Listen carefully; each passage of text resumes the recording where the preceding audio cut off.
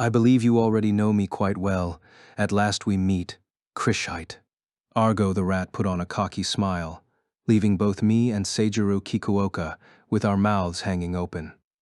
Krishite was the name of the character Kikuoka used when he played Halfheim online. Chris came from chrysanthemum, the English name of the flower Kiku in his name, while height was meant to conjure the hill meaning of the other kanji, Oka.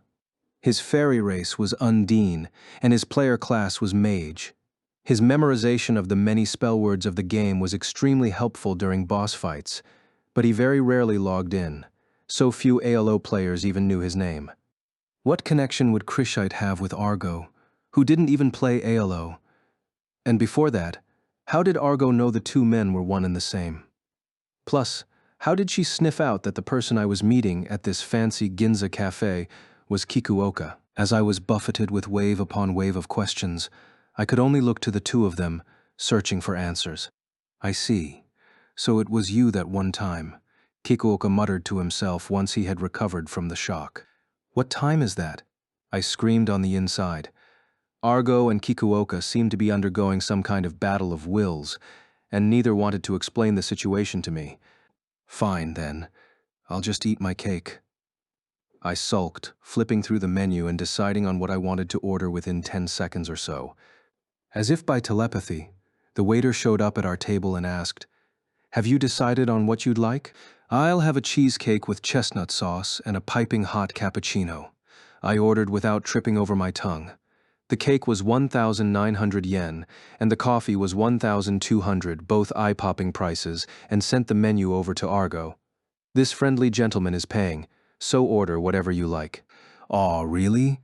You're not gonna foot the bill for me, Kiri boy," she teased, then proceeded to flip through the menu. She did not seem intimidated by the prices. "I'll have this month's special cake and a royal milk tea, hot," she said. The waiter bowed and left. I grabbed the menu, and despite knowing it was improper, mentally added up the cost of Argo's order, then combined it with mine. The cake and tea were 3,500 yen, which made our orders 6,600 yen in total. She might have followed me on her own, but it was my fault she was here. I was resigning myself to whatever horrible task Kikuoka might ask of me in return, knowing I couldn't say no. But then Kikuoka said, "Well, I needed to get in contact with you again anyway, Argo." So, he scooped a piece of the pear parfait in front of him, with its long, thin spoon, and lifted it to his mouth. At last my patience was gone, and I had to ask, "So how do you two know each other?" "We're client and investigator," answered Argo. "Which one's which?" I asked. "Do you even have to ask? This fella's the client." I looked over the table at Kikuoka. "What did you ask her to do?" "You know a public servant isn't supposed to talk about their official duties," he obfuscated. "But you're a fake government agent." "Well, that's just rude. But to tell you the truth, it's not worth hiding from you anyway, Kirito," he admitted, then lowered his voice to a whisper. "You know the company Kamura, right?" "Kamura, the developer of the Ogma?" "Yes, we've got info that they're doing something fishy with a VR MMO world, which is why I hired her." "Fishy? I hope it's not something like the ordinal scale incident all over again," I said, scowling. Kikuoka raised his hands in supplication. "No, I wouldn't ask Argo to handle something as dangerous as that. Besides, I hired her before ordinal scale. It's just about a game that obviously has no profitability. In fact, it's certainly losing them tons of money and is getting almost no publicity either." Based on Argo's reports, I haven't seen any evidence that might link to criminal activity. She's just as good at her job as the stories say, but I didn't expect her to track me down in real life like this too. "Why? Did you skip out on your payment?" "Not at all. I paid her exactly what she invoiced me for. I just haven't yet been able to provide her with an extra line item she asked for as a bonus," he said, gesturing awkwardly. Argo grumbled, "For me, what you call a bonus was the main prize. That's why I came to you in person, to try to jolt Ya into action so I could collect." "I'm sorry about that, but how did you figure out that Krishite was me? I only met you once in ALO half a year ago." "Half a year ago would have been late March 2026. Kamura put out the Ogma in April, so it was just before that." What could this VR game surreptitiously operated by a company that specialized in AR devices be? I had to resist the urge to interrupt and ask. Argo unfolded her hands and spread them over the table. I didn't pin down your real name or anything like that. I just did some research in ALO and found out real quick that Krishite was a friend of Kirito's. Today, Kiriboy said he was ditching class because he got summoned by some creepy old guy, and that's how I knew. I sighed and said, "Oh, come on, Argo. Nobody's intuition is that good." Kikuoka, too, seemed disgruntled by her insinuation. Creepy old guy is rather rude. I happen to consider myself a very diligent man in the prime of his life. Argo glanced at me first and joked, "I survived through SAO on good intuition alone, remember?" Then she looked at Kikuoka and stated, "You've never struck me as anything other than a creepy old guy." The first comment was too modest by half, while the latter comment was undeniable, I thought. But before I could deliver that incisive feedback, our pieces of cake arrived at the table. The baked cheesecake had a nice golden color to it, and the light brown chestnut sauce drizzled over the top shone in the light. I didn't even have that big of a sweet tooth, but I had to pause the conversation and pick up my fork. The first bite was smooth on my tongue and rich in flavor, and a splash of bitter cappuccino washed it away to reset my palate. Argo's cake. The monthly special was an apple milfaux, which also looked quite good, I noticed. Once we had both finished half our dishes, her plate slid over toward me. "Let's trade now, Kiri boy." "I see no reason to refuse," I said, despite a brief hesitation, and pushed my cheesecake to the left. The only reason for my hesitation was the smirk Kikuoka was giving us. I'd have to reassure him at some point hence that Argo was nothing more than an old battle companion, I thought as I tasted the milfaux. Between the light, crispy layers of fragrant pie crust, there was plenty of fruity apple preserve and a mildly sweet custard cream. It too was very good, including the drinks. It all really was worth 6,600 yen if you had that kind of money to spend. Kikuoka finished his parfait right as we two starving teenagers emptied our plates. "I must say, the sweets at this place really are highly satisfying.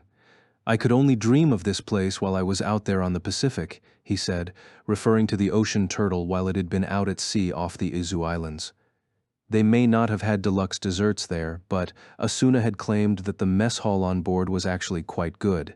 Sadly, I'd been unconscious the entire time, so I'd never gotten the chance to try it. Regardless of my own reflections on the matter, Kikuoka pressed ahead and said, "Strangely enough, in my dreams I was always with you, Kirito, even though we'd only been to this place together twice in reality." "I have no idea how to respond to that," I stated. Kikuoka replied cryptically, "That response is enough," and drained the rest of his coffee. Then he glanced at the diver's watch on his wrist, assuming a serious look. "So, before I get to the real reason you're here, may I assume that you're going to be a member of Kirito's army too, Argo?" Hey, I don't recall ever starting an army." "Then call it Team Kirito, or Kirito and his band of merry companions. My question is, will she be fighting on your side if there's any trouble?" Well, I wondered, passing the baton to the young woman at my side. Argo's shoulders bobbed. Well, I guess I'd say my plan is to join the Kiriboy army in Unital Ring. Outside of that, I'm considering my options in other VR worlds." "Yeah, but pretty much all of them have been absorbed into UR, haven't they? There are still VR worlds that don't belong to the Seed Nexus, kiddo," she said with a smirk. Then she turned to Kikuoka. "So tell me, Krishite, did you call up Kiriboy to talk about a world that isn't hooked up to the Nexus?" "Huh. Did you?" I asked, looking at Kikuoka. Up to this moment, I just assumed his business was related to the ongoing UR incident, but no, upon reflection, I recalled that Alice sent me his message, the 29th at 15 o'clock, the expensive cake shop, before New Ankrad came crashing to the ground. So this whole thing hadn't blown up yet when Kikuoka had first tried to make contact with me. Argo and I stared holes in Kikuoka's face. He pushed up the bridge of his black-framed glasses and murmured, "Yes, that is true. What I want to speak to you about today, what I want to ask you to do has no direct relation to this Unital Ring business. I'll be up front with you, because we don't have all day. Kirito, will you dive into the underworld again?" All I could do was stare. The winter sunlight coming through the south-facing window reflected off his glasses, so I couldn't make out his expression. I could feel my palms getting hotter. "That sounds great," I said, my voice hoarse. "But why would you say that to me in person? Surely you could just tell Dr. Kojiro to pass the message along." "Actually, Dr. Kojiro was against getting you involved again. She told me that if I wanted to rope you in, I was welcome to go and explain it to you myself." Ah, that did make sense. For the last month, every time I mentioned wanting to visit the underworld again, Dr. Rinko Kojiro would say nothing more than, "We're assessing the situation." She wasn't being mean, of course, just keeping my personal well-being in mind. However, diving from the Soul Translator in Wrath's Roppongi branch office wouldn't cause my physical body any harm. And inside the underworld, well, it was an arrogant way to describe it, but there was nothing there that could threaten me anymore. "I see. So what is it that you want me to dive in and do?" Kikuoka glanced around us. It was afternoon on a weekday, so there wasn't much of a crowd at all. Every adjacent table was empty. There couldn't be anyone listening in, but he lowered his voice even more until it was barely audible. "Someone has broken into the underworld somehow." My eyes went wide. I whispered back, "Broken in? What do you mean? Who did? When?" Hold on," he replied, lifting his hands. He glanced at Argo. "How much do you know about the underworld, by the way? It pains me to admit as an info dealer, but I don't know any more than what the mainstream media reports on it." "So you know the underworld is contained on the ocean turtle, and the ocean turtle is on lockdown at sea near Hakijojima." "Yeah, but I don't really know what you mean by on lockdown specifically." "Exactly what it sounds like. There's a guard ship from the maritime SDF and a patrol ship from the Coast Guard keeping watch 24 hours a day so that no one gets close. Remember how the media boat tried to push past the blockade and the patrol ship had to fire warning shots to scare them off?" "Yeah, I remember that piece of news." "Welp, it's about what I expected," Argo admitted. Kikuoka looked back to me. "When I said that someone broke in, I'm not talking about someone physically sneaking onto the ocean turtle, of course. A week ago, we found traces of someone diving into the underworld who wasn't from Wrath." "Diving," I murmured. "The underworld was built on a special kind of data structure called mnemonic visuals, which meant it couldn't be accessed except with the Soul Translators on the ocean turtle or in Wrath's Roppongi office. At least, that was my assumption when I started working with them. But it wasn't that simple.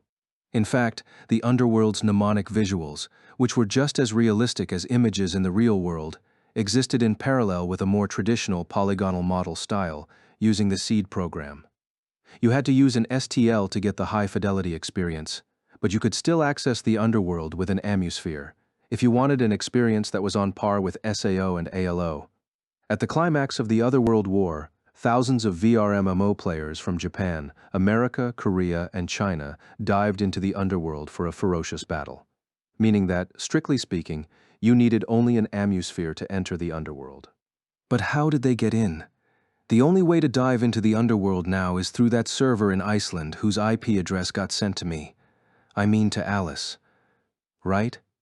Yes, the satellite connection Wrath used has been blocked on the government's orders.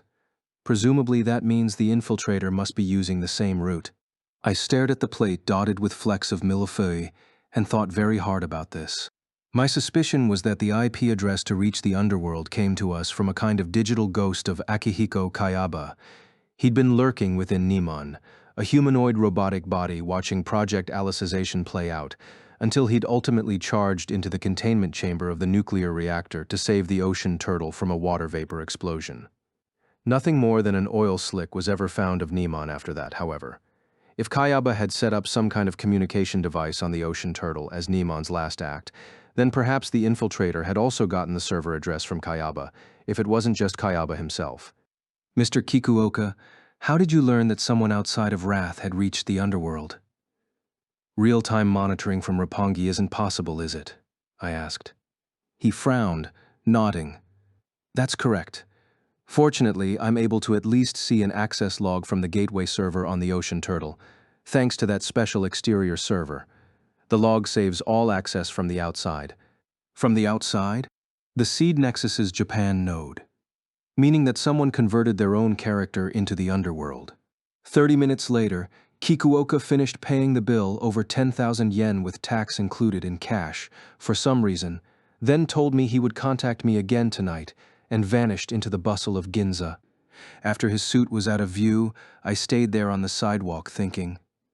There was so much to consider that I felt like just tilting my head would cause excess information to spill from my ear. The UR incident was still ongoing.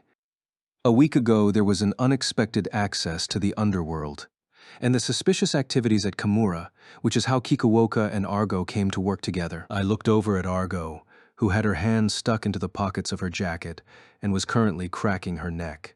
That pastry was real good, but places like that make my shoulders stiff, I tell ya.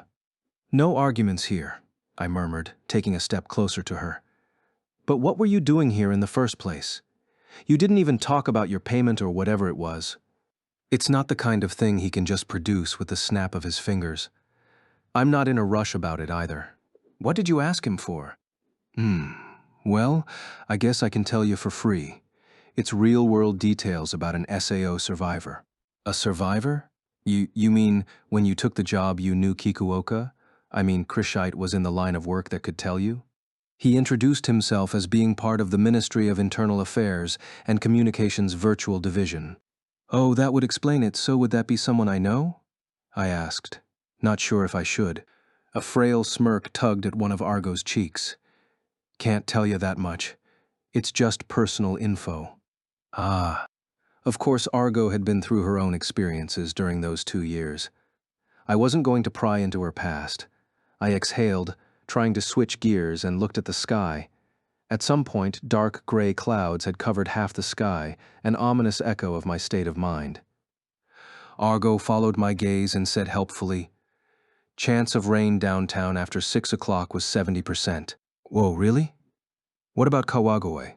I asked without thinking. You can look that up yourself, she said with exasperation. But since I'm so nice, I'll look it up for you. She pulled her smartphone out of her pocket and tapped at it a few times, then grinned. Well, here we go.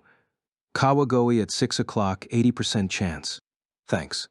I had a small folding umbrella in the side pocket of my messenger bag, but I couldn't use that while riding my bike. So if the rain was really coming down by the time I got back to Kawagoe, I'd have to walk the last mile home on foot. If I had full rain gear, I could just blaze my way through it on the bike. But I was warned about the dangers of riding at night in the rain by my mom, and Suguha, and Asuna, and Yui. They'd worried about me doing that on many occasions, so I had to hear them out this time. If I got onto the subway right now, I might get back to Honkawagoe Station before the rain started. But I had one other important mission left. Mentally preparing myself for that mile-long walk in the rain, I started to say my goodbyes but changed my mind. Argo, there's something else I'd like to know. Her smirk turned into a comically exaggerated frown. I'm gonna start charging ya now. Go right ahead. All right, what is it? For example, let's say Asuna's birthday is coming up. What would you give her? Her mouth fell open. A moment later, a long, long sigh escaped it. Listen, Kiri boy, that ain't an example. A-chan's birthday is tomorrow. You don't have a present for her yet? Wait. You know Asuna's birthday is September 30th? I've known her a long time too. Ya know. Today was just the first time we met in real life. Yeah, that's true, I guess. Asuna and I had gotten married in Aincrad. But even then, we'd hardly ever traded any real-world information. It wasn't until the floating castle crumbled into ruin that we ever admitted our real names and ages to each other. But Argo, true to her inquisitive nature, had somehow learned Asuna's birthday when I hadn't yet. Okay, so it's not an example. Straight up, what do you think Asuna would like? I asked again. Argo prodded my upper arm. Kiri boy, the fact that you make the effort pick it out is part of the present. Besides, you ought to know more about A-chan than I do. Yeah, I know. Yui said that too, and I get it, but... I exhaled, looking up at the encroaching clouds. They seemed ready to open up at any moment. Lately, I find myself thinking, what if everything I know about Asuna is from the virtual Asuna? And in fact, I hardly know a thing about the real Asuna. And not just Asuna. I'm talking about Liz and Silica and Sinon and Agile and Klein. Maybe I'm not even seeing eye to eye with my sister, Lifa, except through the virtual world, I said, finishing in a mumble. Then I smiled awkwardly. I know, you didn't come here after 2 years just to hear me complain about things. I'll come up with a present for Asuna. Sorry to keep you here. You going back to Kanagawa now? Nah, I can't commute from the southwest part of Kanagawa all the way to West Tokyo every day. I got an apartment close to the school. Argo cleared her throat. Well, I ain't really in any position to give advice to other people about their relationships, but as thanks for that expensive cake, I'll give you one piece of advice. For free? For free. Listen, Kiri boy, you're thinking too hard. Real, virtual, it's still the same person on the inside. There's no point to treating them like separate things. What's with that look? I was just thinking, you really are older and wiser than me. I've always called myself Big Sis for a reason. She scolded, jabbing me on the shoulder again. Then she hopped back a step. And here's another one for free. A-chan's not going to be happy if you go in over your head and buy some fancy brand item here in Ginza. She waved her hand and said, "Welp, see ya tonight." And with a swish of her khaki jacket, Argo vanished into the crowd too. I leaned back against the side of the building and exhaled, rethinking my previous plan to, as she called it, go in over my head buying a fancy brand item in Ginza. I closed my eyes, shut out the roar of the city from my mind, and envisioned Asuna as I'd known her, from the first day we'd met until today. Asuna in the first-floor labyrinth tower, running herself ragged but dispatching monsters repeatedly with a sword skill as pure and speedy as a shooting star. Asuna as the vice commander of the Knights of the Blood, leading the group against a floor boss. Asuna dozing off in the rocking chair in our forest cottage on the 22nd floor. Asuna at my bedside in the hospital in Tokorozawa, cradling the nerve gear she'd just taken off me, waiting.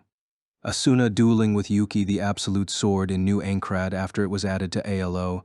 Asuna fighting at the forefront of the human army with a super account in the underworld, and Asuna leaning against my shoulder in the secret garden at returnee school.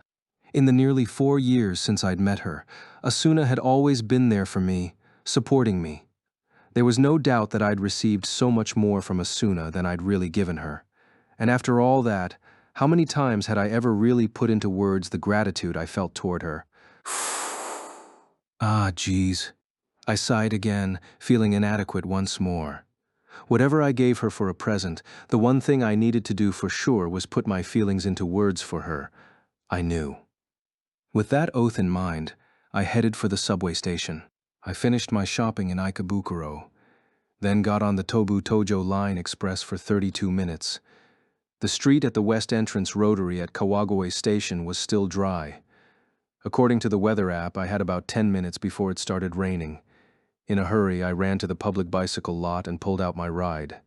The quickest route from the station to my house was through the Little Edo Old Town area.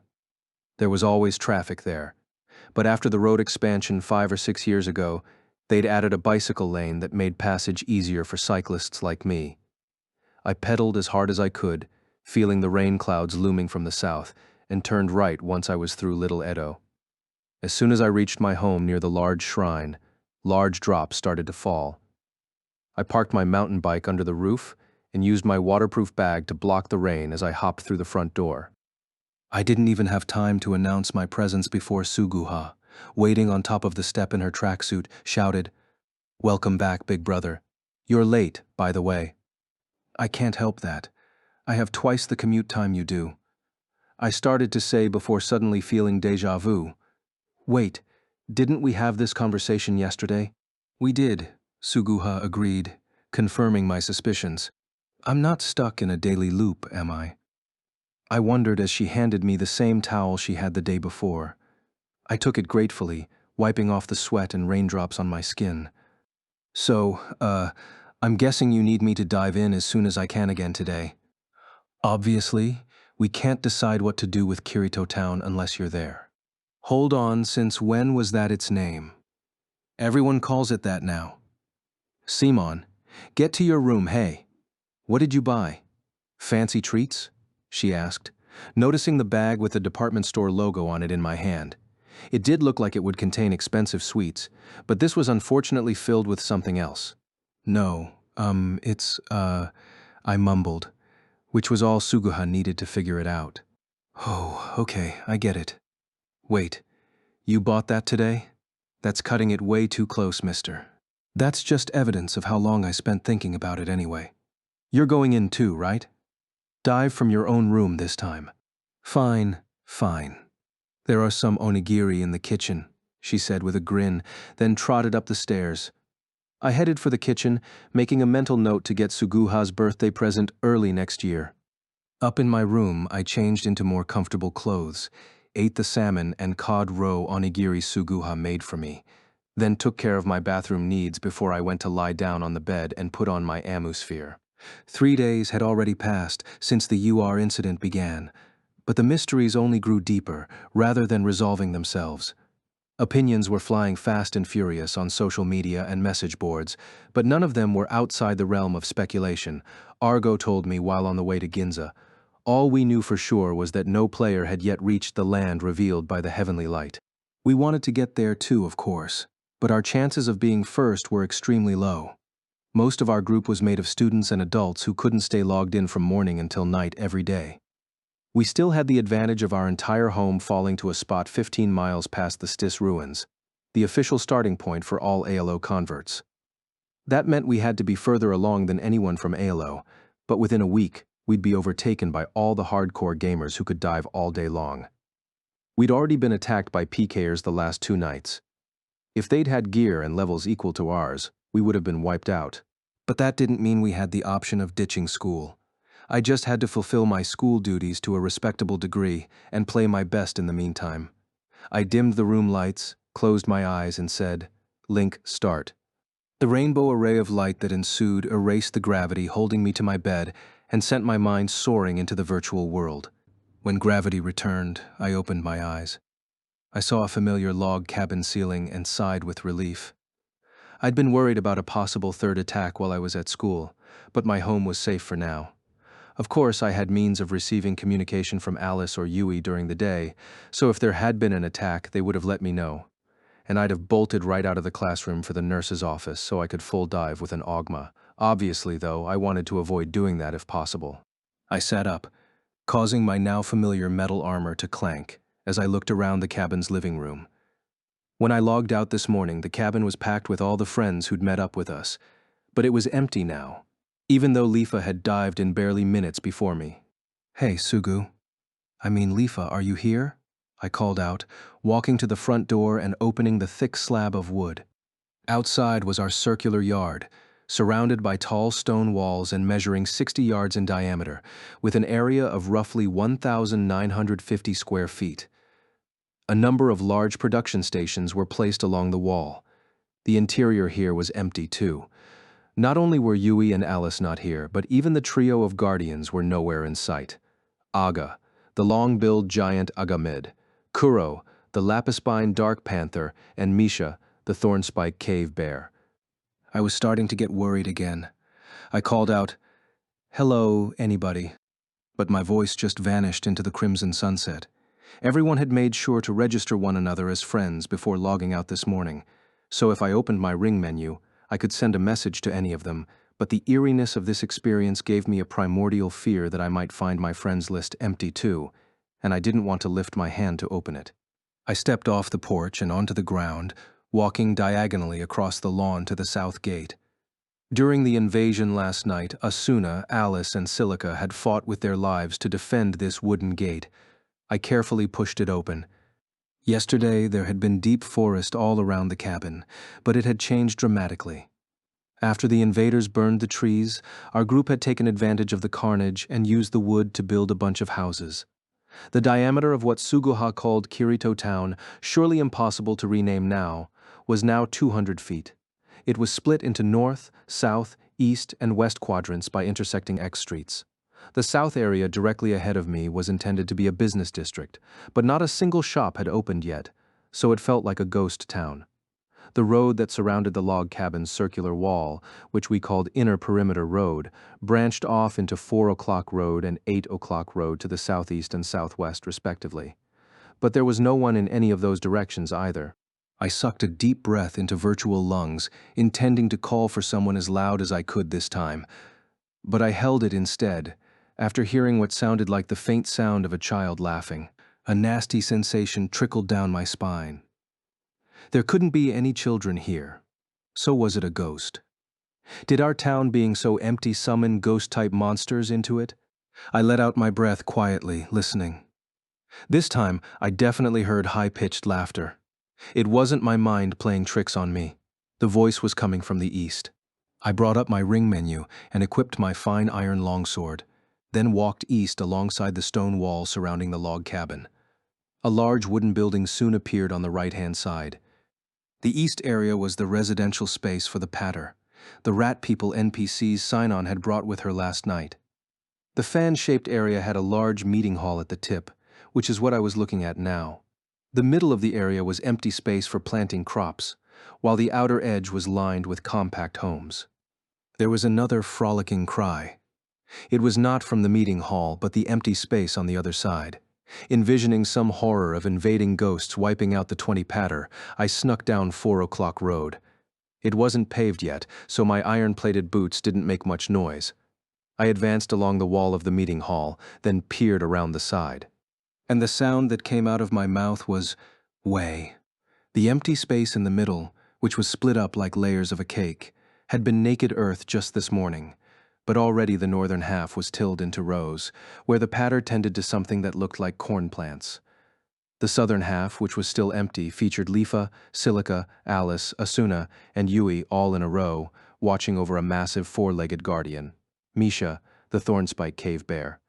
But actually it wasn't the bear they were all watching and smiling at, but 5 young Patter who were lined up astride Misha's back. Compared to their adults, the Patter children had shorter snouts and smaller ears. They squealed with delight for every plodding step from the bear.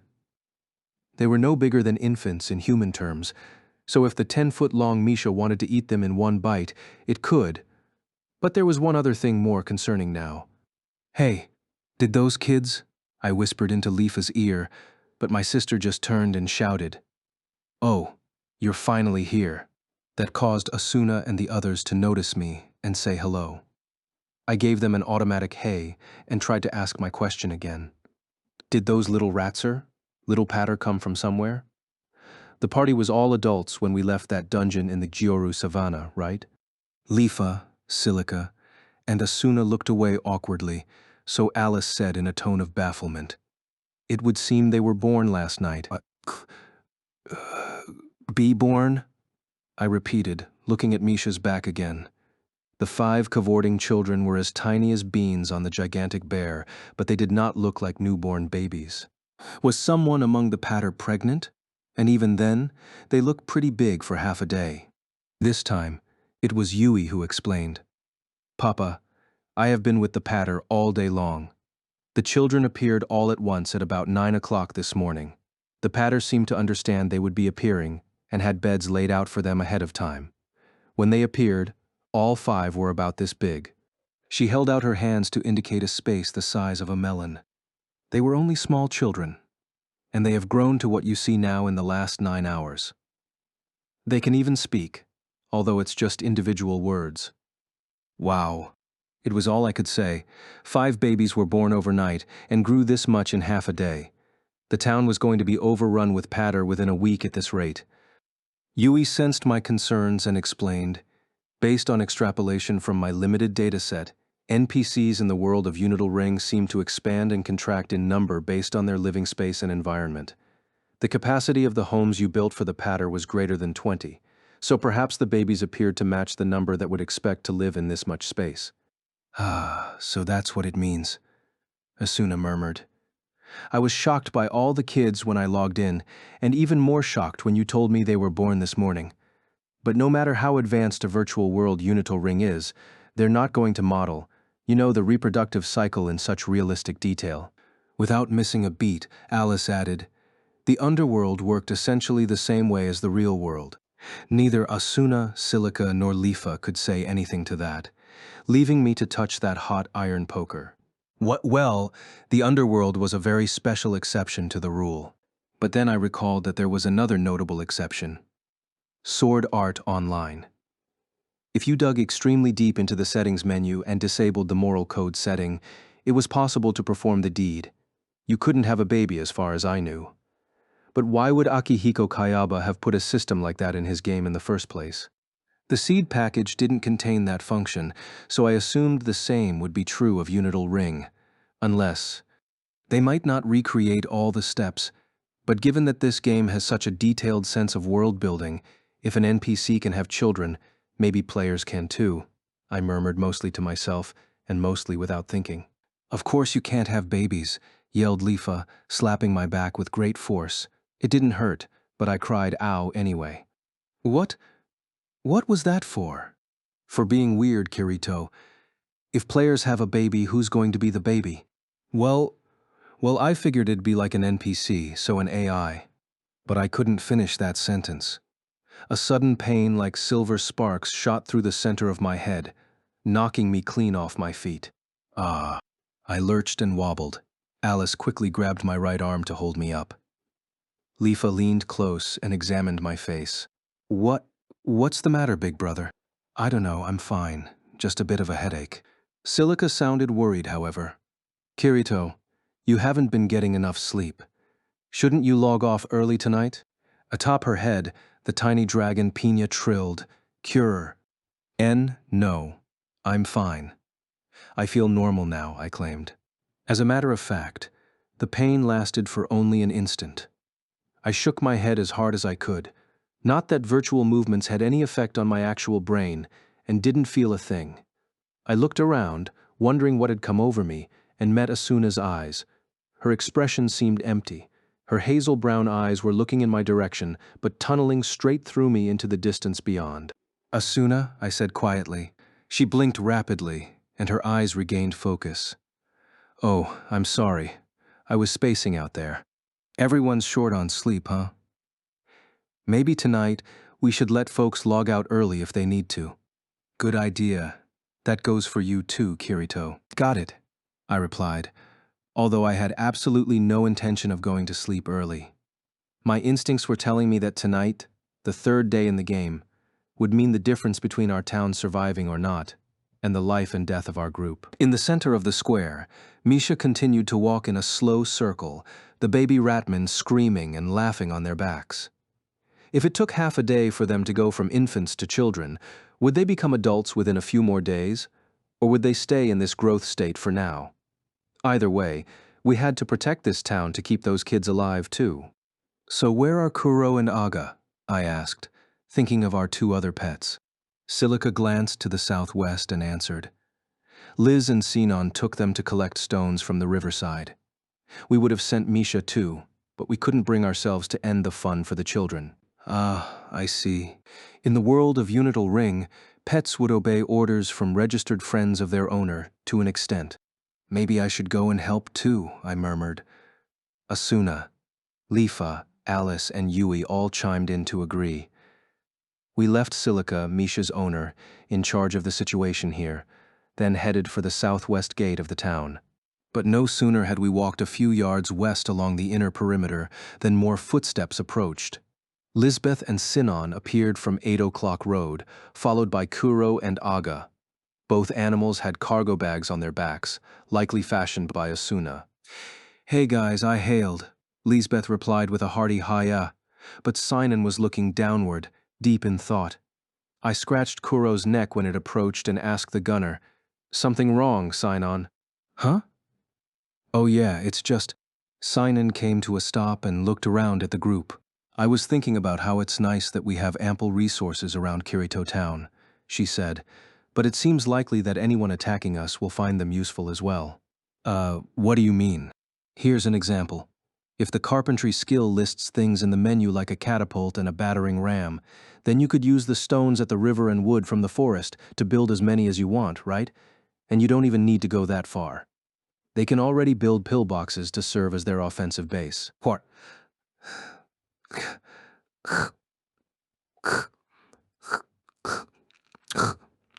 Please.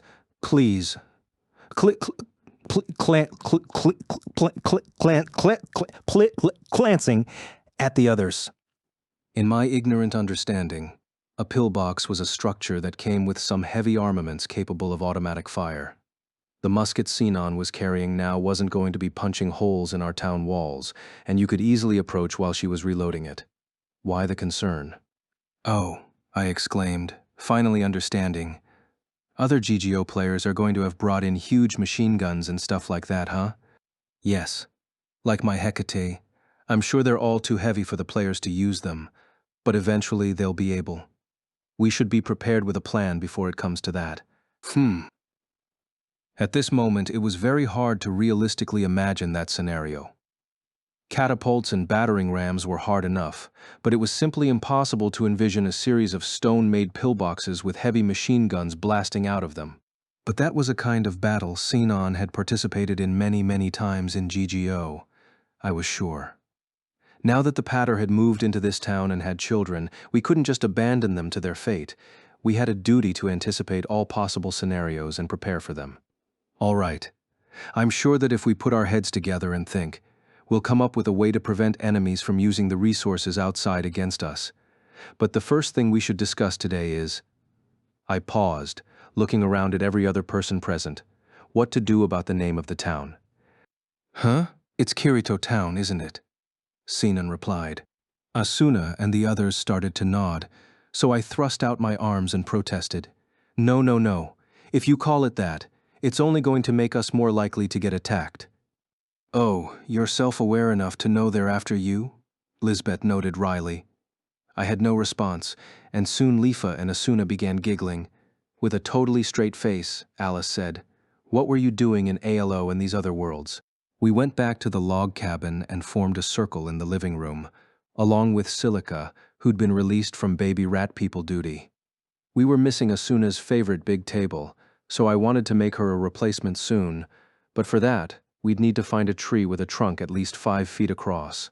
Sadly, the spiral pines and other trees around here were 2.5 feet at the largest, not nearly big enough to make a table that seated 12. Fortunately, the built-in oven in the kitchen was still here, and Lisbeth made us a pot with her blacksmithing skill, so we could boil water. Asuna brought out the steaming pot and shook some black powder into it. "What's that, Asuna?" Lisbeth asked. Asuna replied proudly, "While I was waiting around for you last night, I picked a bunch of leaves in the forest, then tried dry roasting them in the pot. They turned into powder, and I got the pharmaceutical skill. Anyway, I boiled half of them and turned them into liquid, and the rest turned into dyes." Dyes, I repeated, then noticed something. When I had left for the Gyoru Savannah, Asuna's hair had been light blue, as it was in Alfheim, but now it was back to a light brown color like she'd had during the Aincrad days. "You dyed your own hair?" "You finally noticed," she said, exasperated. "How many other dyes did you make?" I asked to follow up. There's a darker brown, a deep red, and a dark gray, if I remember." For an instant, I considered dyeing my hair, but none of them sounded right for me. Silica teased her own hair, which was a light brown color like Asuna's. I'm guessing that bright colors and also pure black are probably rare dye colors. It would be a waste for you to change your hair color. I grumbled. Meanwhile, Asuna set out enough homemade pottery cups for everyone, then scooped out the contents of the pot with a wooden ladle. I also managed to make a couple kinds of tea. These leaves were the ones that got the best response. Only in comparison to the others, noted Alice, who had probably been Asuna's tester. Silica nodded vigorously. The color of the liquid in the cups Asuna passed around was a dark blackish purple. I gave it a sniff. If you called it tea and gave it to me, I'd accept that it was tea. But if you called it medicine, I'd probably agree as well. That was the kind of complex scent that stimulated my nose. I'd be lying if I said I wasn't nervous, but I couldn't be rude and ignore Asuna's hard work. I took a hesitant sip and discovered a flavor that was similar to barley tea with red shiso extract. A leaf icon appeared to the right of my HP bar, indicating a buff. "It's medicine," I cried, and Alice and Silica nodded with intense agreement. I was curious about the buff effects, but it wasn't bad. So I sat back and enjoyed it, giving Asuna plenty of feedback and appreciation. In no time, it was 7 o'clock. and Klein logged in too. Agile was supposed to show up by 10. He ran a cafe and bar, so that was to be expected. Once the meeting started, I first raised the topic of the town name. Sadly, none of us had the sense of creativity to overwrite a hit as big as Kirito Town, so that became homework for the group. Our next topic was the plan to accept other NPCs after the patter. The first candidates were the Bashan people who were already friends with Silica, Lisbeth, and Yui, and lived close by. The second candidates were the Orniths, the bird people Sinon had met. They would be helpful in our settlement because they had muskets, which were currently the most powerful of long-distance weapons, but their settlement was on the other side of the vast Gyoru savanna. According to Sinon, on the other side of the giant wall, and the magic-wielding Goliath Rana inside it, were huge, powerful dinosaurs. So crossing the savanna to ask the Orniths was a life-threatening endeavor, and there was no guarantee they would be interested in moving. That left the Bashan as the natural choice to reach out to first. Lisbeth nominated herself to do the negotiation. Yui and Asuna asked to accompany her, and I wanted to go too, but there was another crucial mission for me already. Our third topic for discussion was Sinon's worry about the bountiful resources nearby being used against us. Despite the variety of opinions shared, our conclusion was simply to stay more alert for attacks than before. We could expand our defensive stone walls and pave the interior in an attempt to leave no stone or wood left to gather, but an increase in defensive line size meant an astronomical leap in the strength needed to defend it, and harvesting those materials would be a huge undertaking. Plus, the reason for the town in the first place was to make players think twice about attacking us, so our priority should be to grow it into a real town, rather than simply boosting our physical defenses. For that reason, we needed companions good at collecting information. After the meeting, Silica, Misha, Sinon, Klein, and Alice were left behind to defend Kirito Town, while I prepared to leave with Kuro for the Stis ruins, where I was scheduled to meet up with Argo. But before I could leave the southwest gate, Alice came rushing up with a hooded cloak over her metal armor, saying, "I will go with you, Kirito." The cat ears she'd inherited from her ALO avatar fit right into little ear pockets sewn into the hood, which was very cute. "Huh? You're coming too? Why? Surely I do not need a specific reason to want to leave and travel," Alice said with a trace of a pout. She murmured, "Plus, I would like to speak with you." Based on the serious look on her face, I could imagine what it was about, and I certainly couldn't refuse her for that. "All right," I said, "but I'd better let someone know you're coming with us." I told Klein and Silica. He was smiling at me for some reason. I made a mental note to send him a message, not to get the wrong idea about that. "All right then, let's go," I said, "but we need to hurry."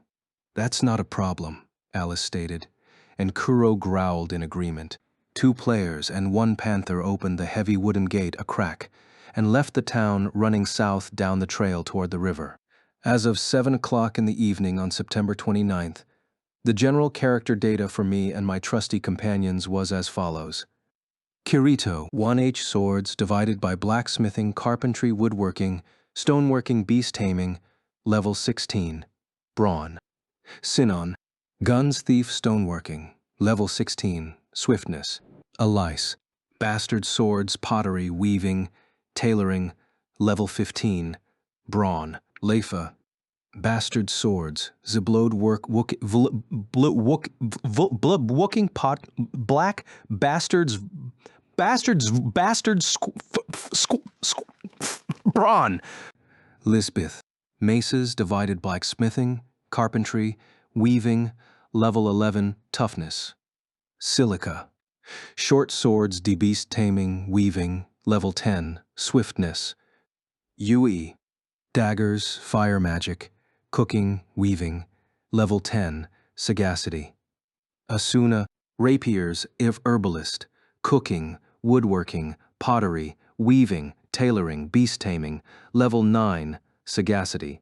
Kellen, curved swords, woodworking, stoneworking, level 8 brawn. Agil, axes divided by woodworking, stoneworking, level 8, toughness. Misha, thornspike cave bear, level 6. Aga, long-billed giant agamid, level 5. Kuro, lapispine dark panther, level 5.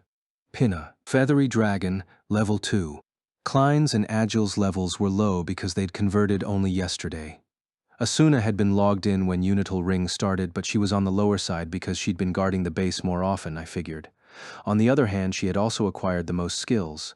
But when it came to survival RPGs, the biggest lifeline was life itself. HP. Sinon and I had the highest levels because we'd defeated boss monsters. I'd taken out the Thornspike cave bear that spawned before Misha and defeated the Goliath Rana, while Sinon had beaten the Sterocephalus. Next time, I'd have to take Asuna with me on a big hunt, so she could lift her level. Then again, the cat-eared knight at my side had been doing just as much base defense as Asuna. I closed my friends list, which I'd been perusing while we ran along the river, and asked my companion, Alice, when did you get your level so high? During the day yesterday and today, of course. I do not attend school after all. It sounded like there was a hint of petulance in her answer, and I felt guilty about that.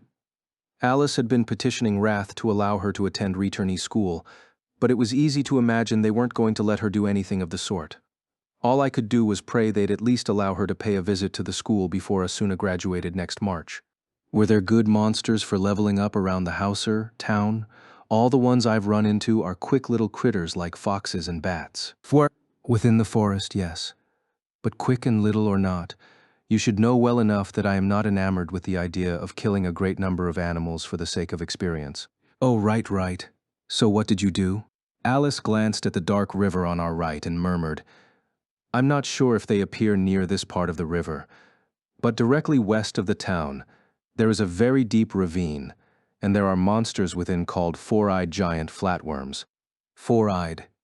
What kind of monsters are they? It is more or less a giant leech, about 15 cens wide and over 2 mels long, Alice said, spreading her hands to demonstrate. She had grown accustomed to real-world measurements recently, but when we were alone, she often reverted to the cens and mels of the underworld. She probably didn't even realize she was doing it. They are a translucent gray all over, which makes it hard to see them unless it is midday, when the sunlight hits the river directly at the bottom of the ravine. As the name states, they have 4 eyes, and you must accurately slash the center of them to defeat them. If you slice them in the middle of the body, the second piece will grow a head of its own, then extend itself so that you face 2 full-grown members. Ugh, sounds like a planarian, I grimaced. Then I recalled from a middle school biology class that planarians and hammerhead worms and the like were simply different kinds of flatworms. Of course, a four-eyed giant flatworm is also a living creature, but I find it much easier mentally to eliminate them than foxes and rabbits. I suppose this is human. What do you call it? Ego? Yes. That word is one of your strange, sacred, real-world words, English. Do you call it? I find it difficult to learn them all, Alice lamented. On her other side, bounding along in the sand, Kuro growled demonstrably. I was sure that it wasn't arguing the fact that I regularly gave it orders to attack in both Japanese and English, probably. Well, I agree with you there. It's hard to learn them, but also it's dangerous to hunt monsters that multiply like that on your own. If you die here, that's it for you. How is that any different from the underworld and real world? She shot back, which was a good point. Alice placed equal weight in every world she visited, places where you could come back no matter how many times you died, like ALO and GGO were the exception for her. When you got into a casual cycle of dying and resurrecting in a VRMO, perhaps it started to change your outlook on what life was. I started to wonder an uncharacteristically deep bit of philosophy. Alice's voice brought me back to reality. Also, because cutting the four-eyed giant flatworms makes them multiply, they're even better for leveling up. Huh? Oh, I see. So if you intentionally keep doubling it and then killing the other one, you can keep farming them without having to wait for them to respawn, I remarked, impressed. Huh? The deep ravine means it's in the water, right? You can swim, Alice. Instantly, she jabbed her fingers into the part of my upper arm that wasn't protected with armor. You have a habit of making casual statements that betray your low opinion of me. Few people in the human realm are very good at swimming, I'll admit, but I am one of them. Where'd you learn how, then? You weren't swimming in the Rule River or Lake Norkia, were you? I asked, referring to bodies of water in the area outside North Centauria. Alice narrowed her eyes briefly in reminiscence. Then she shook her head. No, of course not. I'm sure you haven't forgotten that Central Cathedral's 90th floor has a 40 mile long. She stopped awkwardly there, failing to notice the oops. Expression on her face, I shouted, "Wait, you were swimming in the Great Bath? That had to have been after you became an Integrity Knight. So the whole time that you acted so cool and composed in front of me and Yu-Gi-Oh, you were secretly the type of person who swims laps in the Ba Yao." She jabbed me harder than before. After that, the proud knight was too upset to speak with me, but at the very least I'd learned how Alice had leveled up so quickly. In my mental notebook, I jotted down the idea to take everyone there to test it out later. There were tons of rocks all along the riverside, but along the water itself, they turned to fine, compact sand that was much easier to run on. Although monsters appeared there, the only actively aggressive types were speedy crabs called purple scuttling crabs and gross flying bugs called saw snake flies. But neither kind had any nasty special attacks. Instead, they had fairly high stats. If we were in single-digit levels, they would have been tough, but at level 16 and level 15, we handled them fine, especially with Kuro, who had reached level 5 at some point. Mockery's party 2 nights ago and Schultz's raiding group last night must have both passed this riverbank. That meant if any new enemies were heading for our town, there was the possibility that we'd run directly into them while we were here. Therefore, we couldn't use any torches for a while, choosing to follow the faint light of the stars instead. Thankfully, the moon was out and bright here, unlike in the real world, where it was dark and raining. We spent 30-something minutes rushing through darkness, earning proficiency in the night vision skill, until the exit from the forest appeared up ahead, and I slowed down. The dense thickets of trees along the river began to thin out, transitioning to low-lying brush that eventually gave way too. All that was beyond was vast empty grassland, just as reminiscent of the African savanna as the name suggested. We were on the eastern end of the Gyoru savanna. The river continued to travel south, but the compact sand was gone, replaced by elevated bluffs on either side. We would have to proceed through the grassland from here. "If only we had a boat," I murmured, feeding Kuro some bison jerky. Alice gave me a curious look. "Can't you build one?" "Huh? A boat?" "Not some majestic sailboat, but surely you could manage a canoe." "Good point," I admitted.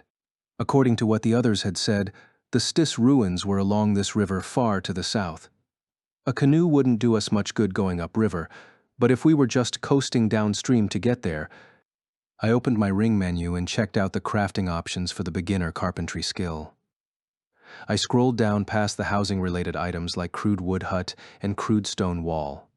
Ah, there it is.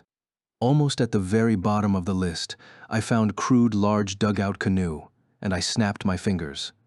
Even better, the icon to the right of the name was a double square mark. If it was a hammer symbol, we'd need to carve the log manually. But a double square was something you could make with the press of a single menu button, as long as you had the materials. There was a crude small dugout canoe just under it, but it seated only 2. Kuro needed to come with us, so we'd need to make the larger version. Let's see. Materials for the large dugout canoe: 1 sawed thick log, 2 sawed logs, 10 thin ropes, 20 iron nails, and 2 bottles of linseed oil. That is quite an assortment, isn't it? "Yeah, well, it can't just be a hollowed-out tree log," I replied, tapping each of the items in turn. The Unital Ring UI was quite excellent. If you tapped an item, it would bring up a description and tell you how many you had. "We don't have the logs," I noted, "but we can just cut down some trees for that. Only got half the narrow ropes, but we can make them from grass, 3 nails short, and we won't be able to make those here." To make iron nails from scratch, we needed to melt iron ore into ingots in a furnace, then place them on an anvil and hit them with a hammer. Our furnace and anvil were back in the yard outside the log cabin, and there was no way we could go all the way back now. And we already have 3 bottles of linseed oil. Alice, you wouldn't happen to have any extra nails on you, by any chance, would you? "Don't expect too much from me," she replied, opening her menu. She went to her item storage and quickly sorted it. "It seems I do not." I didn't think so. Alice's crafting skills were tailoring, pottery, and weaving. None of them had any relation to nails. and iron nails were a precious commodity at the moment. We'd only made them to repair the cabin and build a well. Darn, we'll just have to run across the plain. That was the original idea anyway. Indeed, Alice said, moving her finger to close the menu, but she stopped. No, wait. I'm fairly certain that among the items those attackers dropped yesterday was... She flipped through the list, then hit the button hard. Above her window appeared a chair. It was a small round chair. The design was very simple, with 4 legs fixed to the sides of the seat, and the coloring looked ancient.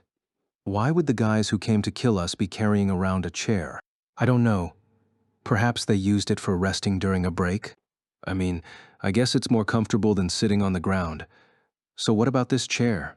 We dismantle it, of course. I smacked my fist into my palm with understanding. Yes, the legs of the chair were attached to the base with metal nails.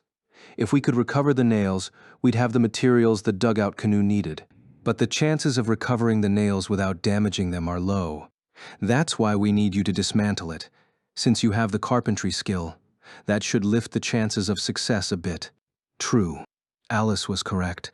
But while my numerical probability of success according to the game system might rise with my skill, I didn't have nearly as much confidence in my actual luck. I secretly believed that all the good luck I'd been born with got expended with my survival of SAO at Asuna's side. I was just about to ask her to go ahead and dismantle it, when Kuro rubbed its head against my left side. Grower, it grunted, and an epiphany hit my brain. It was a once-in-a-lifetime stroke of luck that I managed to tame Kuro yesterday when we were moments from freezing to death. Based on power and frequency of appearance, lapis-spine dark panthers were very rare monsters. The chances of success at capturing such a creature without even having the beast-taming skill had to be close to 0. Actually, you're right. I guess I am pretty lucky. I scratched Kuro's neck, then lifted the round chair. Surprised by the weight of it, I gave it a tap with my free hand, bringing up the item name of fine evergreen oak round chair. The attackers from last night couldn't have crafted this. They'd found it somewhere. For an instant, I felt hesitation about destroying an item with the fine descriptor, but the chair's durability was almost completely gone. If I worked very hard on the carpentry skill, I might be able to make my own fine equipment, I told myself, and I pressed the dismantle button in the menu. It made a crunch sound, and the round chair crumbled into pieces and vanished. The resources I recovered were set to go straight into my inventory, so I fearfully checked my window. Right at the top of the list when sorted by new items was 3 fine iron nails. Yes. You did it, shouted Alice, who was peering over my shoulder with a rare, beaming smile. I lifted my hands toward her. She looked baffled by the gesture and eventually copied me. I gave her a double high five, then sprinted into the forest before she could get mad. Once I determined it was safe, I lit a torch. Using the light, I inspected the trees for a suitable specimen. The main ingredient the recipe needed was a sawed thick log, so that meant cutting down a tree bigger than a spiral pine. Fortunately, in the time I had before Alice caught up, I managed to find a majestic broad-leaved tree 5 feet across. I tapped its smooth bark, bringing up a pop-up with a schwam sound. It was called aged Zell teak. I felt like I'd heard of trees called teak in the real world, but what could Zell mean? It took a few moments, but I figured it out. Oh, Zella, as in Zelatelio forest. It's a tremendous tree, remarked Alice, who wasn't going to protest my forced high five after all. Yeah, maybe it's a rare species. We should remember this spot. Why don't you just mark it down on your map? Huh? You can do that? I wondered. I opened the map window and tried holding down on the spot where our marker stood. A little sub-window appeared with a variety of small icons on it. I selected one that looked like a tree. It made a little pop, and a 3-dimensional icon appeared on the map. Ooh, that's handy. Wish you'd told me about it earlier. I think you're the only person who didn't figure it out already, she noted. Sorry, I mumbled. I closed my window and reached across my body for my sword. But Alice said, I will do it. My sword is heavier, after all. Please hold up the light. Really? There's a particular knack to cutting down a tree with a sword. I told you, I earned a living cutting down trees much larger than this one in Rulid. Oh, yeah, I murmured. Alice flashed me a quick smile. then motioned for me to step back. Kuro and I retreated a few steps, and I held up the torch to light her way. The knight pulled back her hood, looked up at the huge Zeltique, then positioned her legs in a front-to-back stance. She gripped the hilt of her bastard sword with her right hand and drew it smoothly, lowering her center of gravity just a touch. Then she activated the sword skill horizontal. For just a moment, the image of Alice in her cloth-white skirt and simple iron armor became Alice the Integrity Knight. Her longsword drew a blue line in the darkness, catching the trunk of the Zeltique at the perfect angle and producing a loud, satisfying thwack. When the splash of light faded, the blade of the sword had sunk over 8 inches into the heavy trunk. "Oh, I suppose one swing wasn't enough," she noted. "It's unbelievable that you could cut that deep with a single swing to begin with," I said with admiration. A bit louder, I called out, "Alice, I'll make the ropes while you work on the tree." She gave me a thumbs up while I stuck the torch into a nearby branch to stabilize it. Then I crouched over the grass at my feet. 5 minutes later, all the materials in hand, we headed back to the river.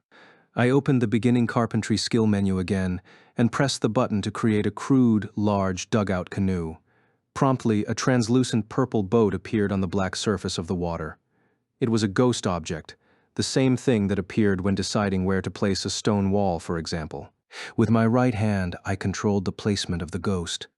As soon as it lifted above the water, the outline turned gray. Apparently, it had to be touching the water for me to create the canoe. Once the ghost was almost next to the shore, I clenched my hand shut.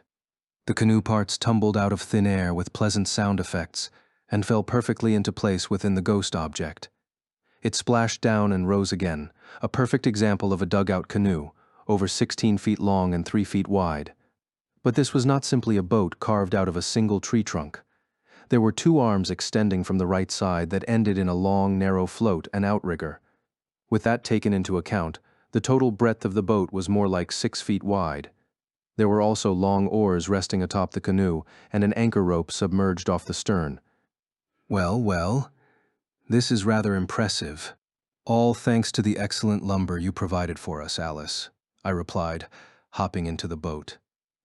It was more stable than I expected, probably due to the outrigger.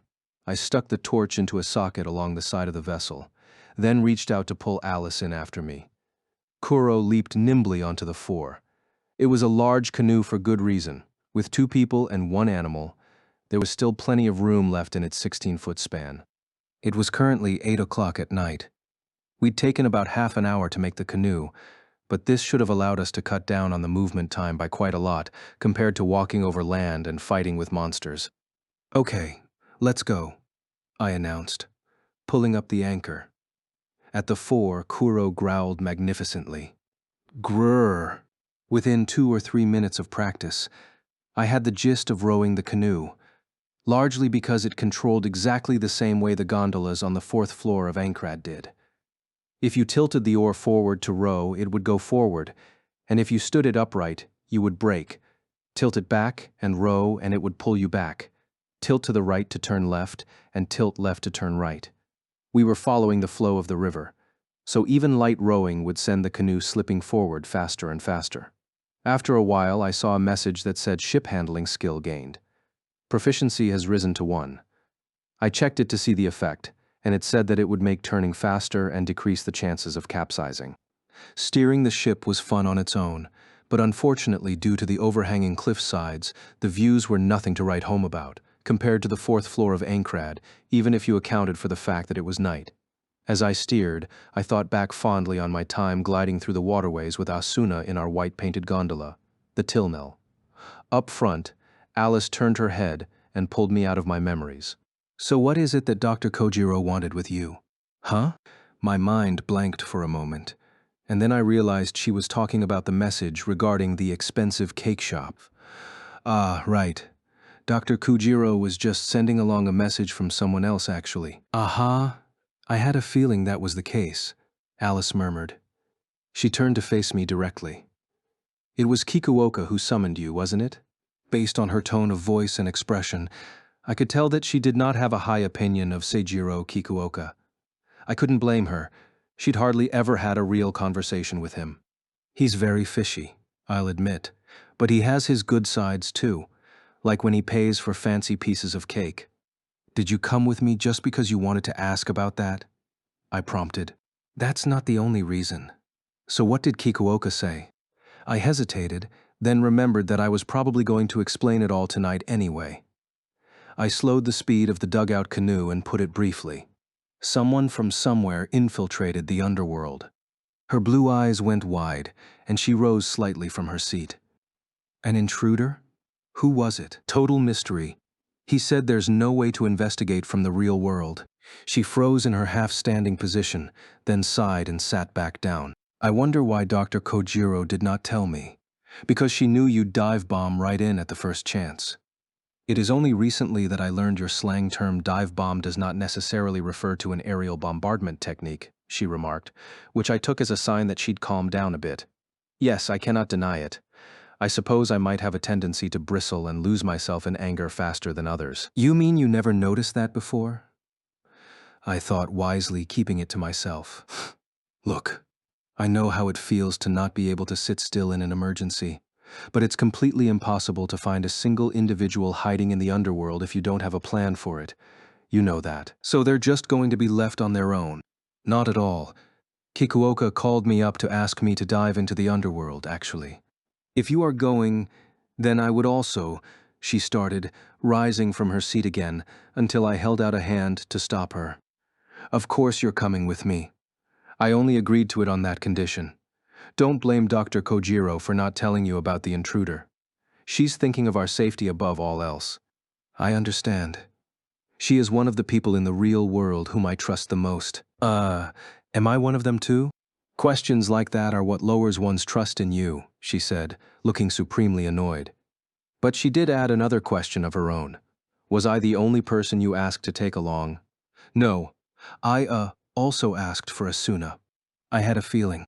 I attempted to read her profile, but I did not have the required skill to decipher the emotions held there. As we conversed, the canoe bobbed down the dark river until the distance we'd traveled beyond our forest town surpassed 10 miles. The route to our destination, the Stis ruins, was close to 20 miles, so if nothing else delayed us, we should arrive in another 30 minutes.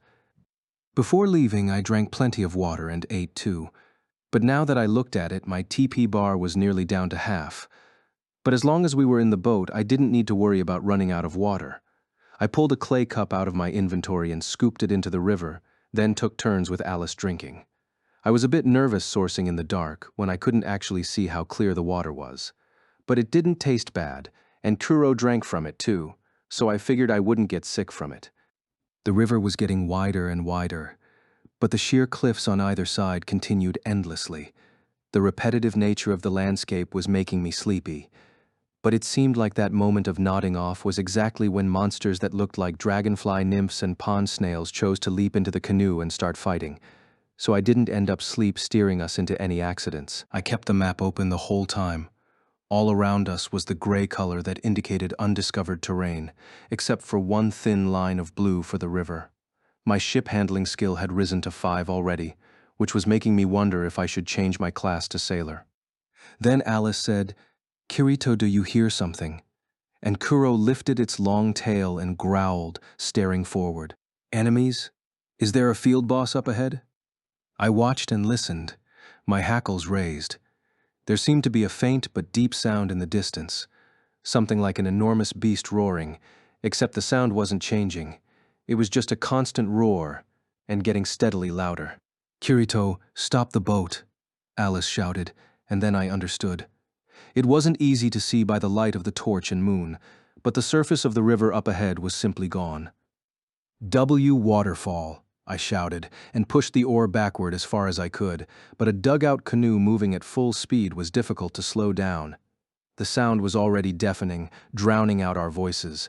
Then a floating sensation came over my body. In fact, I was floating. The canoe had gone over the top of the falls, and I was flying through the air. Wah! Eek! Our screams were matched only by the sound of Kuro yowling.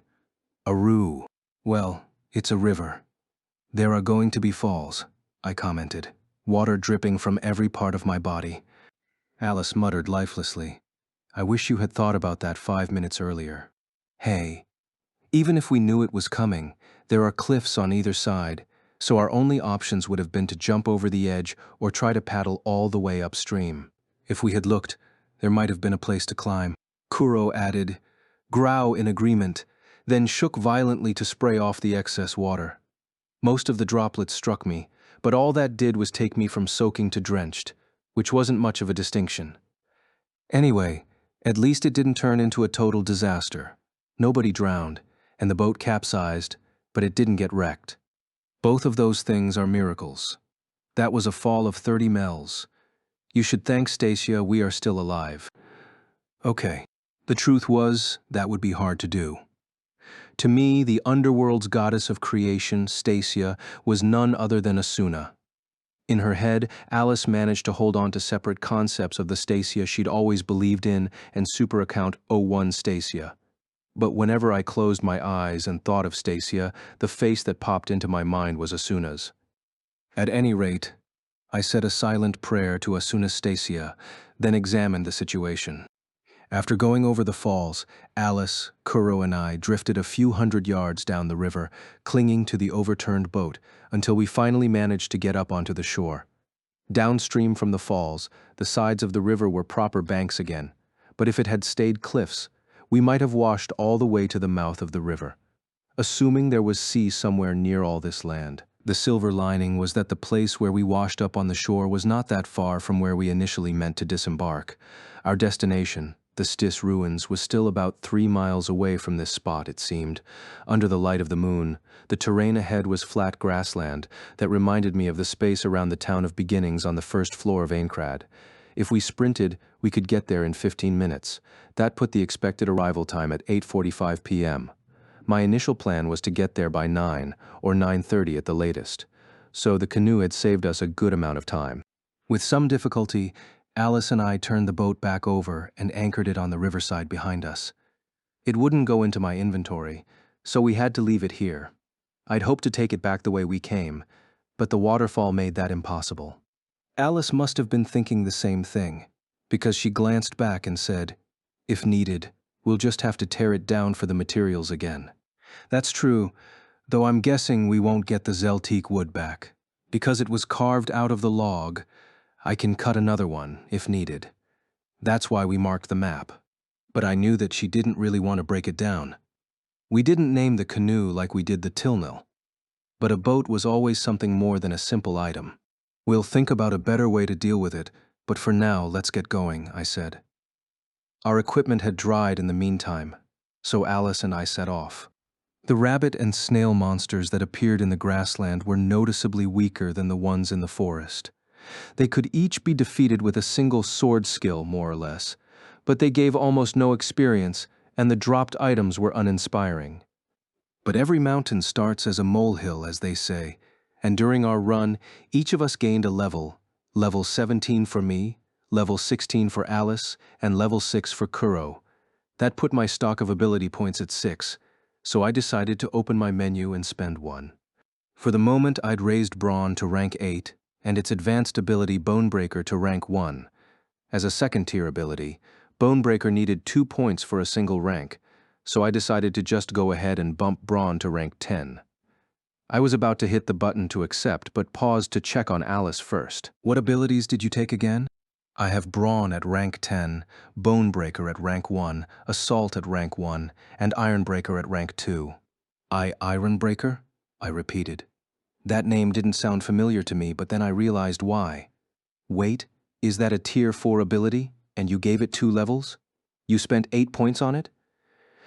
In contrast to my shock, Alice's response was quite matter-of-fact. I liked the effect. What effect is that? Increased damage to enemy armor when attacking. After all, an Integrity Knight's sword is meant to break through any shield or armor with a single swing. Ah, good point. In the Cloudtop Garden on the 80th floor of Central Cathedral, I'd exchanged blows with Alice Synthesis 30.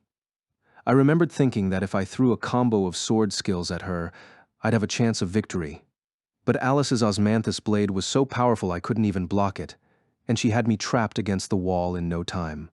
The gamer in me wanted to say that taking higher abilities at a low overall level was an inefficient use of resources, But that wasn't my business to say, really.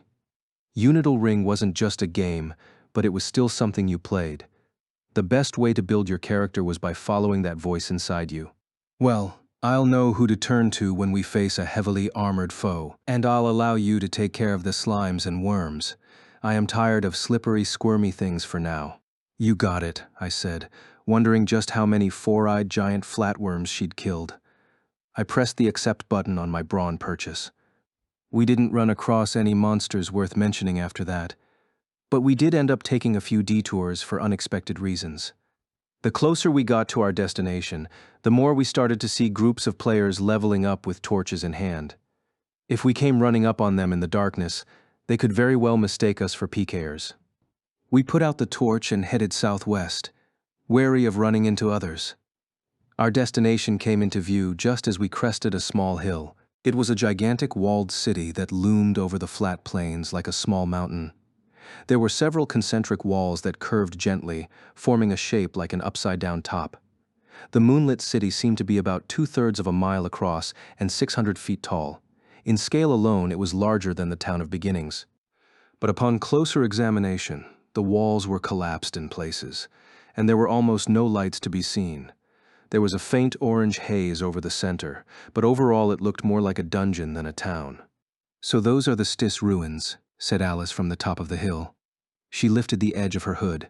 "That wall doesn't look like a natural collapse. It's as though there was a great battle there. Now that you mention it, yeah, there's that huge hole in the middle too. Those walls look like they're 6 feet thick. You'd need a cannon to do that kind of damage, right?" Perhaps that's what it was. Or an equivalent kind of sacred art. I mean magic. If this world had flintlock muskets, then perhaps they had equivalent cannons, like smoothbore muzzleloaders.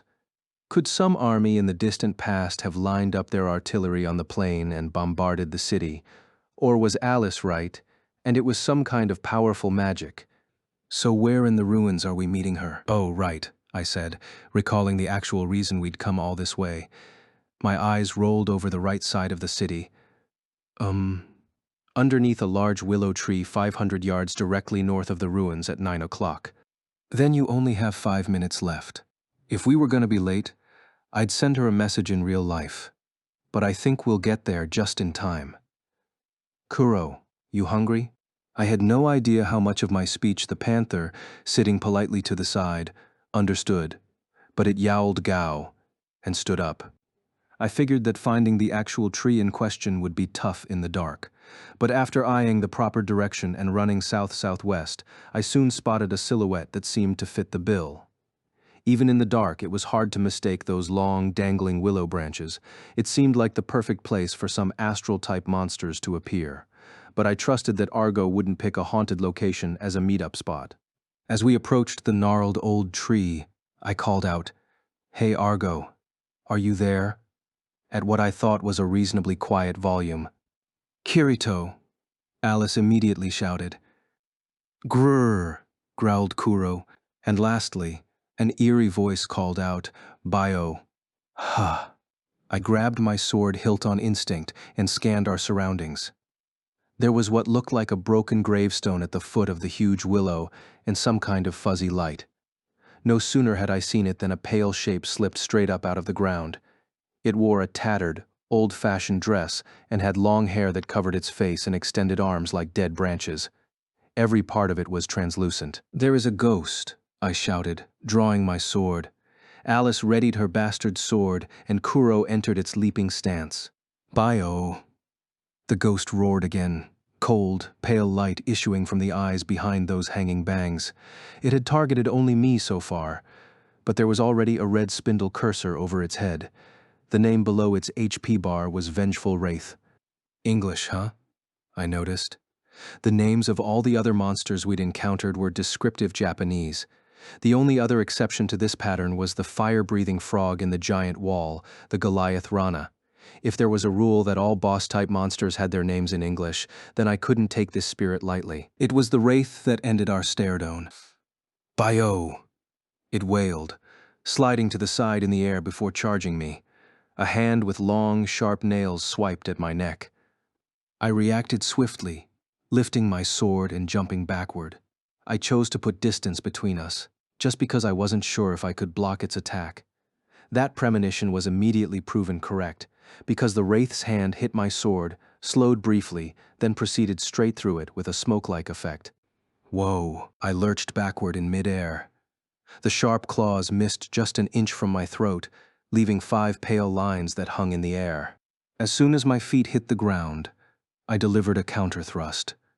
The tip of my fine iron longsword caught the wraith's side, but this too produced the same puff of smoke effect and had no physical feedback. A few pixels fell off its HP bar, nothing more. Alice, physical attacks do almost nothing to it, I warned, backing away again.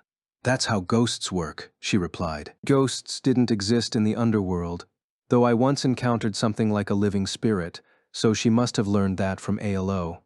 Hopefully, it wasn't from real-world experience. Either way, there were 2 general methods for dealing with astral-type enemies that physical attacks didn't harm. Either you used attack spells like fire or light magic, or you used a weapon that had been enchanted somehow. Neither was an option here. I was certain that the holy sword, Excalibur, could banish this ghost in a single hit, but it was back at the cabin and I couldn't even lift it with my current stats. Bio, the wraith's torn mouth hung open in a mocking smile. But that image gave me an idea. What happened to the person we were meeting at this willow tree? Argo the rat. She was nowhere to be seen. Argo was speedy, but she wouldn't stand a chance against this nasty wraith as a freshly converted level 1 character. Had Argo already died before we'd gotten here? Had she been forever banished from the world of Unital Ring? My worst fears caused me to freeze for a moment, and the wraith did not miss its chance. Bioa!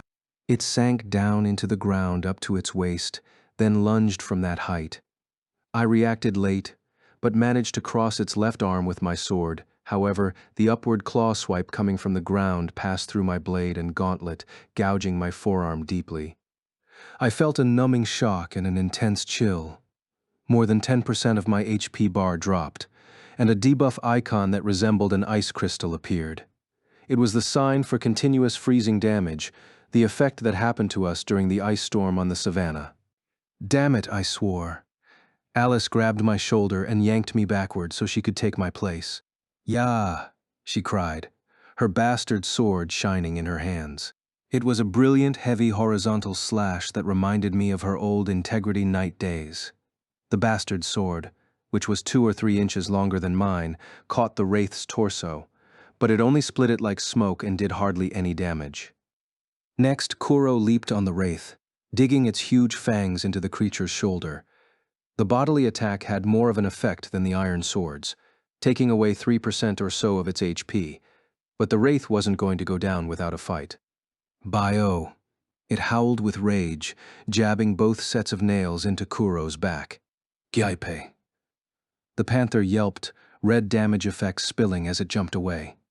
It lost over 10% too, and suffered the same freezing debuff. I tried to ignore the bone-chilling sensation as I rushed over and wrapped my left arm over Kuro's arched back. I didn't think of myself as a real beast tamer, and my successful beast taming yesterday had been a true stroke of luck. But the thought of losing my brand new pet after just a day terrified me so much that my legs quaked. We didn't stand a chance at this rate. Should we retreat for now? Was it even possible to get away from a foe that moved so quickly through the air? And for that matter, was it right for such a dangerous enemy to be located just 500 yards from the starting spawn point? We were frontline fighters at level 16 and level 17 with a combat-focused pet, and we were fighting for our lives. Any brand new characters just out of the town would have no chance. What was the point of placing this wraith here? I was torn, unable to decide whether to keep fighting or give up, when I heard a voice from behind me. "Kiri boy, it's weak against fire." Something shiny came flying toward me. It was a ring of fire. No, a spinning torch. I barely managed to catch the spark-spraying projectile with my free hand. "Alice, I need 5 seconds," I shouted. "I'll give you 10, came her bold response. I dropped my sword and opened my menu as fast as I could. In my inventory there was a single bottle of linseed oil left. I brought it out, popped the cork with my thumb, and poured the contents onto my sword.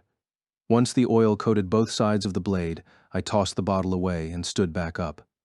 Alice had just brushed off the wraith with her bastard sword. It had barely lost any HP, as usual, but the swing did actually knock the wraith back a bit, rather than simply passing through it. Upon a closer look, I noticed that Alice was holding her sword upright and bashing the base of the flat side inside of slicing. Very interesting, I thought, then gave the command. Alice, switch. The knight promptly jumped out of the way as I held the torch up toward my sword. With a foom, the oil caught fire, covering the blade with glowing red flames. It was the quickest and easiest way to give my sword a fire aspect, but the effective time would be much shorter than a magical enchantment, and if I swung it too wildly, I could blow out the fire. "Bewee," groaned the vengeful wraith, raising its hands and backing away from the torch and flaming sword. But this was my chance. "Don't go out," I urged my weapon, holding up the improvisational fire sword. The red of the flame and the yellow-green of my skill effect mingled. Heh! I jumped with a cry. Sonic leap kicked in, and I shot through the darkness, slashing as I went. By-oh! The wraith thrust out its right hand. A complex sigil appeared, and shining needles shot forth from its 5 fingers. A magical attack. But if I tried to switch to defense, it would cause the sword skill to fumble. Trusting in Lisbeth's armor to do its job, I ignored the needles and continued the charge. Rah! I could feel 3 needles hit my body in different places as I swung the sword. My flaming weapon withstood the boosted speed of Sonic Leap and sliced through the ghostly body from its left shoulder to its right flank. "Bye," screeched the wraith, pulling back. Its HP bar plunged downward. All of its hardy stubbornness was a thing of the past, as it instantly went below halfway to 40% 30 and stopped at 25. White smoke issued from the place where I'd severed the wraith's upper half in 2, connecting the parts back together like glue. I wanted to deliver the finisher, but my sword's flame was guttering, and I couldn't move yet after using the sword skill. That was when someone grabbed the torch from my left hand and stuck it into the closing gap in the wraith's midriff. Immediately after that, the 2 halves closed for good, but the torch stuck in between them was still aflame and growing larger as it burned away at the wraith's insides. "Bio!"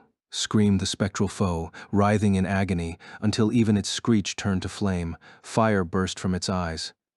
The HP bar continued to drop, and this time went to 0. The white astral substance and red flames created a marbling effect as they swelled into an explosion that shook the ground beneath my feet. There was no way some random nobody monster would have a death effect that spectacular. For one last instant, I thought, so why did they put a freaking boss here, and then it was gone from my mind. There was a small blue light in the spot where the wraith had exploded. It slowly began to rise, approaching the branches of the willow tree. "Wait! Wait!" I called out, scrambling frantically up the tree's gnarled trunk. Once I'd reached the part where it split in 2, I leaned back and jumped as hard as I could. My outstretched fingers just barely brushed the blue light. It expanded and burst like a bubble, and I did a double backflip before landing on the ground. With a sigh of relief, I turned to the player who'd finished off the vengeful wraith with that torch stunt. Simple sandy brown leather armor, small dagger on the left hip, short, unruly hair the color of straw, big light brown eyes. "Hey, R." I had to stop myself mid-sentence. The small avatar's feet were enveloped by glowing blue rings of light, the sign of a level up. 3 rings, 4, 5, 6. At last, they stopped appearing after 7. "Welp, thank you for the assist up ta level 8. Didn't expect to get that much." "Well, sure you did. It was a maneuver worthy of that kind of reward. But that's not what I wanted to say." I glanced back to see that Alice and Kuro were all right before I continued. "Argo, why did you tell us to meet in such a dangerous spot? You had me thinking that wraith killed you." "I assumed it was a trap meant to kill us," Alice declared as she walked closer. Argo grimaced. "Well, I suppose I can't blame you for being suspicious," she said, hopping forward so she could look up at Alice, who was half a head taller than her. At last I realized that Argo's avatar was noticeably younger than her real-life appearance. Somehow it felt more familiar to me than strange or off-putting. After all, it was the exact same avatar Argo had in SAO. But yesterday she'd said, "Wait, didn't you say that you never copied your SAO character data over to ALO?" "Yep, I did say that." I made an entirely new character from scratch to meet up with Krishite. I could have taken that account here. But if I was going to go on adventures with you and A-chan, I figured this look was best. Meaning you moved your SAO character to Alo for the first time today and logged in here with it? Which fairy race did you select? I asked, examining her head and skin in detail. Don't stare at me so hard, she complained, grimacing. I didn't get a chance to select a race. I tried to go into Alo, and it just shot me straight here. I woke up dressed like this. Oh, so I guess you're just human. Or at least human by Ankred terms. I gotta imagine Ymir is in total chaos, having Alo ripped out of their control like this. I'm surprised it allowed you to move your data at all. That's the thing, she said. I put my SAO ID and password into Ymir's website, and as soon as I hit the button, they sent a new ID. No person was handling that process manually. Huh. They used to do it that way before. I guess they automated the process at some point, I murmured, surprised. I shrugged, figuring it wasn't that important. Anyway, you didn't answer my initial question. The reason I chose this spot to meet up? Argo said, glancing at the huge willow tree. She made a face. I guess I didn't do my homework for once. One of those UR Wikis folks are working on had a map of this area uploaded, and there was a willow tree marked on it, along with a helpful caption like "Safe here. No monsters appear." Huh? How was that safe? Any low-level player wouldn't stand a chance, I protested. Alice nodded, and even Kuro growled in agreement. Argo eyed Kuro and said, "That's a cool panther you got there. Whose pet is it?" "It's mine." "For being the rat, how is it that you're afraid of dogs but fine with cats?" "I'm surprised you remember. Just so you know, dogs hunt rats too. There's literally a breed called rat terrier." "Oh, wow. But who cares about that? I'm talking about the Wraith. Was that strategy wiki you checked just wrong about it?" "Doesn't seem like it to me. Check it out." Argo opened her ring menu and switched to the quest window. There were 3 quests there already. Their titles were Protecting Rabbits, Wreck, Level 1, Lost Item in the Sewer, Wreck, Level 3, and The Ancient Spirit's Curse, Wreck, Level 20. Wait, is that it? That Wraith was a quest boss? Seems like it. It won't show up unless you've got the quest and ya meet the requirements. But neither Kirito nor I have taken this quest, pointed out Alice. I nodded. Just in case, I checked my own quest list. It was empty. We looked at Argo. The info dealer seemed apologetic. I'm guessing it was just a combined coincidence. Huh? I came by here about 10 minutes before our meeting time of 9 o'clock. That grave at the foot of the willow tree started glowing, and then she pointed at the mossy little grave marker lit by the moon above. Nothing about it seemed wrong for now, but I seem to recall that it had a pale glow of its own when we first arrived. All it did was light up, no monsters or anything, but I got a real bad feeling about it. I thought about letting ya know and changing our spot, but I didn't want to just log out here, so I tried to go back to the ruins. Then I heard some horrible sounds behind me and turned back to see this. Aha, so having the quest meant you activated the grave, and we must have fulfilled some requirement for the Wraith to appear. What was the criteria? Apparently it was that you had to have a silver item materialized on your person. Huh? Silver? I closed my window and checked the few items I had in my pockets and pouches. There's nothing like that on me.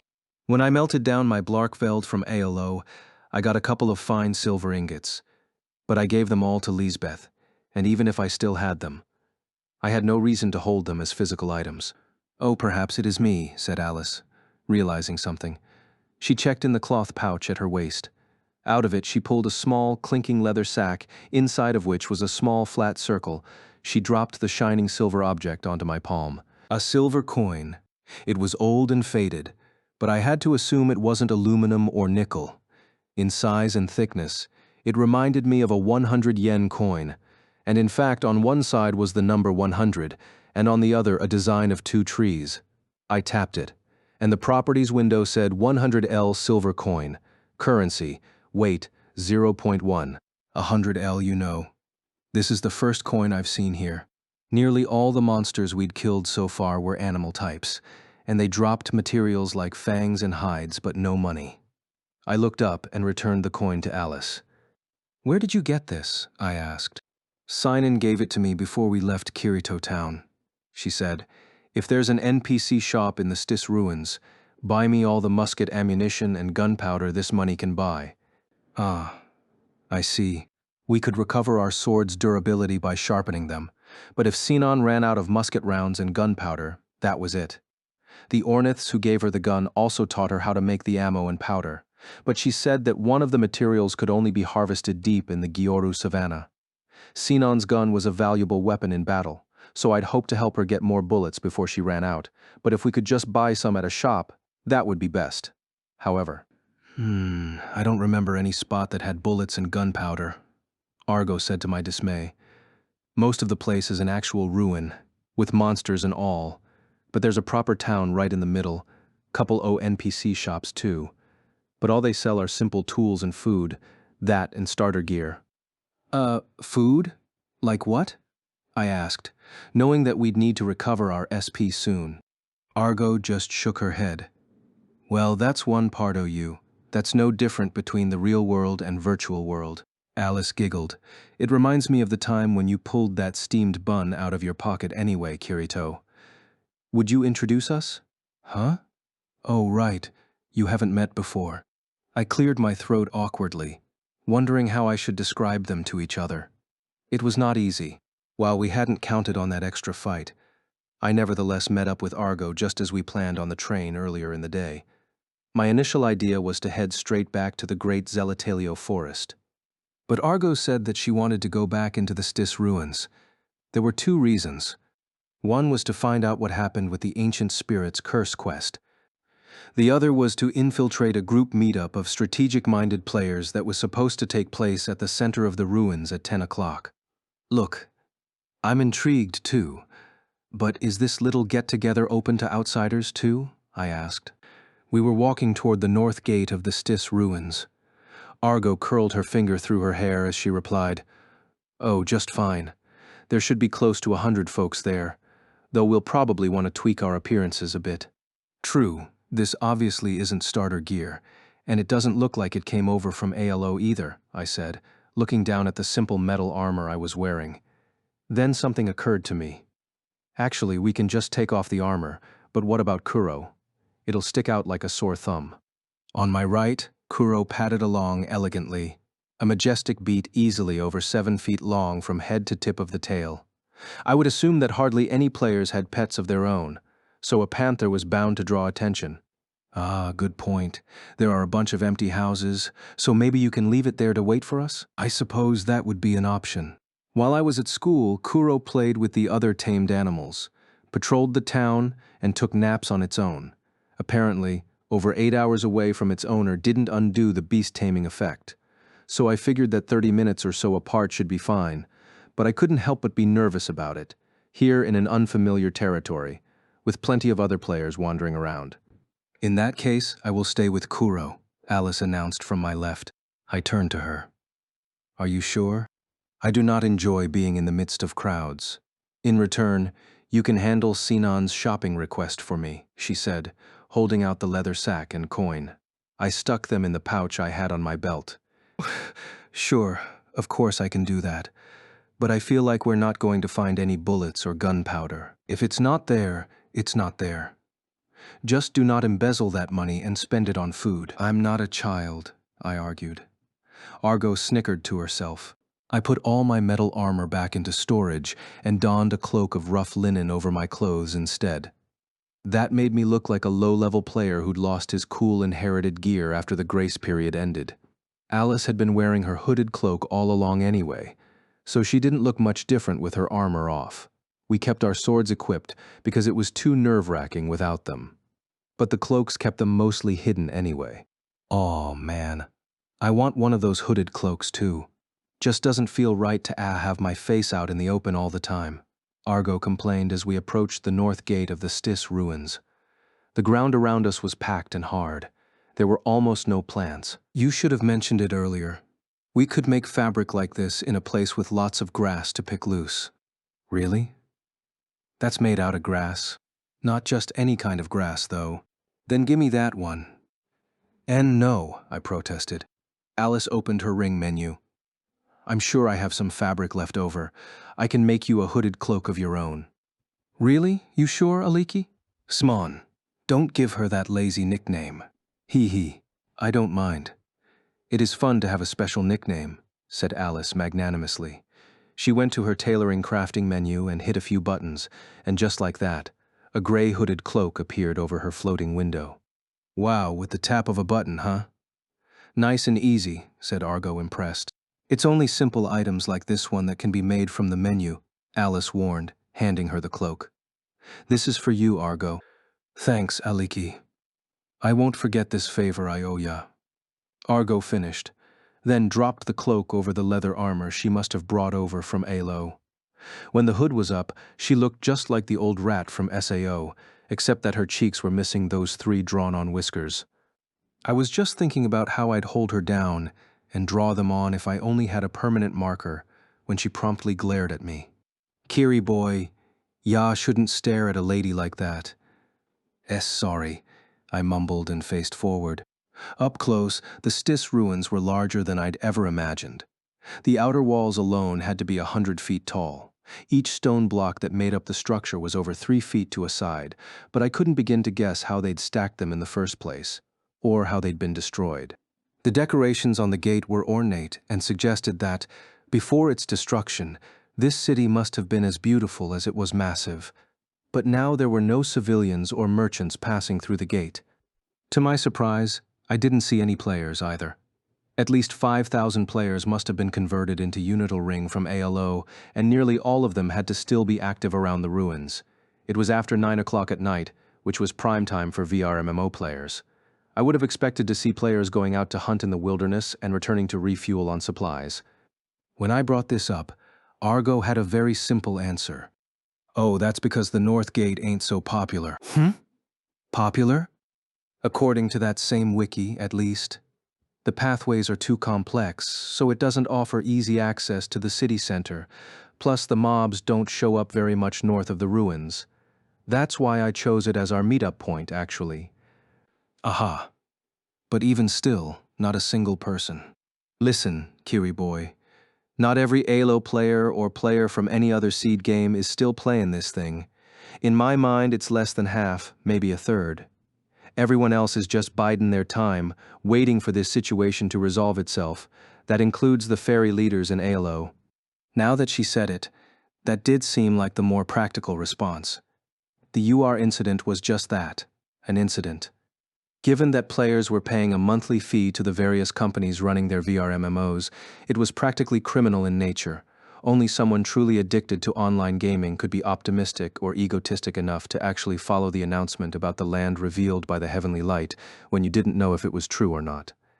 Meaning that the people we were attempting to infiltrate were the ones with that mindset. People like Mokri and Schultz. People who took things too seriously. At some point I had stopped walking, and I looked up to see that Alice, Argo, and Kuro were farther ahead, waiting for me. Oh, sorry, I murmured, picking up the pace. After passing through the half-collapsed gate, I felt like my body temperature dropped. The wide stone path lasted for only a few dozen yards before hitting another wall and splitting left and right. There was a useful empty house around here, I think, Argo said, taking the lead. We followed her without complaint. The homes inside the Stis ruins were built as if stuck to the inside of the many layers of castle walls. It was a terrible way to get sunlight, if you asked me, but that couldn't have been the reason the city fell into ruin. The buildings were grand stone apartments that seemed reminiscent of some of the great, ancient cities of Europe, but nearly all of them were falling apart, just like the walls. We rushed past them because it appeared that insect and vermin monsters had taken up residence in most of them. The home Argo led us to had a huge hole in the ceiling, but its front door and inside stairs were intact, leaving one room on the second floor that was usable. Argo and I left Alice and Kuro there, then headed to the center of the ruins. The complex series of right and left turns through the streets left me totally disoriented, but Argo must have had some kind of special sense for these things, because she kept us moving without a second thought. After we'd walked for what felt like a third of a mile, a waterway appeared. It served as a boundary line of a kind. As soon as we timidly crossed the crumbling bridge, the area immediately looked different. Here there were cast iron torch holders at regular intervals, their flames flickering in orange. Farther beyond them, little roadside shops appeared here and there, and more NPCs and players came into view. Unlike an SAO in Unital Ring, you couldn't call up a target cursor just by staring at someone, but the NPCs all had deathly pale skin and wore Roman-style tunics, so it was easy to tell them apart. All the shops sold low-quality materials, and there were no bullets or ammunition. The Bastion looks so hale and hearty, but all the NPCs here are really pale, I murmured. Argo shrugged. I mean, I get it. You're bound to get pale, livin' in a place like this. Honestly, they seem like a different race altogether. What race are the NPCs here? Dunno, it's almost impossible to tell what any of the NPCs are saying. Talk to 'em and you'll see. The only exceptions are the shopkeepers. Ah, I see. That was the same as the Bastion and Patter. Then, according to Sign-On, the NPCs you could speak to would teach you some vocabulary words, and repeating the pronunciation enough would help you learn those language skills. It would be nice to eventually command all the different tribal languages, but how much time would that take? I was considering this thought when the street stalls began to transition into small interior shops, items, medicines, and weapons. Do you mind if we go into that weapons shop? I asked. Already looked in there. No bullets, no powder, and of course no guns. No surprise either. That meant we'd have to go to the Gioru Savannah to get the ingredients for gunpowder. Here, the little commercial district ended after about 50 yards, as a magnificent arch came into view. After passing through it, we came to the center of the Stis ruins. The circular space was surrounded by large buildings such as castle manors and churches, with a massive stone structure like the Colosseum of Rome in the center. Numerous arches lined its outer wall, which was half-collapsed like all the rest of the ruins, but we could sense the presence of many people inside it. Is that the place for this so-called friendly meetup? That's it, Argo confirmed. She leaned closer to my ear and whispered, Listen, if anyone asks ya what team you're with, just say Announcer Fan Club. That's the loosest group of 'em all, and they barely keep track of membership, so it's the least likely to get us exposed. Aha.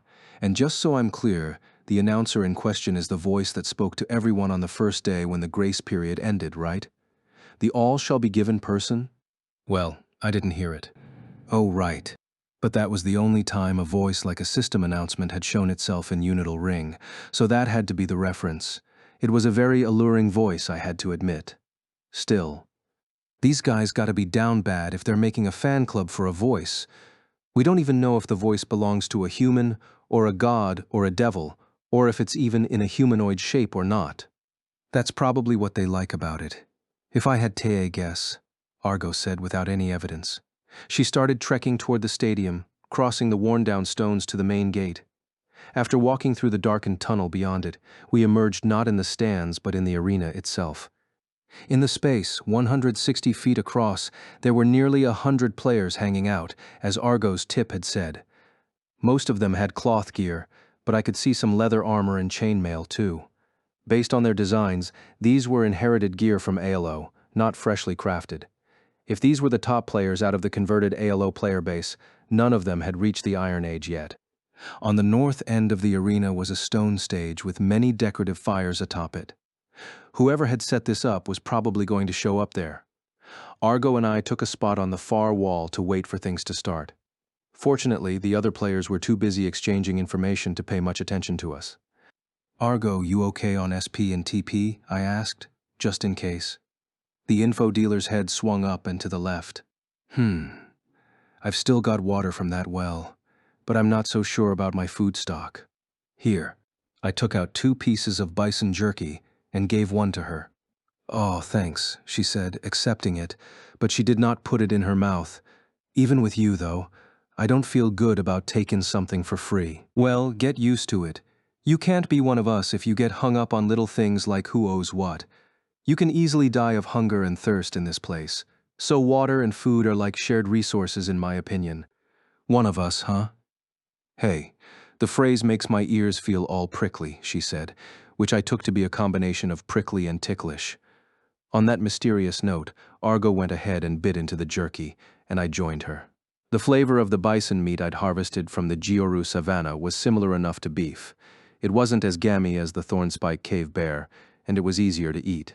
Argo was apparently much hungrier than she let on, because she finished her jerky in no time. Then she pulled something that looked like a long, narrow fruit out of her waist sack.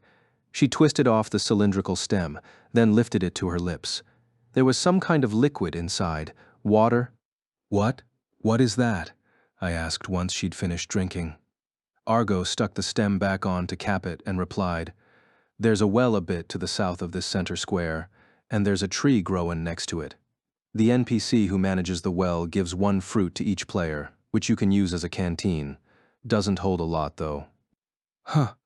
Well, it's true that even getting containers for water isn't easy, I remarked. Impressed, I materialized the ceramic water jug Asuna had made and drank some water from it. The jug held 3 times as much as that fruit, but it was heavy and fragile, so I couldn't just leave it within arm's reach on my person.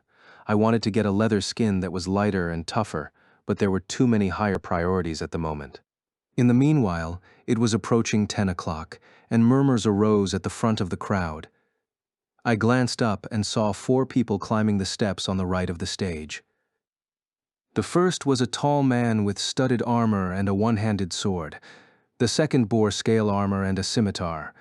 The third had cloth armor but a huge 2-handed sword on his back, while the fourth was slender, with a white hood, a woman perhaps. They were almost 150 feet away, so I couldn't make out the details of their faces. "Hey, let's go up closer," I whispered to Argo, and started to lean off the wall, but she held me back. "All we need is to hear their voices. Don't do anything to make yourself more visible." "Yes, ma'am." When an info dealer with expertise in infiltration gave you advice like that, you followed it. I trained my ears on the speakers, intending to catch every word. "Hey guys, we're gonna get started," said the first man to take the stage, the one in the studded armor. His voice was loud and clear. "I'm the person who set this informal event up. I'm Holgar, and I run a group called the Absolute Survivor Squad. Many thanks to you all for coming together." I didn't recognize his name, but I felt a wave of familiar nostalgia, and I recognized the source at once. In the town of Tolbana on the north side of the first floor of Aincrad, there was a similar circular stage, if much smaller than this one, and that was where the very first boss strategy meeting had been held. A swordsman named Diavel had led the way, and he'd introduced himself with a loud and cheerful style. "My name's Diavel, and I like to think of myself as playing a knight."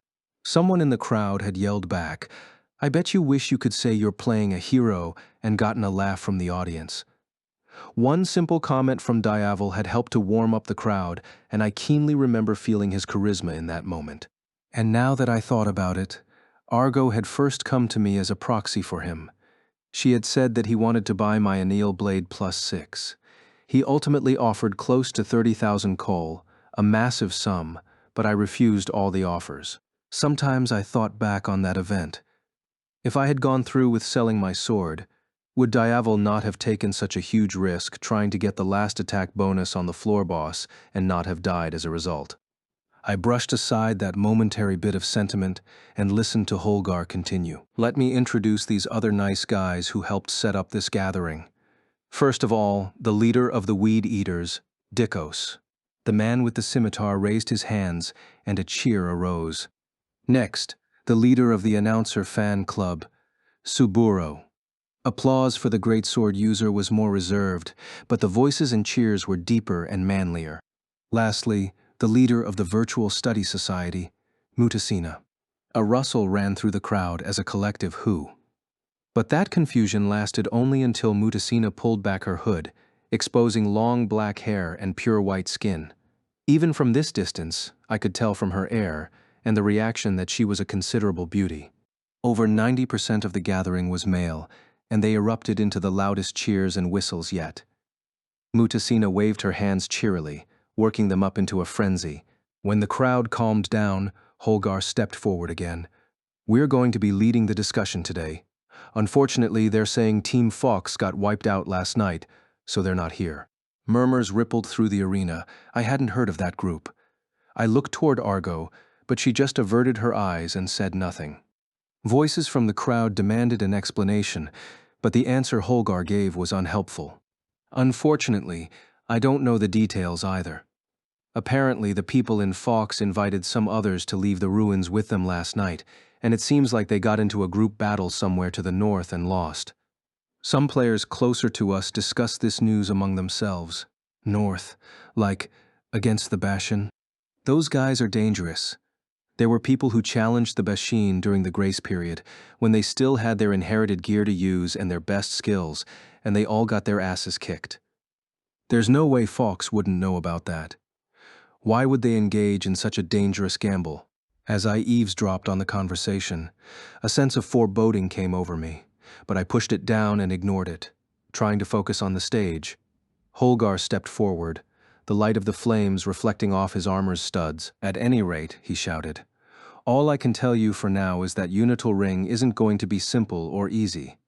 This is the third night since the incident started, and there still isn't any sign of restoring the game, according to Ymir. So let's reach the land revealed by the heavenly light, us ALO folks, and solve this thing from the inside." Cheers of excitement and agreement issued from the crowd, filling the vast arena.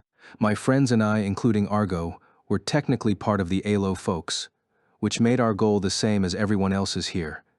We weren't trying to sneak ahead of anyone, like Mockery's group on the first day, and if we had the chance to cooperate with others, we ought to do so. The reason we'd built a town in the forest was so that the ALO players leaving here would view us as the first checkpoint on their way, as long as we could protect against a third attack.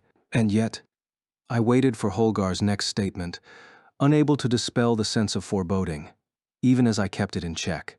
When the fervor died down, the tall swordsman returned to his previous light and amicable tone. "The intent of tonight's friendly meeting is to deepen the ties and information sharing between our four teams, who have decided to play cooperatively. We've got food and drink too, so charge up your TP and SP all you like, as long as you like rabbit meat and the local grasses and fruit." There was another cheer from the crowd. A number of wooden wagons, which had clearly been built with the carpentry skill, rolled out of the tunnels on either side of the stage. The ingredients that Holgar humbly disparaged had been properly cooked, though, and the large pots and dishes steamed with fragrant, alluring seasonings. "Where are they getting those spices?" I asked. "They are selling them at the markets outside," Argo replied. "I made a mental note to buy some before we left. The only cash I was carrying came from Sinon, but I was sure I could get enough to buy spices by selling off some of the materials in my inventory."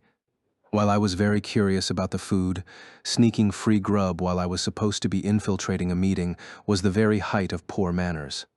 For now I'd seen the general attitude and capabilities of the converted ALO players who were taking the game seriously. That was enough of a reward. "Sure ya don't want to eat before we go?" Argo smirked. I gave her a stern look. "I'm not interested in giving you evidence for your Kirito is a glutton in the virtual world theory. Simon, let's get out of here while they're carrying on." "Got it. We can stock up on food at the stalls anyhow. I bet Aliki and Kuroki are starving right about now." "Yeah, let's do that," I said, severing my longing for the dishes and turning back toward the tunnel we'd come through. But just then, bluish-purple light lit the stones at my feet. "What? What's that?" Argo and I turned back in alarm, but none of the 100 heard us. They were screaming on their own. This was not a predetermined part of the night's events. I stood up on my toes and watched the ground carefully.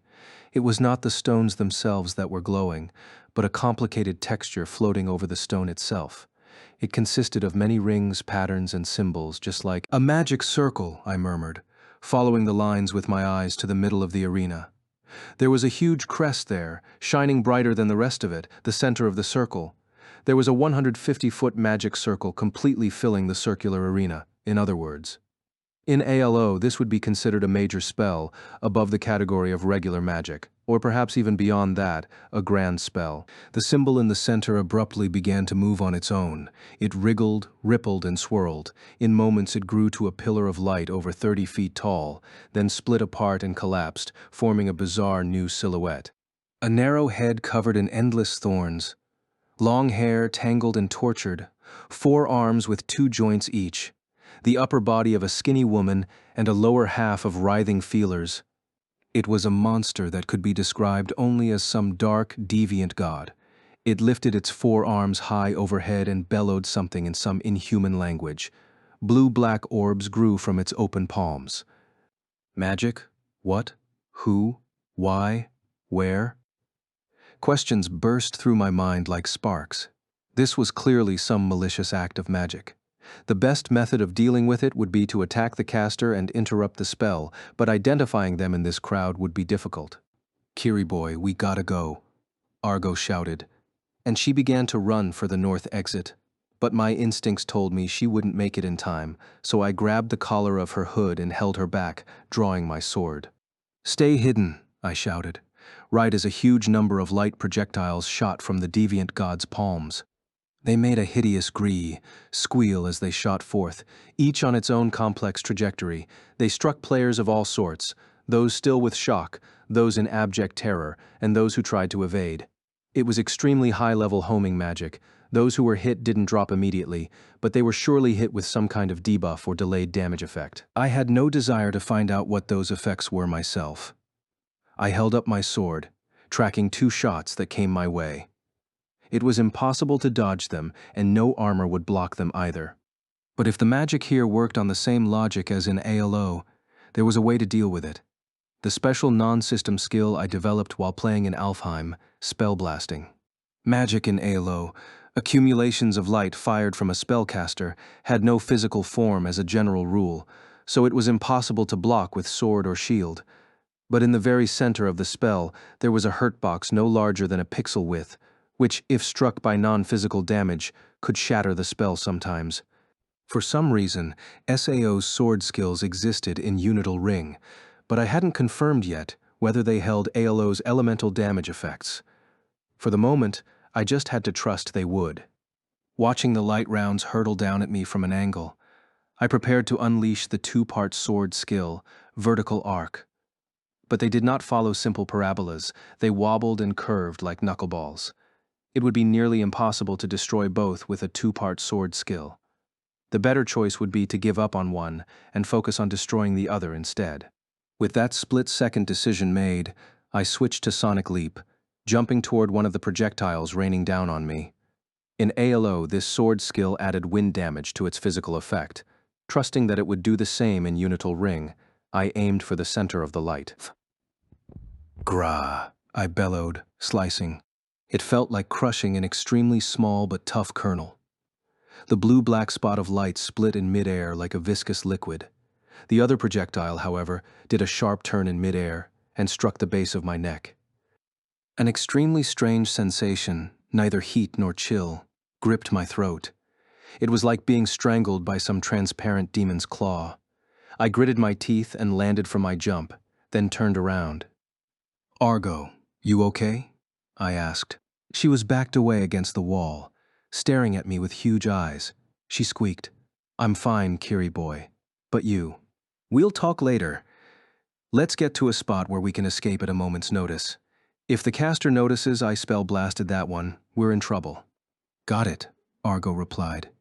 We crouched and rushed out of the way, stopping next to the exit tunnel so we could monitor the situation. At that moment, the menacing god looming over the center of the arena melted into the night.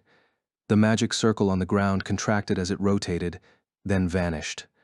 Between the toppled wagons and food littered over the ground, the players stood around in shock and horror. Eventually someone said, "Hey, your neck." At that, everyone observed below the chin of the nearest player, where they felt at their own necks. Without thinking, I looked at the neck of the man standing closest to me and saw something that looked like a black ring lodged around it. But that wasn't right. It was a ring pattern, drawn directly on the skin. I tried to look down at my own chest, but I obviously couldn't see my neck, and I didn't have a mirror. When I glanced at Argo instead, she just nodded back at me nervously. Apparently the ring was on my neck too. But for now I hadn't lost any HP, MP, TP, or SP, and I didn't feel any sensations with my avatar. What kind of debuff was it? And how was it possible to use such a massive spell at this early point in the game? "What the hell do you think you're doing?" Someone yelled from the stage. Holgar, Dikos, and Suburo had their swords drawn and pointed at Mutasina, the one woman of the group. Mutasina, you told us you were going to put on a huge buff to pump up the crowd. This is obviously some kind of debuff. That ain't funny. Not even as a joke. Holgar roared, but Mutasina was not intimidated in the least. She slumped against her long staff and replied with calm intensity. It is not a joke, of course. All of this was planned. Planned. Then you accepted the offer to have this get-together just so you could cast this magic on all of us? That's what I told you. There's no other reason I'd have chosen to take part in such a pointless gathering, is there? That statement was met with howls of fury from here and there in the crowd. Screw you. Take this stupid magic off us. You think you can beat 100 of us together? Spurred on by their anger, Holgar took a step forward. You heard them. Undo the debuff, or else we'll solve this problem in a different way. Clearly, this different way meant killing the person who cast the spell. On Holgar's cue, Dikos and Suburo surrounded Mutasina from the sides. The people in the arena crowded closer to the stage. This put a thought into my head. Elsewhere in the arena should be other members of Mutasina's group, the Virtual Study Society. Was it? Had she placed that debuff on them too? Or did she get all of her fellow members to evacuate before she'd started the magic? I wasn't about to get the answer to that. Whatever effect this debuff had, it was going to be impossible for her to avoid simultaneous attacks while surrounded like this. Mutasina probably expected to be killed here, quitting Unital Ring forever, and leaving only this mystery unanswered. Fine then. We'll take matters into our own hands, Holgar shouted, and he pulled back his sword. At the same time, Suburo's two-handed sword and Dikos' scimitar began to glow with sword skills. Mutasina simply stood there, lifted her long staff with one hand, then slammed it down against the ground. The bottom tip made a high-pitched crack. Instantly, I was unable to breathe, and I fell to my knees. It was like something sticky had blocked my windpipe. I pressed my hands to my throat, desperately trying to breathe, but I couldn't force air inward or outward. Through my sudden panic, I could see that the aggressors on stage, and nearly 100 players around the arena, were all struggling on the ground in agony. There was a slight blue glow over the group, the dim light of all the rings shining at once. My neck was probably doing the same. On my HP bar, there was no ongoing damage, but I could see a debuff icon on the right side that looked like hands wrapped around a throat. Kiri boy, Argo leaped to my side and smacked me on the back, but it did not dislodge the sense of something blocking my throat. 10 seconds, 20, I could feel the panic growing larger and darker within me. The sense of suffocation was truly real. I felt like my body in real life wasn't breathing either. But was that possible? If it was possible to stop a player's respiration despite the many layers of protection built into the atmosphere, this was SAO all over again. I swung my right hand, trying to open my ring menu. The only way to escape this agony had to be logging out. After a few failed attempts, I finally got it open, and I looked for the system icon out of the 8 in the ring. Then there was another loud crack. Just like that, my airway was clear again. I was drowning in air, sucking it into my avatar's lungs, with my hands pressed to the ground. Several seconds later, when I was finally emerging from my state of panic, Argo grabbed my shoulder and pulled me upright. You all right, Kiri boy? Why, yeah, I'm okay, I responded weakly. Before looking toward the stage again, I checked to confirm the debuff icon was gone. Holgar, Dikos, and Suburo were all frozen, hunched over on all fours. Standing regally above them, Mutasina reminded me a bit, just a tiny bit of administrator, who ruled over the human realm of the underworld as the head of the Axiom Church. Despite having just stopped the breathing of 100, she was neither gloating nor afraid of what she'd done. Her only outward display was a pale smile. It took an iron will to do something like that. Do you understand now? She asked coolly, waving her left hand. The spell I placed upon everyone here is called the Noose of the Accursed. You just experienced its effects for yourself, and once it has been successfully cast, its area of effect and length of time are infinite. The other players in the arena murmured with horror. The words "no way" escaped my throat. Infinite? Endless? So every time Mutasina hit the ground with the butt of her staff, Every player here would be unable to breathe, no matter where in the world they were. The murmuring grew louder and louder, until Mutasina lifted her staff, silencing them all. But have no fear. I did not cast this magic upon you all to torment you. Just like you, I want to beat this game. I'm simply following the most effective path to achieving that. Most effective? Snarled Suburo boldly, getting unsteadily to his feet. The most effective path is to threaten your fellow players with sadistic magic? There are other members of your virtual study society here, aren't there? Members, Mutasina repeated, then chuckled. The reason you chose to meet in this place was because of a temporary alignment of goals, wasn't it? Let me be clear. You might cooperate now, but the closer the goal becomes, the more our teams will compete with one another. In the end, even the players within a team will fight and kill one another, but as long as my magic is active upon you, we can avoid that situation. Do you see? This is the best and most effective means of getting to the finish line, isn't it? It almost sounded playful, coming from her lips. Suburo was at a loss for what to say. Instead, Dikko spoke up from the seat of his pants. Of course that ain't true. We trust each other. Me and Holgar and Suburo are in it together. If it turns into a race at the end, we'd never betray or kill each other. We'll help each other out until the last moment, then line up to race the very last length and congratulate the winner. Isn't that how VRMMOs work? Ha ha ha ha ha ha. Her slender shoulders shook with laughter. Ha ha ha. Ha ha ha. I'm sorry. It's just that's so ridiculous. Trust. Congratulate? Do you really think those things happen here in this virtual world? Where her voice was light-hearted before, it suddenly turned as cold as though encased in ice. Of course they don't. Her black eyes glared at the players in the arena. In the virtual world, at least, in the Seed's VR MMOs, things like trust, love, and salvation are nothing more than illusions. The only things that are real are hatred, betrayal, deceit, and despair.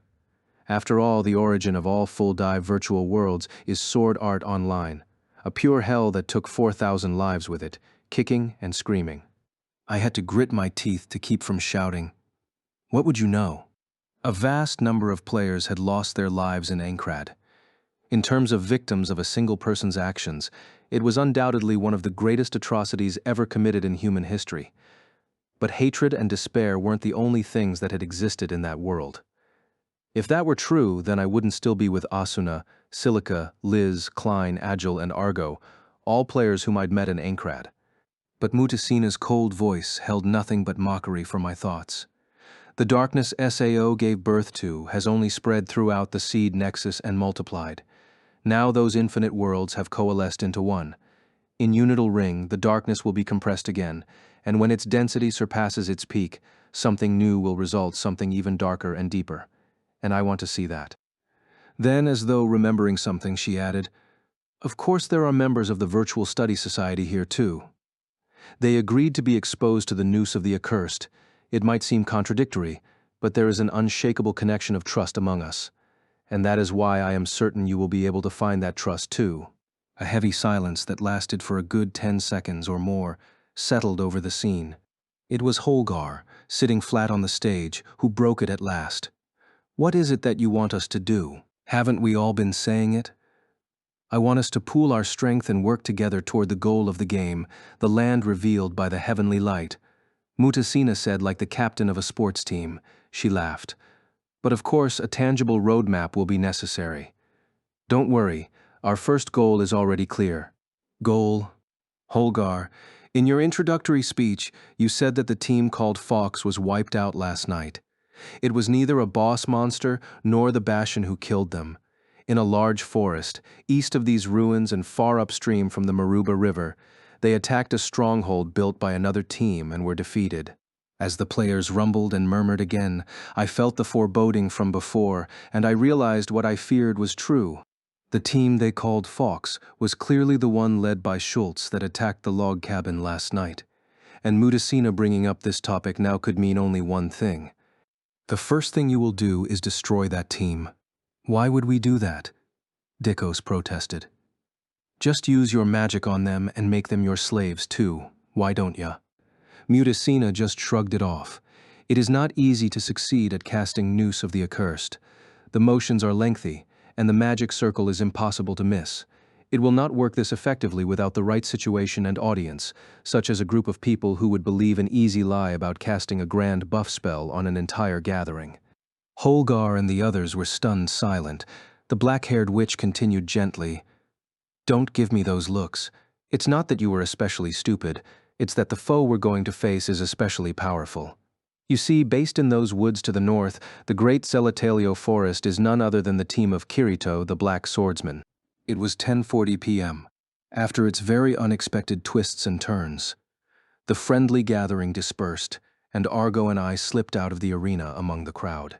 I wanted to leave early after checking it out, but the developments had required us to stay and watch every last bit. Alice and Kuro were left all on their own for too long. I wanted to get back to them now, but if we didn't at least visit the shops, I'd have suffered this debuff for nothing. We asked a passing player where to find a shop that would buy our items and made our way to a building at the corner of the market. The elderly merchant, who was well-built but pale, took a look at all the hyena, bison, and newt skins and bones and such, then quoted us a value of 3L and 78 dim. 3L? Argo and I put our heads together. The hyenas were one thing, but the bison, officially named long-haired Gale cattle, were one of the more dangerous monsters on the Gyoru savanna, and the newts and axolotls from the giant wall dungeon were anything but weak. That was all he'd give us? The shopkeeper seemed to sense our skepticism of his offer. "Listen, folks, I'm sweetening the pot for you. They're all rare materials around these parts, you see, but there's only so much value in these untreated hides and such." Ah, so they'd be worth more if we tanned them ourselves first. I considered retracting the offer to do that first, but I had no idea what tools would be necessary and what the steps were, and it was even less clear when we might actually visit this town again. I was hemming and hawing over the options when a man dressed in leather armor inspecting the shop's display case in the corner turned and said, "Hey buddy, 3L and 78 dim is a huge fortune, you know that? I've been sitting here wondering whether to buy 10 of these items for a single dim, if that puts it into perspective." Is he an NPC or a player? In fact, where'd you get such high-quality furs? Is there a good collection spot around here? I'll pay 3 dim for the details. Judging that he was a player after all, I said honestly, "It's not very close. Farther north of where New Aincrad fell." "Ugh, you've been that far already? So I guess you're one of those fancy frontline guys, despite the shabby duds." Frontline? You call people that? At first we had terms like hardcores or sprinters or top players, but at some point we settled on that one. Hey, weren't the frontliners gathering at the Coliseum? They were making all kinds of noise before it got real quiet. Something happened. I almost reached for my throat, but resisted the urge. Nah. But I did peek in on them. Thanks for the advice. Sure thing. The man turned back to the shelf, so I returned to the shopkeeper and said, "I accept your offer." "Then we've got a deal. Thank you." There was a jingling sound effect, and the materials on the counter vanished. A message appeared in my view, informing me that I'd earned 1L brass coin times 3, 1 dim copper coin times 78. Just in case I peered around the interior, but I didn't see any bullets or gunpowder. I waved to the shopkeeper and left the building, exhaling and walking north. So I guess Sinan's 100L silver coin is serious cash. I guess it's like the equivalent of 10,000 call in SAO or so. Wonder where she got it, I said to my partner, but didn't get an answer. In fact, ever since we left the arena, she'd been extremely reticent. Argo?" I said, staring under her hood. Argo came to a stop. When she finally spoke, her voice was uncharacteristically hoarse and limp. "I'm sorry, Kiri boy. You took the shot from that screwed-up spell in order to protect me." "What, you feeling self-conscious about that?" I asked after a split-second pause. I had to remind myself that's the rat, not little Miss Tomo Hosaka, and slung my arm around her shoulders. If we're going by that, I couldn't even tell you how many times Argo's strategy guide saved my hide. Compared to what I owe you from the SAO days, this is nothing. What have I always said? Every night ends in the dawn, and every curse wears off one way or another. Can't say I've ever heard you say that. But yes, it's true that there should be a way to dispel that magic, she said, nodding. That brought something to mind. And speaking of that magic, I said, would you mind not mentioning it to Alice or Asuna for the time being?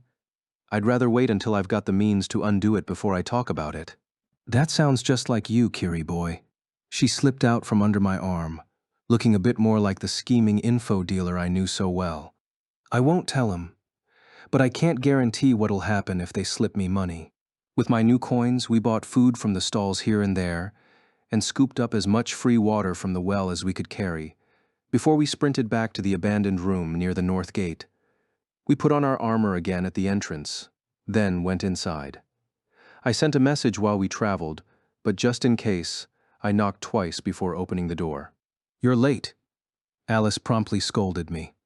Gra-ru, whined Kuro, the two coming in stereo. I rubbed at the Black Panther's neck as it leaped on me and said to Alice, sorry, things didn't exactly go to plan. You couldn't have at least given me an estimate for when you'd return. Good point. I'll report in next time, in fact. I suppose I should do the same for everyone guarding the town while we're out. I already sent a message that we wouldn't be back until midnight at the earliest. Thanks for that. This is for you if you want it. I pulled out some of the food we'd bought and laid it on the aged table in the center of the room. It was just from a food stall, so the ingredients weren't the finest, but each one had a rather enticing look and smell.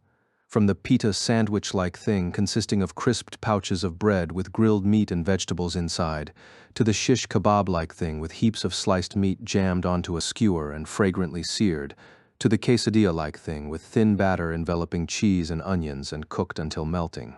But when Alice saw the food, she just glared at me. Kirito, did you? Oh, no.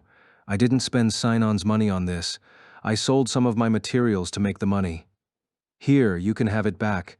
Unfortunately, we didn't see any bullets, I said, returning the leather pouch with the 100+ L in coins. At last, Alice's expression softened.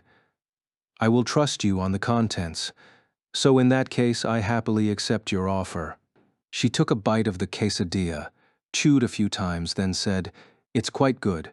Alice was an integrity knight in the underworld, a position more exalted than even the emperors of the human realm, but her tastes were not as refined.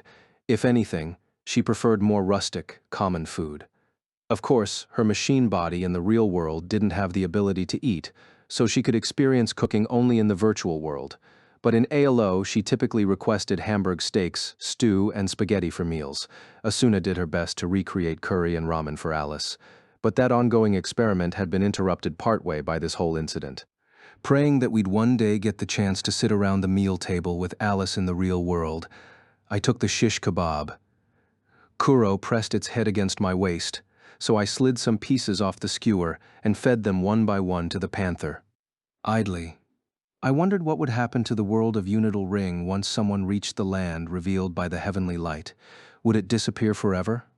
Would Kuro, Aga, and Misha go with it?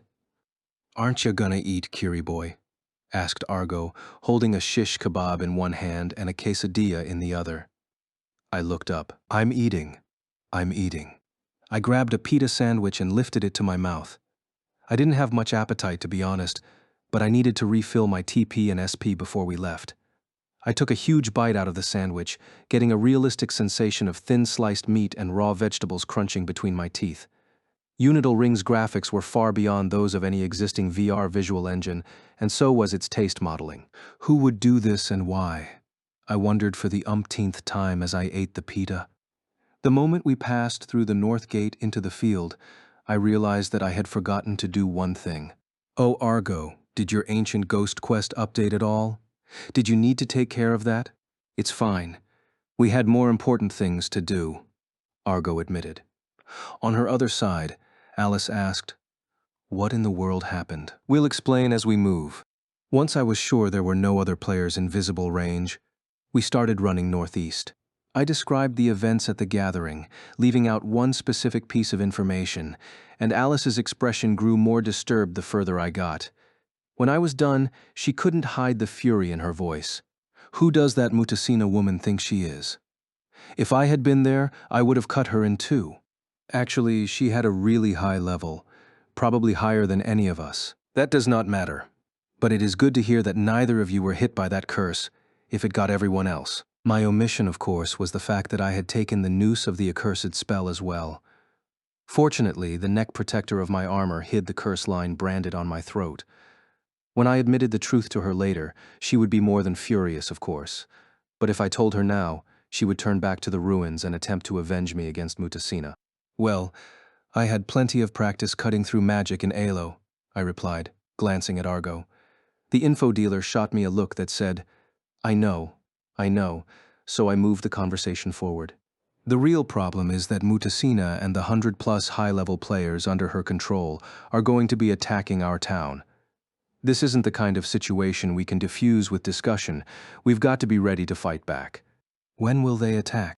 Mutasina said it would be the day after tomorrow, the night of October 1st. Their plan is apparently to take 2 days to boost everyone's equipment to a minimum of fine leather. So it might be later than that, but definitely not earlier, I explained. Argo deftly tilted her head with surprise as she ran. But Kiriboy, you really think all 100 people who were there are going to take part in the attack? Mutasina's suffocation magic is pretty crazy, but she can't do nothing to 'em if they log out, ya know? Sure, that's true. But not logging into the game means not taking part in trying to beat Unital Ring. Those were advanced players in that stadium, the kind you called frontrunners back in the day. If their only other option was to throw in the towel and give up, I think they'd submit to Mutasina's hand around their necks and keep pressing onward to the finish line. I suppose you're right. I mean, the frontline folks in SAO kept pressing onward, and their very lives were on the line. Yeah, they were insane. I'd like to go back to those folks and give them a survey. Ask who they thought the most insane was, she said with a smirk. As this conversation continued, we blazed across the grassland at top speed. We had to make our way around a number of hunting parties. But there was no real trouble, and we made it back to the river, what Mutasina had called the Maruba River. I had given it a greater than half chance of being gone, but our dugout canoe was right where I'd anchored it in the water. Argo was quite impressed with our creation. I sat her in a spot near the stern, put Alice in front of her, and let Kuro take the helm again. I pulled up the anchor, tilted the oar, and sent the canoe swimming upstream. If only we could float upstream all the way back to the great Zelatelio forest. It wouldn't take that long before we heard that same deep rumbling that we did on the trip out. It was hard to make out the scale of it by moonlight, but Alice estimated the drop at 100 feet, a massive waterfall. There was no way this canoe or any other boat was getting back up there. That'll be it for the boat, I murmured. Alice replied ruefully, I'm afraid so. We'll have to pull over to the side and break it down into materials. Aye, sir, I said, then wondered. Wait, shouldn't that be? Aye, ma'am. But then I realized Alice might not understand the English words anyway. I was about to turn the oar to starboard when Argo abruptly snapped. Not so fast, Kiri boy. You know there's something you ought to do before you break down this boat. I blinked with surprise. Do like what? Oh. I smirked as I realized what she meant. But it wasn't as simple as that. Listen, Argo. This might be a game world, but it's a realism-based VR MMO. One wrong move could completely shatter this boat. So don't make a wrong move. Simon, full speed ahead. Argo instructed irresponsibly. Kuro yowled in agreement. I told myself that the boat would get destroyed one way or another anyway, and I pushed the oar forward again. Ah, what are you doing? Asked Alice with some consternation. I gave her a vague there, and continued our forward motion. But Kirito, the falls. There. The waterfall. There. While this was going on, the canoe reached the wide waterfall basin. The massive falls and their ever-present roar were right in front of us. I focused on the falls, lit by the moon and stars, and saw huge rocks jutting out on either side that made it impossible to swing around. There was one point near the center of the falls, just to the right, where a single tree stuck out and left the stream a bit weaker beneath it. If we were going in, that was the spot. Okay, here goes. Hold on tight. I tilted the oar with both hands as far as it could go, rowing left and right at maximum power. The canoe accelerated swiftly, charging toward the deluge from above, which shone silver in the light of the moon. Kirito, don't be reckless. Miracles don't happen twice. Presumably, Alice was referring to the fact that we'd fallen down this cliff and survived. I didn't necessarily disagree with her, but I tended to play the wild card to her straight man. No, there will be a miracle. I'll make it happen, I shouted baselessly. The canoe charged into the roaring falls at maximum speed. First Kuro roared, "Grower." Then Argo hollered, "Yahuo," and Alice screamed, "Kya." All I could see was blue. Incredible water pressure clamped onto my shoulders, pushing the boat downward. If the side of the canoe dipped any lower, the water would flood in and sink us. Her. In my mind, I wailed, I shouldn't have done this, but nevertheless, I kept rowing for all I was worth. The canoe did not move forward, however. Just when I expected it to sink for good, the pressure on the oar eased up. I looked back and saw Alice, water beating down directly on her back, holding the tip of the oar. With the strength of two together, the oar creaked against the great pressure of the water, but it helped shoot the canoe forward to break through the torrent at last. In an instant, the roaring and pressure were gone, and I had a brief moment of disbelief before I quickly stopped our forward progress. The boat slid several feet forward in calm waters and came to a stop. "Is everybody all right?" I asked, since there was no way to tell through the pitch-black surroundings. Argo and Kuro responded from the front, and a moment later I heard Alice's exasperated huff behind me. "Well, we've survived, I'll give you that. But I absolutely refuse to be party to a third attempted miracle." "Thanks for the help," I said, pulling a torch out of my inventory and lighting it. As I raised it higher, I thought about how much I'd like a lantern by now, or even better, light magic. The firelight exposed a mammoth natural cavern. Clusters of stalactites hung from the ceiling, and stalagmites grew from the banks of the water in strange configurations. Behind us, I could see a narrow exit through which the back of the waterfall was visible. If we'd hurtled into the waterfall even 3 feet to either side, we would have crashed into solid rock and sunk. With that done, I looked around the cave again. The floor was covered in gently flowing water, which meant we could keep moving the canoe forward, but something else was more important. "There, iron ore," I cried the instant I spotted the reddish-black rock jutting from the gray walls, all the unpleasantness of being doused forgotten. "Whoa, and there and over there." "Look, calm down, Kiri boy. We should be thinking of what to do now, not worrying about ore. No, ore is more important than the future." I paddled the canoe closer to the right bank. "Take the oar, Alice. The flow is gentle here, so you can just hold it upright in the water." "Very well," said the knight, accepting the helmsman position with resignation. I stuck the torch into the socket on the side of the canoe and jumped onto solid ground. The surface was slick and slippery, so I carefully made my way around the stalagmites to approach the oar. The first time I'd discovered iron ore, in the Bear's Cave in the Zelatelio forest, I'd had to use a primitive method, chipping at it with a stone axe. It took lots of time, and I didn't get much from it. But now I had a fine iron pickaxe, courtesy of Lisbeth. I took it out of my inventory, gripped it tight in my hands, and smacked it hard against the ore sticking out of the wall. The impact made a high-pitched clink sound and created sparks that leaped and bounced. In the real world, you'd extract ore like this by breaking the other rock around the vein, but here, that would only give you plain rock. You had to smack the exposed ore itself. An ore vein this size would take at least 30 hits with the stone axe, but my trusty iron pickaxe created a big crack in the ore after just 8 swings, 2 or 3 more, and the ore would crumble to the ground in several chunks. I just had to be careful that it didn't roll into the water behind me. "Kiri boy, above you." Growl. Argo's and Kuro's warnings drew my attention upward. I thought it was going to be a monster, but instead I saw 2 massive stalactites swaying and shivering above me. Whoa! I jumped backward as hard as I could, right before the spires fell soundlessly and smashed into the spot where I'd been standing. I wasn't wearing a helmet, so a strike on my head would have killed me instantly, or at least taken 20 or 30% of my health. "Hey, are you all right?" Alice called out. I lifted my hand to wave. "I'm fine. Interesting. So the stalactites are set up to fall when you tap on the oars without paying attention.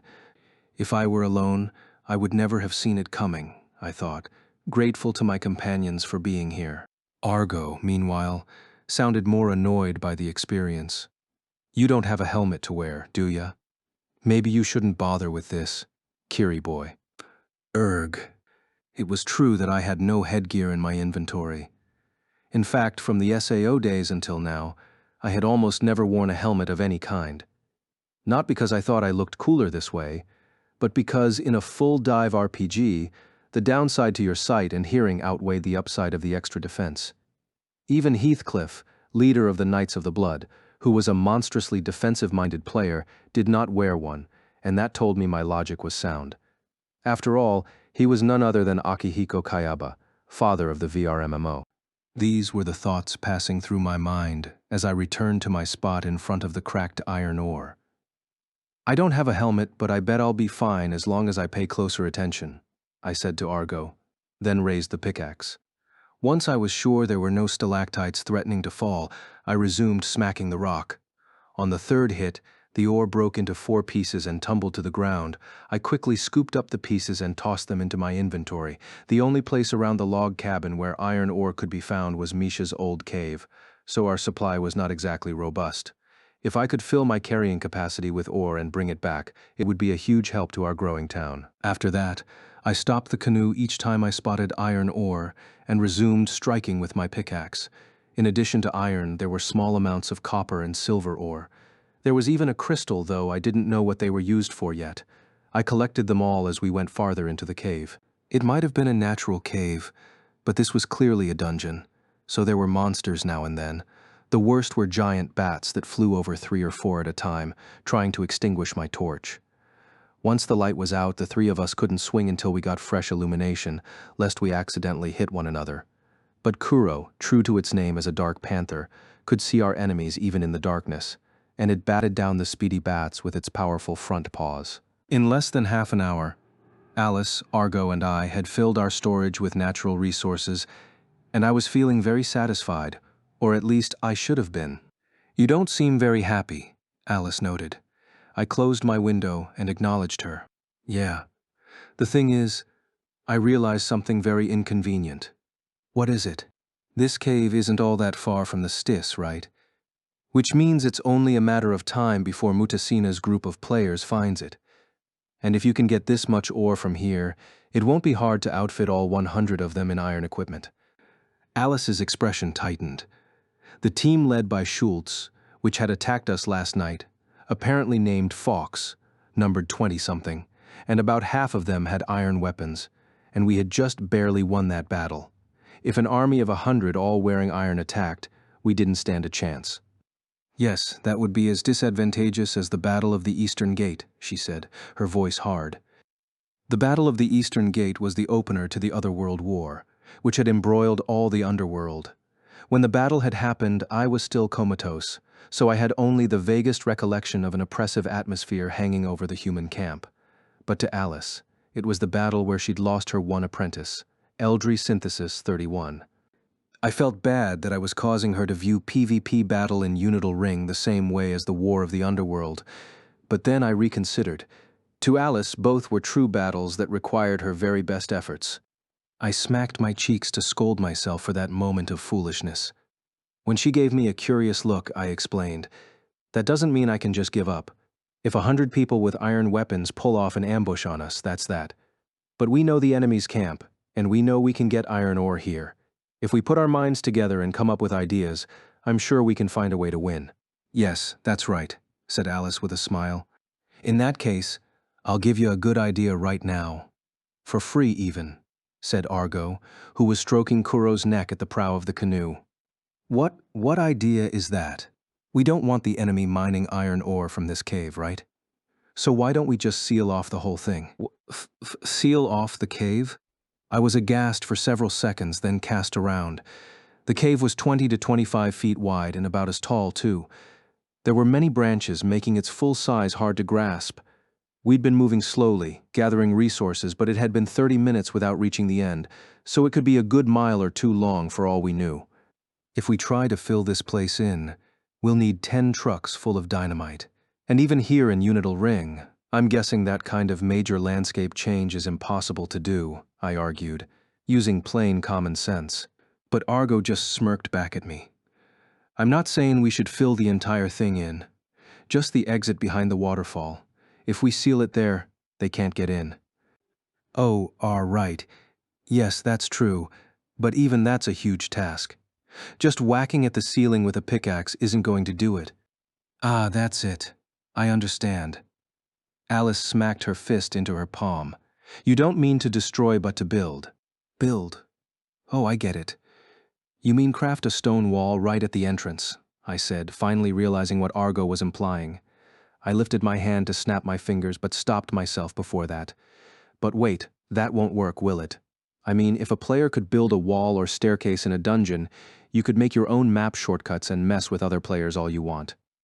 Well, test it out and see, Argo said. I realized she had a point, so I took my unsnapped fingers and opened the menu instead, pulling up the Beginner Carpentry Creation menu and finding Stacked Rock Wall on the list. The translucent ghost wall that appeared was colored gray because its initial position intersected with the wall of the cave, but sliding it to the side turned it light purple. I think it works. There, see. I had a feeling this aligned with the design philosophy of UR, said Argo with confidence. Out of the frustration of not thinking of this myself, I shot back.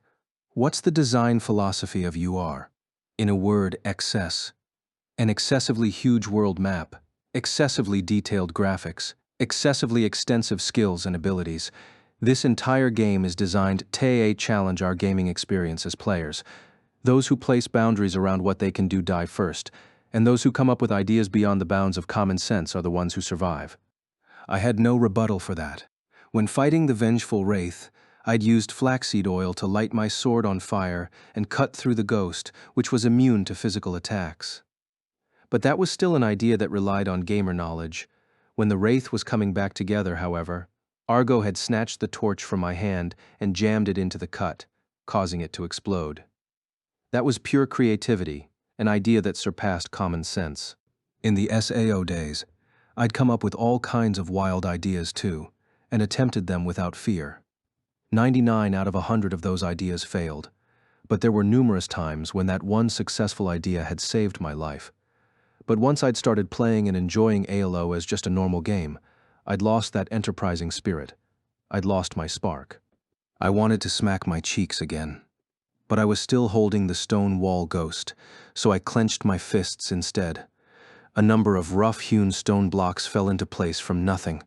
A wall 6 feet to a side appeared at the edge of the cave wall. "Ya did it," Argo said proudly. "I did it," I repeated, considering this. If we could build walls here, we could even build a house and production facilities inside this cave. With enough space, in other words, we could make our own base. We could not just seal off the mouth of the cave with a wall, we could build up a base inside and produce a huge amount of iron ingots and make Kirito Town out of iron ore, right in here. It would be much more effective than hauling all of it to the distant forest. That too was a common-sense idea, rather than an uncommon one, but I felt it was worth trying. But for now, all right, we'll go with your good idea, Argo, and block off the entrance. It sucks that we won't be able to explore all the way to the end of the cave, but oh well. Why don't we go to the end first, then? Mutasina's army isn't going to leave the ruins until the evening after next, right? Well, that's true. The march to attack might happen in 2 days, but they were already gaining levels and gathering leather. I knew.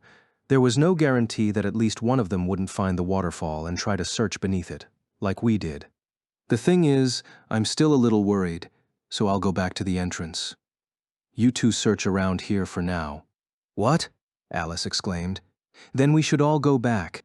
It's much faster to run along the water than make the trip there and back with the canoe. And I've learned how to deal with all these monsters. Then go with this guy here, Argo said, patting the back of Kuro's neck. The panther growled. Growl. Are you sure you two will be all right? There you go, disrespecting me again. Alice muttered, her cheeks puffing up like a sulking child's. My level is almost matching yours by now. Argo is an excellent fighter too. You should be more worried about yourself. That's right. Listen, we're not going to try anything reckless, so you just take Kuro there with you. In fact, said Argo, patting the panther's broad, powerful back, do you suppose you could ride on this guy? What? On Kuro's back. Give it a try. But what if it gets mad about it? I replied. But in terms of physique, the panther certainly looked capable of it. I hopped from the canoe to dry rock, and Kuro followed me out, light on its feet, and went to lie down next to me without needing an order. Kuro, do you mind if I ride you? I asked.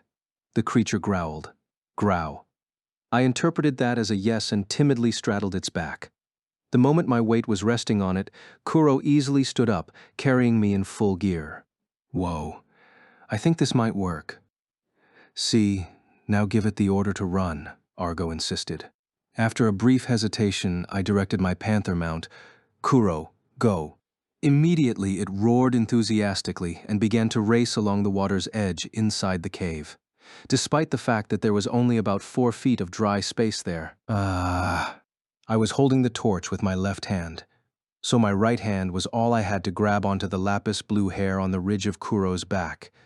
Behind me, I heard voices call out, "Come back quick, and be careful." But they were growing quieter by the moment. The floor of the cave was not flat, but rippling, with sharp stalagmites sticking out here and there. But even so, the Black Panther nimbly leaped over all obstacles without slowing. Upon reflection, Kuro had initially run into that cave in the middle of the Gyoru savanna to escape that hailstorm. Perhaps lapis-spine dark panthers made their homes in caves from the start. It was my first time riding a panther, but I'd been on horses many times, virtual world only, of course. I recalled how to absorb the fierce rocking and shaking of the experience, and once I felt like I was in sync with Kuro, a new message appeared. Riding skill gained, proficiency has risen to 1. So the system categorized Kuro as a mount. That meant Misha, the thornspike cave bear, was too, since it was holding 5 of those patter children at once. As for Aga, the long-billed giant Agamid, it was the same size as Kuro, but I couldn't say anything for sure. I could ask Asuna to give it a try once we were back at the town. Meanwhile, Kuro raced through the darkness. When we got to a fork in the path, it would follow my lead as long as I tugged in a direction on its back fur. Occasionally monsters appeared, but I gauged that we could speed right past them, and even if I was building up a train of them behind me, there were no other players in the cave who might be endangered. The trip that took 30 minutes on the canoe, including mining and battle time, took Kuro only 7 or 8 to finish on foot, as we entered a single straight section I recognized. I tugged back on the panther's pelt to slow it down. The sound of the roaring falls was faint, but growing. Kuro, stop. The panther immediately came to a halt, so I got off and gave the back of its neck a good ruffling as thanks. Then I pulled out a piece of bison jerky to give it as a treat. For myself, I had some leftover shish kebab from the Stis ruins to chew on as I headed for the entrance to the cave. When more light appeared ahead, I put out the torch, and I could see the opening, which let in the pale moonlight. I took another good look at the size of the exit. It was about 8 feet tall and wide. It felt narrow when we rammed the canoe through, but now that I was thinking of blocking it off, it seemed huge. On the other hand, I was just placing crafts there with the help of the menu, not stacking rocks one by one, so the size didn't matter that much. The real problem was whether I could place a stone wall through the path of the river flowing through the cave, and to find out, I would have to test it. My inventory was full of ore and crystals, so I materialized some of the ore nuggets and stacked them on the ground, then grabbed my pickaxe. The wall of the cave still featured a hole where I'd extracted the first iron ore earlier. Resources in this world regenerated over time, but the cycle was quite slow compared to the average RPG. I aimed the pickaxe at a spot just to the side of the hole, and a single swing broke out a gray chunk. I picked it up and checked its properties. The name was favoliterisite. If the familiar favolite found in unlimited quantities upriver was a kind of brittle limestone, then this was a smooth limestone, I supposed. That might make it a higher-tier material, but I doubted it was valuable enough to come here to mine. After a while, I'd filled my inventory with all the favoliterisite I could hold, then collected a bit of clay from the water's edge and selected crude stone wall from the crafting menu. I put the ghost object just in front of the exit, but it turned gray, indicating that I couldn't place it there. I sank it down into the water, but there was no change. I figured that was all within my expectations. So I slid the ghost to the right, and it finally turned purple again, when over half the base was resting on land. I clenched my hand there and created the stone wall. Then I dug out some more stone and clay and tried to snap it in place with the first bit of wall, but it wouldn't turn purple. Well, it stood to reason that a huge stone wall wouldn't just float in the air without any support, and it was kind of crazy to attempt to block off the entrance to a dungeon anyway. I was about to call off the whole experiment when Argo's words repeated themselves in my head. This entire game is designed to challenge our gaming experience as players. I had to think, not like a gamer, but like a carpenter. The reason I couldn't put the wall in the river was because it would block the flow of the water. So what if it was a structure that didn't impede the flow? I scrolled through the beginner carpentry menu until my eyes landed on the name crude wooden pillar. It required only one log. I knew I had a few logs of spiral pine left, so I hit the craft button, creating a simple circular ghost pillar. I swung it over the water, then pulled it downward, and when the bottom touched the riverbed, the object turned purple. Yes. Without thinking, I clenched a triumphant fist with my free hand, which caused Kuro to swish its tail from the ground nearby. Then I carefully adjusted its positioning and created the pillar. With a few more repetitions, I had created 4 pillars that acted as an extension of the original stone wall. That used up all of my logs, so I had to pray it would be enough. I selected the stone wall from the menu again. This time I snapped it to both the original wall and the 4 wooden pillars. Instantly, the gray ghost object turned purple, and I shouted, "Yes!" After clenching my fist, a huge amount of stone tumbled into place, blocking 80% of the cave entrance. It was suddenly much darker, so I lit the torch again. From there, it was just simple repetition. I put more stone and clay into my inventory, then added to the wall. I placed 3 side by side and 2 more on top, and then the exit was completely gone from sight. But that was not truly sealing off the exit. It was just a crude stone wall, after all, and its durability wasn't high enough to prevent it from being destroyed by appropriate means. The wooden pillars under the water were even weaker, but the walls I'd built were made of the same favolitericite as the cave itself, so from the outside, its color and texture should be seamless enough that it would be very hard to detect that it was blocking the entrance to a cave. It probably wouldn't last forever, of course, but right now, all we really needed to do was prevent Mutasina's army from equipping itself in iron gear. I stuck my hand behind my throat guard to touch the choker-style symbol that I was keeping hidden from the rest of the world, my noose. The breath-stopping magic hadn't activated once since I'd left the ruins, so that probably meant Holgar and the others were playing nicely on her orders for now. I didn't blame them. I never wanted to experience that terror again. It was like staring headlong into an encounter with death. But I had to resign myself to it. When I eventually had a direct meeting with Mutasina, and she learned that I was under her noose, she would activate the spell without a second thought, and the chances of finding the solution to the curse before then were slim. In any case, I had to do what I could for now. I lowered my hand and opened the ring menu, then sent Alice a message, "Done sealing entrance, heading back." She promptly replied with "Got it." "We found the boss room." "Boss," she says. I told Kuro, shaking my head. The panther just yowled, as if to say, "I've still got energy." "When we get back to the town, the first thing we should build is a bathhouse," Alice said with a sigh, sitting on one of the canoe's seats. Normally, I would reply with something like, "We can worry about bathing later.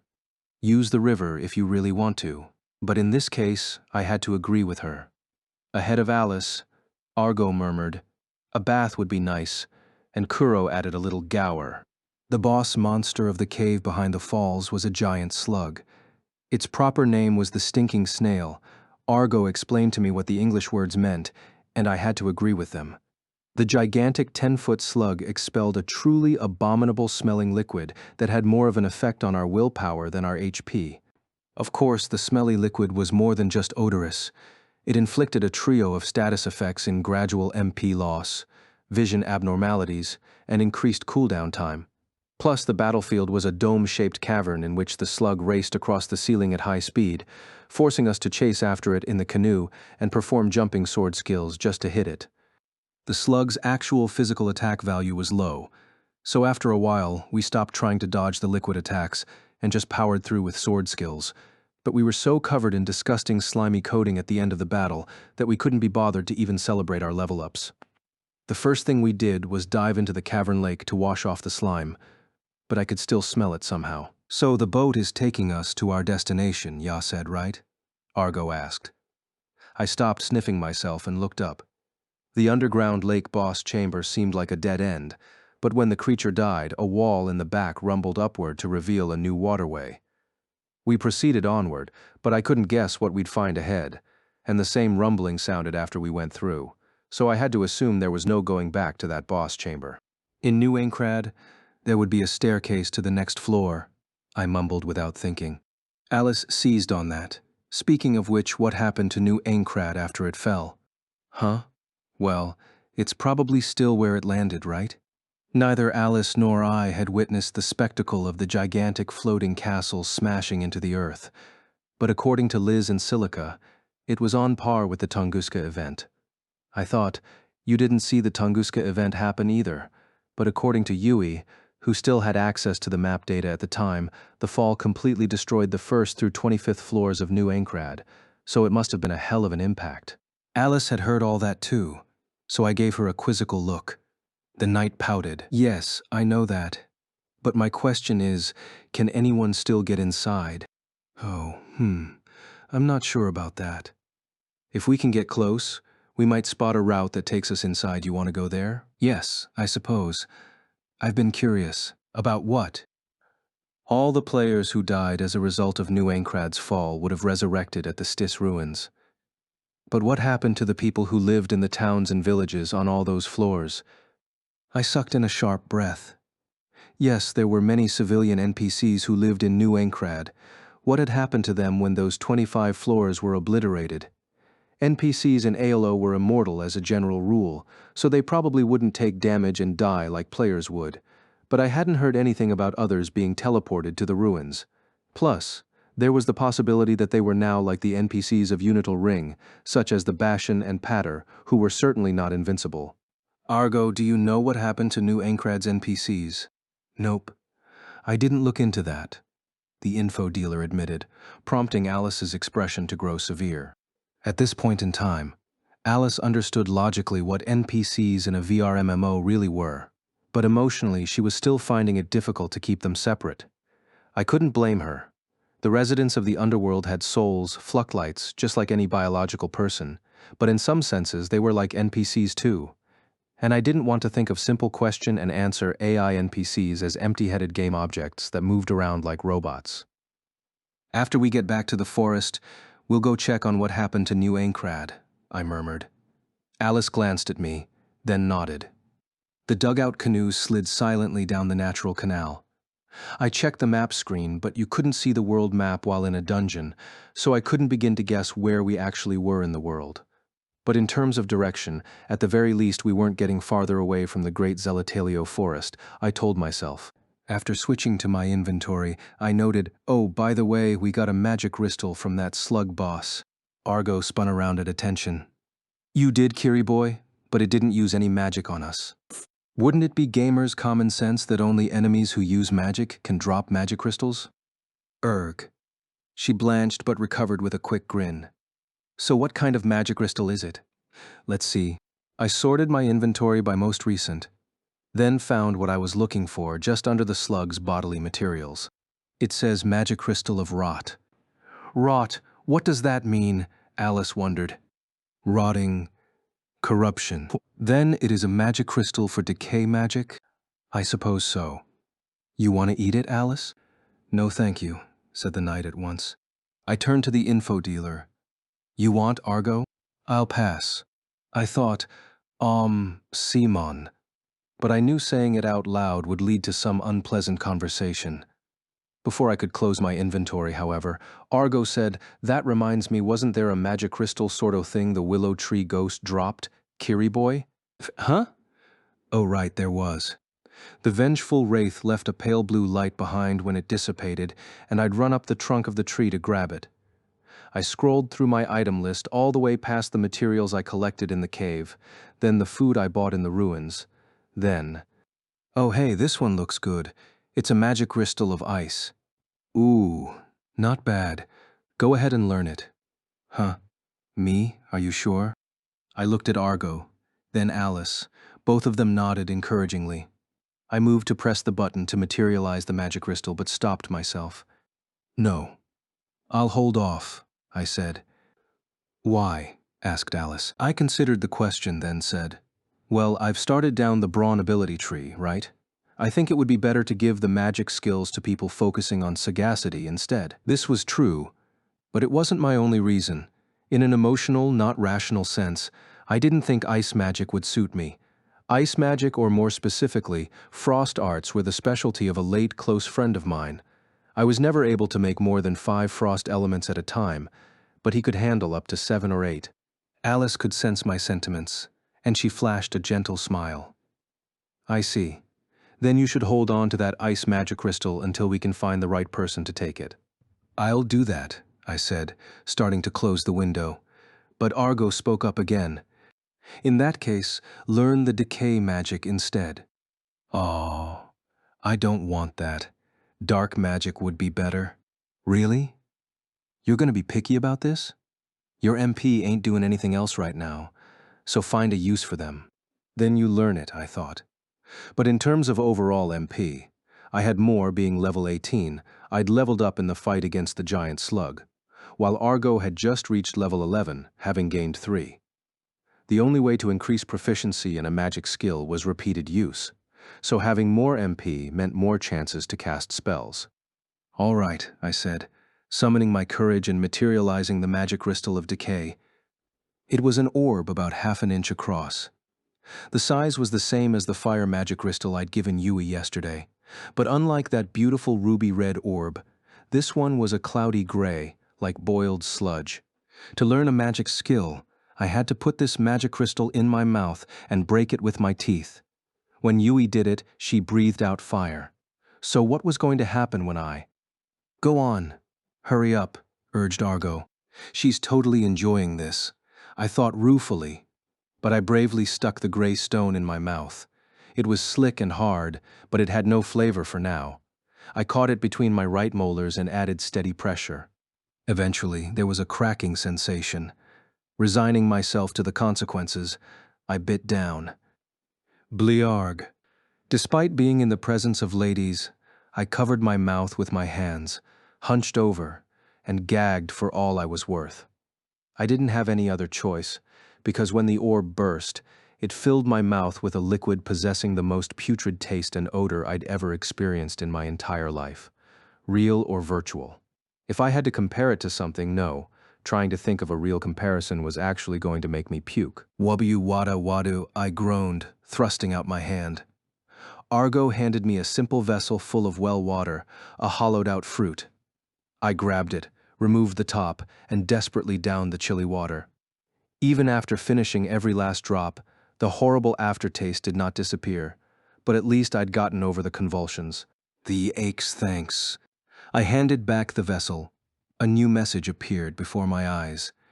Decay magic skill gained. Proficiency has risen to 1. Just the sight of the word decay made my stomach roil again.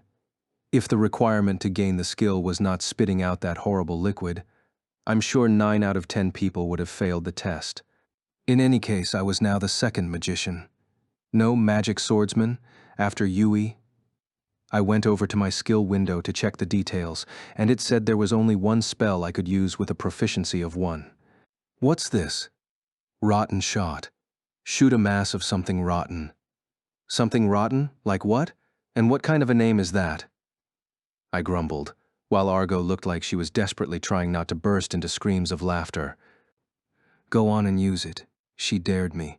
If you laugh, I'm hitting you with the second one, I warned, tapping on the decay magic name, then read the tips that appeared. It said that the basic gesture for activating decay magic was to extend your hands in a rounded shape, like holding a ball, touching the tips of your fingers together. After trying it, I had to admit that compared to the gesture for fire magic, pressing your right palm to your left fist, this one didn't look as cool. But the magic did activate, and a greenish-gray light infused my hands. Next came the finger motions for rotten shot. This one was simple. pulling my hands apart so that my fingertips were 8 inches apart instead. Between them, an orb the size of an orange appeared, the same color as the aura. Its surface rippled with liquid like a living creature. It truly did look like something rotten. I was briefly tempted by a mischievous streak to let it fly right now. I had to stop myself by thinking, "You're about to be 18 years old, so act like it." Instead, I moved the targeting circle to a stalactite hanging over the riverbank to the left, and I squeezed my hands to fire. The gray orb shot out with a horrible splurp sound. It struck the middle of the stalactite, right on target, and splattered everywhere. Nothing more happened, however. It was a very slender and delicate stalactite, but there wasn't a single crack on it. That doesn't seem like it does much physical damage, Argo noted dryly. But maybe it will serve well as a way to harass enemies? Alice added in an attempt to be helpful. Kuro just swished its tail at the prow of the canoe, trying not to get caught in the middle of this. Even without having any abilities in the Sagacity ability tree, I had enough MP to shoot 3 consecutive rotten shots, so I kept blasting the darkness with wasted shot after wasted shot to up my magic proficiency. After 15 minutes, something changed up ahead. There was a vague, reflective blue shine everywhere. Moonlight was entering the cave. I didn't want to jinx it by saying "there's the exit" out loud, so I silently kept the oar moving. Argo and Alice were staring straight ahead. The waterway narrowed bit by bit, then began to bend left and right until I started to worry that the 16-foot canoe might actually get wedged in a curve. Then, without warning, the walls were gone. The canoe glided forward onto a large flowing surface. It was a river. Behind us, there was a narrow opening at one spot in a sheer rock wall. With all of the protrusions, it would probably look like any other hollow from a distance. I quickly opened my world map and saw that we were right at the middle point between the falls where we entered the dungeon and the southern tip of the great Zelatelio forest. That would mean this was the same Maruba River that Alice and I had traveled down hours earlier. With that in mind, the scenery did seem familiar to me. "So there was a cave entrance right here," Alice murmured. "I never even noticed it," I replied. "But I'm sure the door in the boss chamber wouldn't have opened from this side, so it would have been just a dead-end cave." "Do you really suppose we couldn't have opened it?" she asked. I don't know. In game logic, you might be able to get through the back door once the boss was already beaten, but Unital Ring also seemed determined to overturn such assumptions.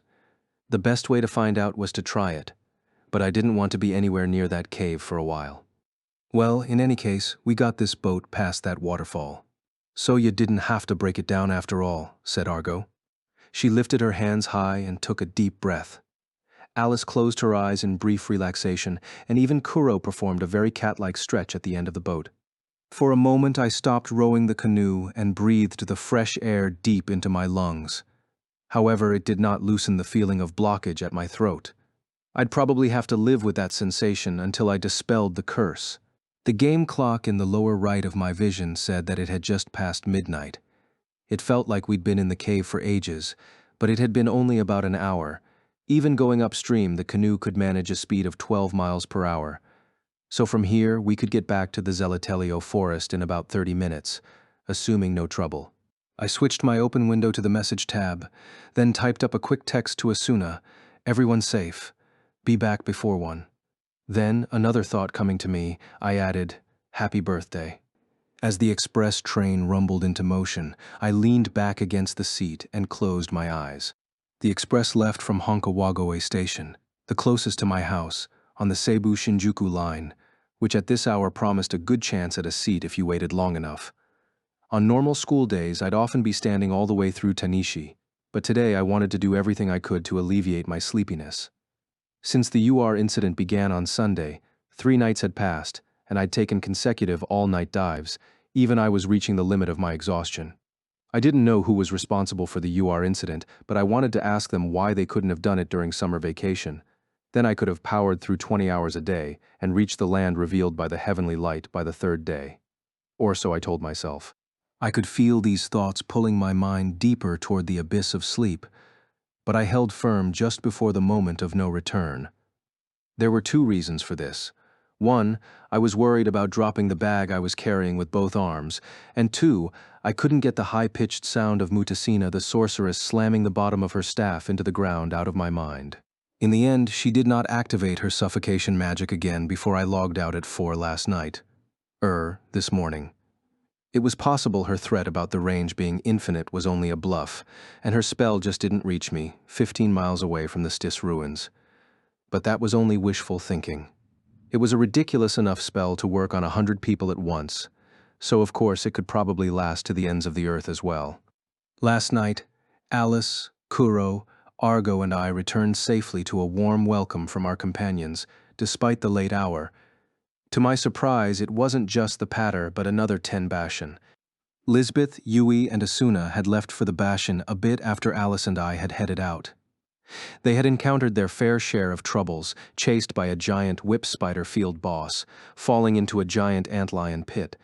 But the trip across the southeast part of the Gioru Savannah had taken them less than 2 hours. When they'd reached the Bashan village, they'd offered some bison jerky, much to the Bashan's delight, and brought up the topic of resettlement. When they admitted that our new town wasn't necessarily safe, the leader of the settlement, Izelma, pulled out her sword and said, "Then show me that you have the strength to protect your town and its people." At that point, Lisbeth was level 12, Yui was level 11, and Asuna was level 10.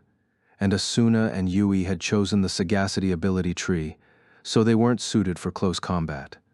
But Asuna put her hand on Lisbeth's shoulder before the other girl could stand, and she said, "No, I'll do it." Her weapon was the fine iron rapier Lisbeth had forged, but her armor was the same light breast armor Yui wore, plus guards for her arms and legs. Captain Wizelma wore only leather on her chest and waist too, but she was a full head taller than Asuna and impressively muscled. Her weapon was an ultra-thick curved cleaver, like a combination of sword and axe. Upon seeing the delicate rapier, which seemed likely to shatter if their weapons met, Wizelma and the other warriors assumed Asuna was simply the warm-up act for Lisbeth, the masser. But Asuna avoided Yizelma's furious attacks with simple footwork, waiting for the moment her opponent was unbalanced, and then she struck the center of the cleaver with the 2-part rapier skill Parallel Sting. Yizelma admitted defeat, then named the next captain right on the spot before personally requesting to join the expedition to the Great Zelatalio Forest. After Wizelma nominated herself to go, 9 other Bashan joined in, and the traveling party of 13 scattered the whip spider and antlion on their way back to the forest town by 11 o'clock. So we ended up coming back 2 hours late, by which point the Bashan had split up the living space on the west quadrant of the town and gotten busy building the furnishings they'd need.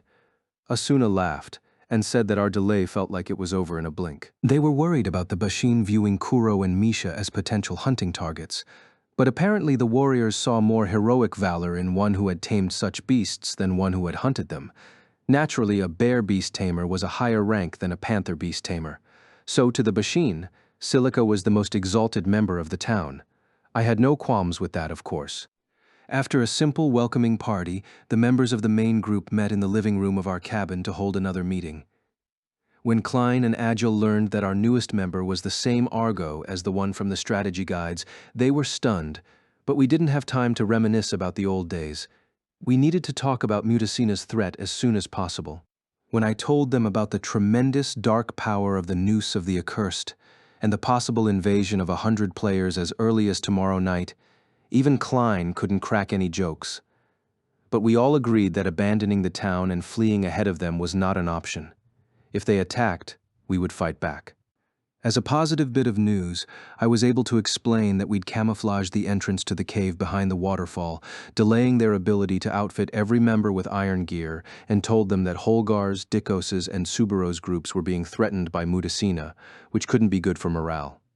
Still, the difference in numbers was overwhelming. With 10 Bashan and 20 Pater plus Argo, we now had 41, plus 4 pets. If you counted Misha and Pina as having a combined strength of 5 people, and 2 each for Kuro and Aga, that put us at 50, only half of the enemy's numbers. To make up for that deficit, we needed one more big wrinkle to our advantage. The meeting lasted until 2 in the morning, and we threw around many ideas, but none of them were practical or realistic, and it became overnight homework. On the other hand, The previous bit of homework about replacing the name Kirito Town turned up a rather clever suggestion from Lifa. Her choice was Ruis Narig. It was the name of a king's castle in ancient Celtic myth that was surrounded by a circular wall, like our forest town. Our town didn't have a king, but no one opposed the choice. In fact, it was unanimously accepted on the spot, becoming our official name. Whether Ruis Narig became a true town or turned into a ruin after just 3 days would depend on the battle tomorrow night. Argo kept shooting me glances during the meeting, which I took as insistence that I tell everyone that I had suffered Mutasina's magic too, but I was unable to bring it up in the end. If I did, everyone would have worried about me, gotten angry, and made undoing the spell our top priority. But I harbored a nasty certainty that the only way to cure it was to kill Mutasina and break her staff in two. Our time was precious, and I didn't want to waste anyone else's. We needed to focus on raising everyone's levels and skill proficiencies for the sake of defending our town. Argo approached me after the meeting and whispered, "You stubborn goat." But she did respect my decision, adding only, "I'll do everything I can," before returning to the group. She was right about my stubbornness, but it wasn't like I'd decided the curse was impossible to dispel without any evidence. After I explained the noose in detail at the meeting, Yui found the information troubling. She said that the scale was too vast and the effect too strong. Assuming Mutasina had inherited the dark magic skill from Alo, her proficiency should have dipped to 100 after the grace period wore off. At that point, whatever magic she could use would be equivalent to my 3-part sharp nail for the one-handed sword skill. But Noose of the Accursed was a tremendous work of magic greater than even the ultimate sword skill, the 10-part Nova Ascension, or perhaps the ultimate attack of the dual blade skill, which didn't exist in Alo, the 27-part Eclipse. No one could say a word after Yui's proclamation, but it was undeniable that Mutasina had used magic with a proficiency of 1,000. So undoing that curse would require magic of the same level or an item that was suitably powerful.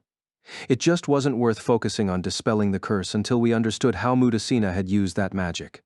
I was nodding off with these thoughts coursing through my mind when the express slid into Hana Kogane Station.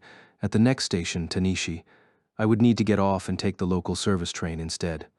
I didn't get a power nap in, but I'd at least have 20 minutes or so to sleep once I got to school. I adjusted the paper bag resting atop my school bag in my lap and mentally prepared myself to get up from the comfort of my seat. The train completed a gentle curve, bringing the morning sun's prickle to the back of my neck through the window.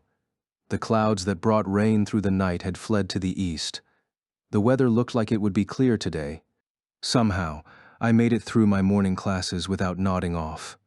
Like yesterday, I hurried off to the outside secret garden bordering the library. In one hand was the bag of snacks I'd bought from the cafeteria, and in the other was the bag with the department store logo on it.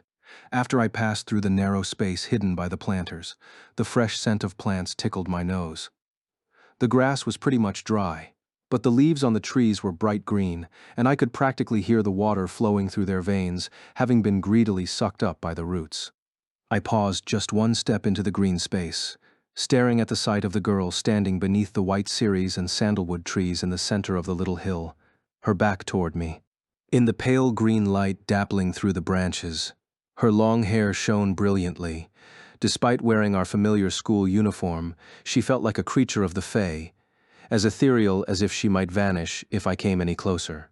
Just then, sensing my still presence, the girl spun around. She grinned briefly upon seeing me, then pouted. I rushed up to her, but she turned her head away in a huff. "Why do you always watch me from behind like that, Kirito?" "Oh, come on. I don't always do that. You've been like that since the beginning." Beginning. In the first labyrinth tower of Enkrad, you were secretly watching me fight those kobolds, weren't you? Stunned at the mention of something that happened nearly 4 years in the past, I could only grimace and argue. "Well, I couldn't interrupt your fight, and I talked to you as soon as you were done." "Yes, and what you said was, that was overkill." In all honesty, my very first impression was that you were somewhere between a weirdo and a crazy person. "Hey, that's messed up. I was honestly concerned for your well-being, and that was your reaction." She suddenly cracked a smile and chuckled, and I laughed too. But the truth was that the reason I didn't say anything to her until that fight was over was because I'd been lost in the sight. I'd been captive to the beauty of Asuna's sword technique, piercing the darkness like a shooting star. After laughing, Asuna threw her arms wide and wrapped me in a big hug. The truth is, I was kinda happy you said something. At least that way. I knew there were still players in that world who might actually care about someone else. I didn't know how to respond to that. The only thing I could think to do was hug her back, but I couldn't do that either, because my hands were full. Instead, I pressed my head against hers, hoping to relate my feelings directly. I didn't know if I succeeded, but after a few seconds, she lightly pulled back with her usual gentle smile. Well, let's eat lunch. Sorry to make you run the errand. Of course. I mean, today is your... She placed a finger over my mouth to stop me. I'd like to hear that one after we eat. Got it. I moved the bags to one hand, allowing me to pull the polyethylene sheet out of my pocket and place it on the grass. The long, thin store bag went on the corner out of the way, so we could focus on the baguette sandwiches and vegetable juice from the cafeteria. We'd had baguettes for lunch yesterday too, but they changed the menu around each day, so I never got bored of it. Here's your niçoise, Asuna. Thanks. What did you get, Kirito? Gorgonzola and sun-dried tomato. Ooh, that sounds good. Shall we share half and half? Okay, if you want. On the other hand, I couldn't cleanly tear the firmly toasted baguette sandwich in two with my hands, and I didn't feel right about giving her a piece that was already bitten. Thankfully, Asuna pulled something silver out of her skirt pocket. It was a keychain with 2 keys on it. No, a tiny multi-tool. She extended a knife about 2 inches long, then presented it to me handle first. Here. Good luck. Thanks. I took it and gave her a funny look. Do you always carry this around? Yes, I do. Why would you? You're going to have some tricky questions to answer if a police officer ever has to question you. Teenage girls don't get questioned by the police. I wasn't so sure about that, but Asuna made a more serious face and declared, I've made up my mind. Next time, I'm going to keep you out of harm's way. Huh? After a brief bit of confusion, I understood what she meant.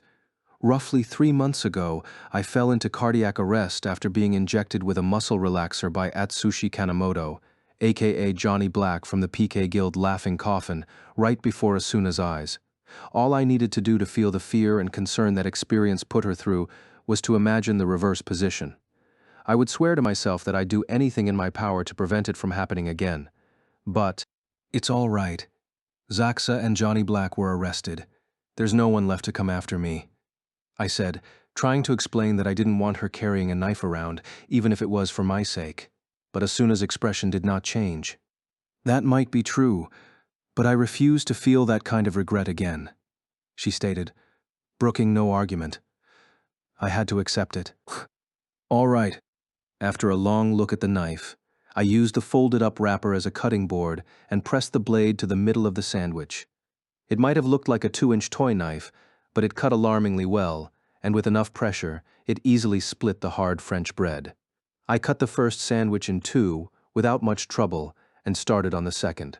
All done. I rewrapped the halves of niçoise and sun-dried tomato sandwiches and offered them to Asuna, who thanked me. A tissue came in handy to wipe the knife blade clean before I folded it back in and returned it. Both the baguette sandwiches were delicious, and I was glad we shared them, but there was still a note of unease in my chest, like a pebble that refused to be dislodged. If there were some unknown members of Laughing Coffin still lurking out there, and they attacked and got Asuna to fight back with her knife, she might be arrested for excessive self-defense. Of course, I didn't want either of us to get hurt. But surely the optimal solution was not to have Asuna carrying around a weapon all the time. Perhaps I should be the one to carry the knife with me. But no, there had to be a better way. I was chewing in silence, pondering this depressing topic, when Asuna murmured, I'm sorry to worry you like this. No, I'm the one causing the worry here. I nearly died right before your eyes. I should have been taking better care of myself. No, it's true. I know I've been overthinking things too. I feel like I'm going crazy, carrying this around with me. But you've always had this thing about dragging people closer to you, ever since SAO. Good people and not so good people. I wanted to deny that, But I knew I couldn't. The people in Laughing Coffin had first tried killing me at the very, very start of Ankrad, on just the third floor. Thinking back on it, even after the conversion to Unital Ring, 3 times people had said my name as they attacked. Mokri on the first night, Schultz on the second, and Mutasina last night. In middle school, I was the guy even my own classmates forgot about.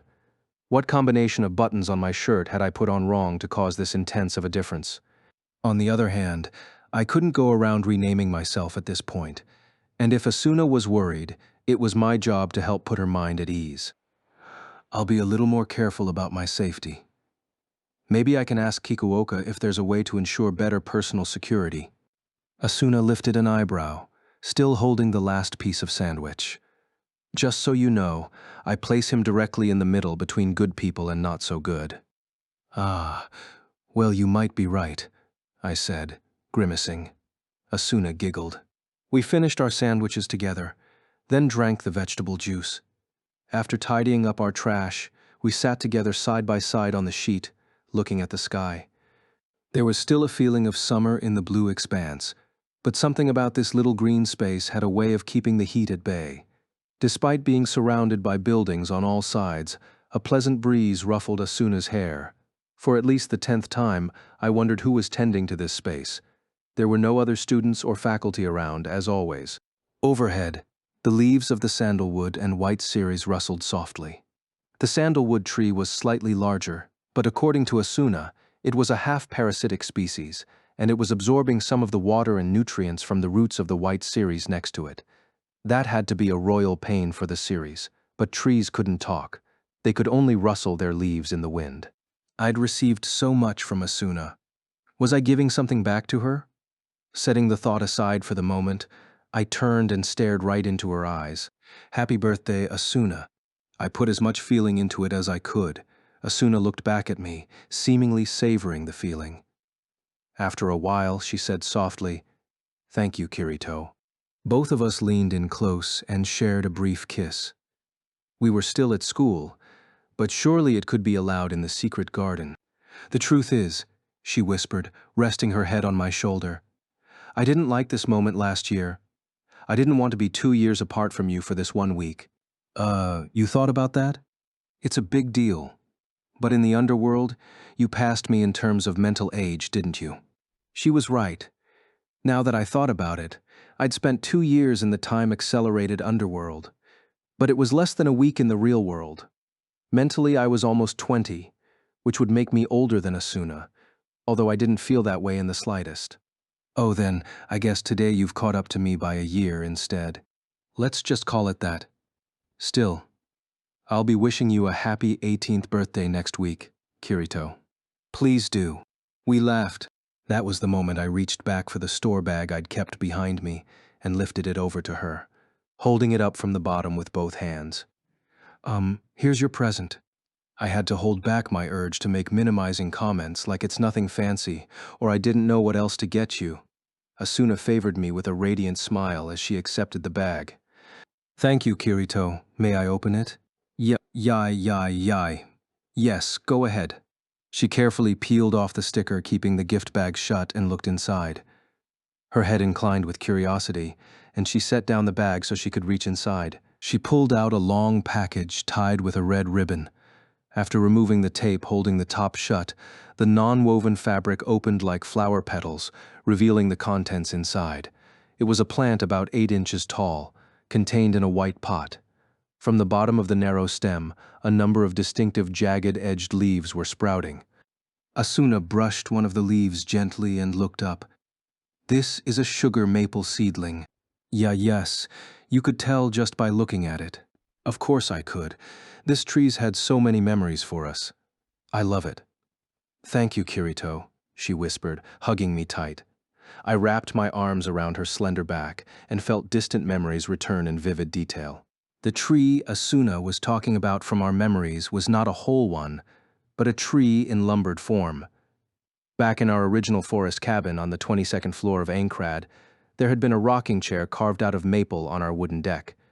That rocking chair was made for us by a woodworker named Mahokal, and it served as a kind of symbol for our brief 2 weeks of marriage.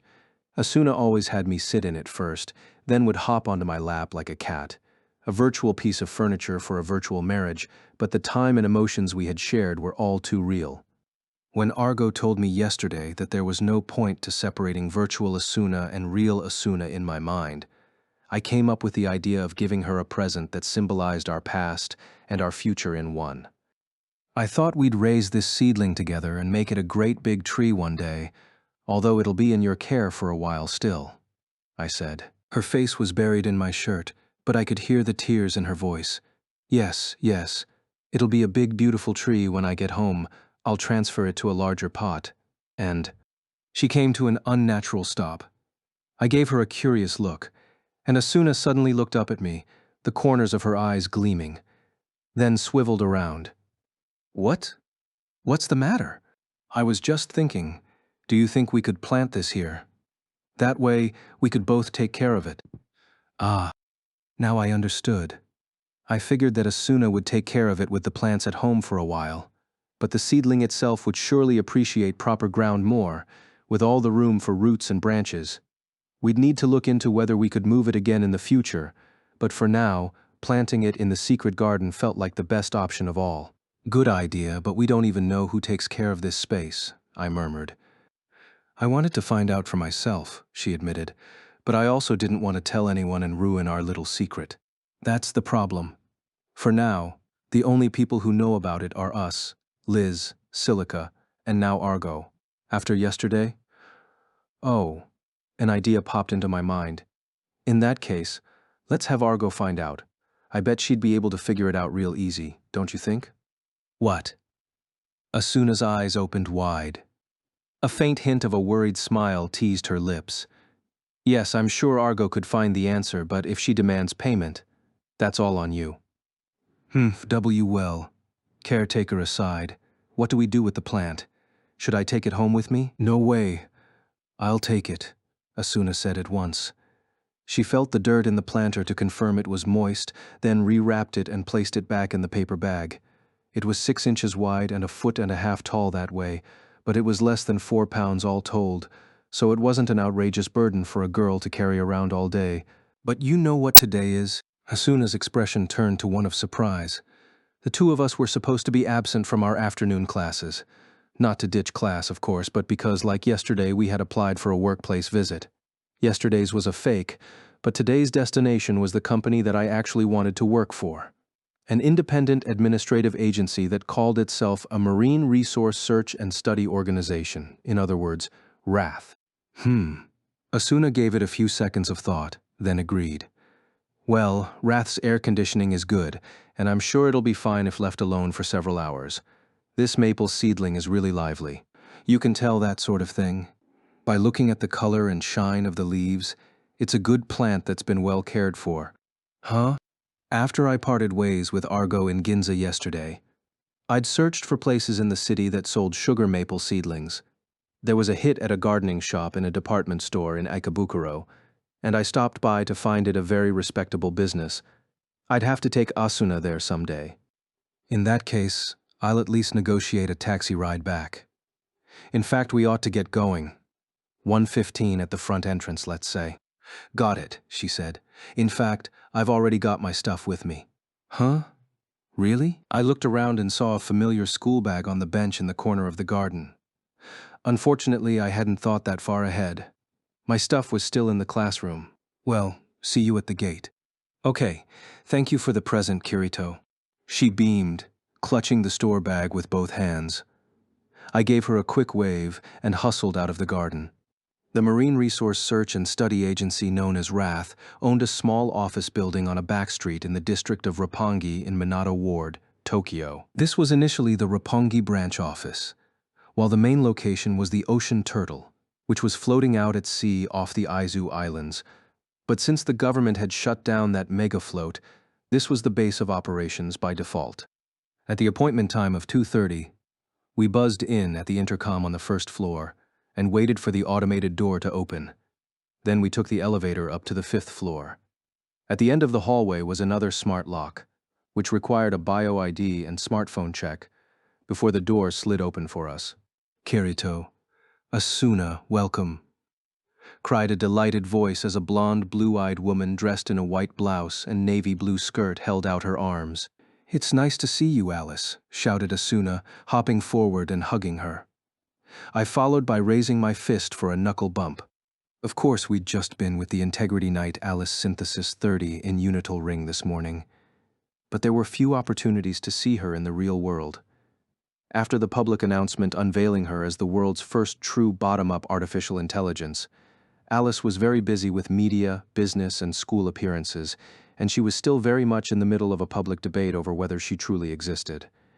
What made things complicated was the fact that Wrath was an independent administrative agency, in other words, a research agency that was half public, half private, so ultimately, legal ownership of Alice resided with the government. Plus, there was a battle between 3 different government agencies over who should have the lead in that regard. The Department of Defense, home to the leader of Project Alicization, Seijiro Kikuoka, the Ministry of Education, Culture, Sports, Science, and Technology, which operated the Ocean Turtle as a marine research vessel, and the Ministry of Internal Affairs and Communications, which was spearheading the country's next-generation AI strategy. Undeterred, Kikuoka and Dr. Rinko Kojiro were using the situation to slow the government's action and bring the debate over human rights for AI into the public's mindspace. What they needed was for as many people as possible to recognize Alice's human-like qualities, her actual humanity, in fact, and that required trotting Alice out at as many events and parties as possible. It was only recently that her schedule had slowed down a little, which was how we were able to go on Unital Ring adventures with her.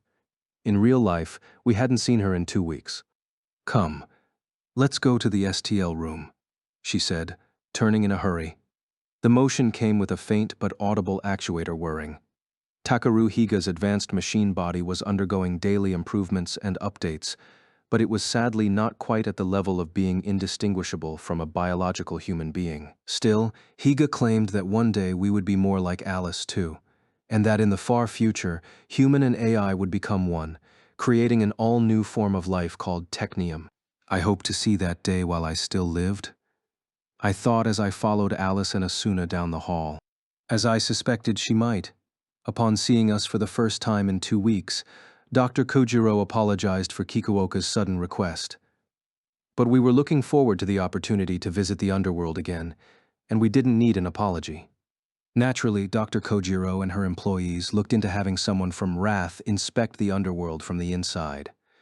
But because they couldn't use any of the super accounts or other high-level accounts, and because they knew too little about the workings of the human realm there, they'd reached the conclusion that it was best for me to dive in myself. I appreciated the decision, but to be perfectly honest, I didn't know much about what was happening in there either. In our last dive, Asuna, Alice and I had appeared in space, where we'd seen Integrity pilots named Stika and Lorani, who flew us to Centauria in their spaceships, and then took us to Lorani's home by hiding us in the cargo space of a strange vehicle. There were no windows in the space, so I couldn't see much of Centauria, and our time limit was up after just a bit of conversation with the girls, so it was woefully inadequate as a fact-finding mission. Currently, the underworld was locked to real time, so it was not accelerated. We wouldn't find ourselves centuries further in time the next time we dived in. And yet, I wish they could turn it back to 1,000 times speed just for while we're in there. I grumbled as I took off my uniform jacket in the STL room. Dr. Kojiro looked up from checking the machinery and gave me a smirk. I hear that 5 times a day around Wrath. They want us to speed it up because the tasks take forever, or they don't have time to play games. She looked quite tired, to be honest. So I asked her the honest question on my mind. Can you not actually use the STL that way? Not just for the underworld, I mean. Can you dive into a random virtual office and use the Fluxlight acceleration rate to get your work done faster? In short, yes, but to do that, you need hardware like the main visualizer on the Ocean Turtle, and to build one of those, it would cost as much as 10 state-of-the-art mainframes. I thought about asking how much one of those mainframes cost, but decided better of it. Dr. Kojiro chuckled and continued, but in the distant future, let's say 30 or 40 years from now, wearable devices with FLA capabilities might be common, so everyone can work or study in a time-accelerated environment. Or play games, of course. 30 years?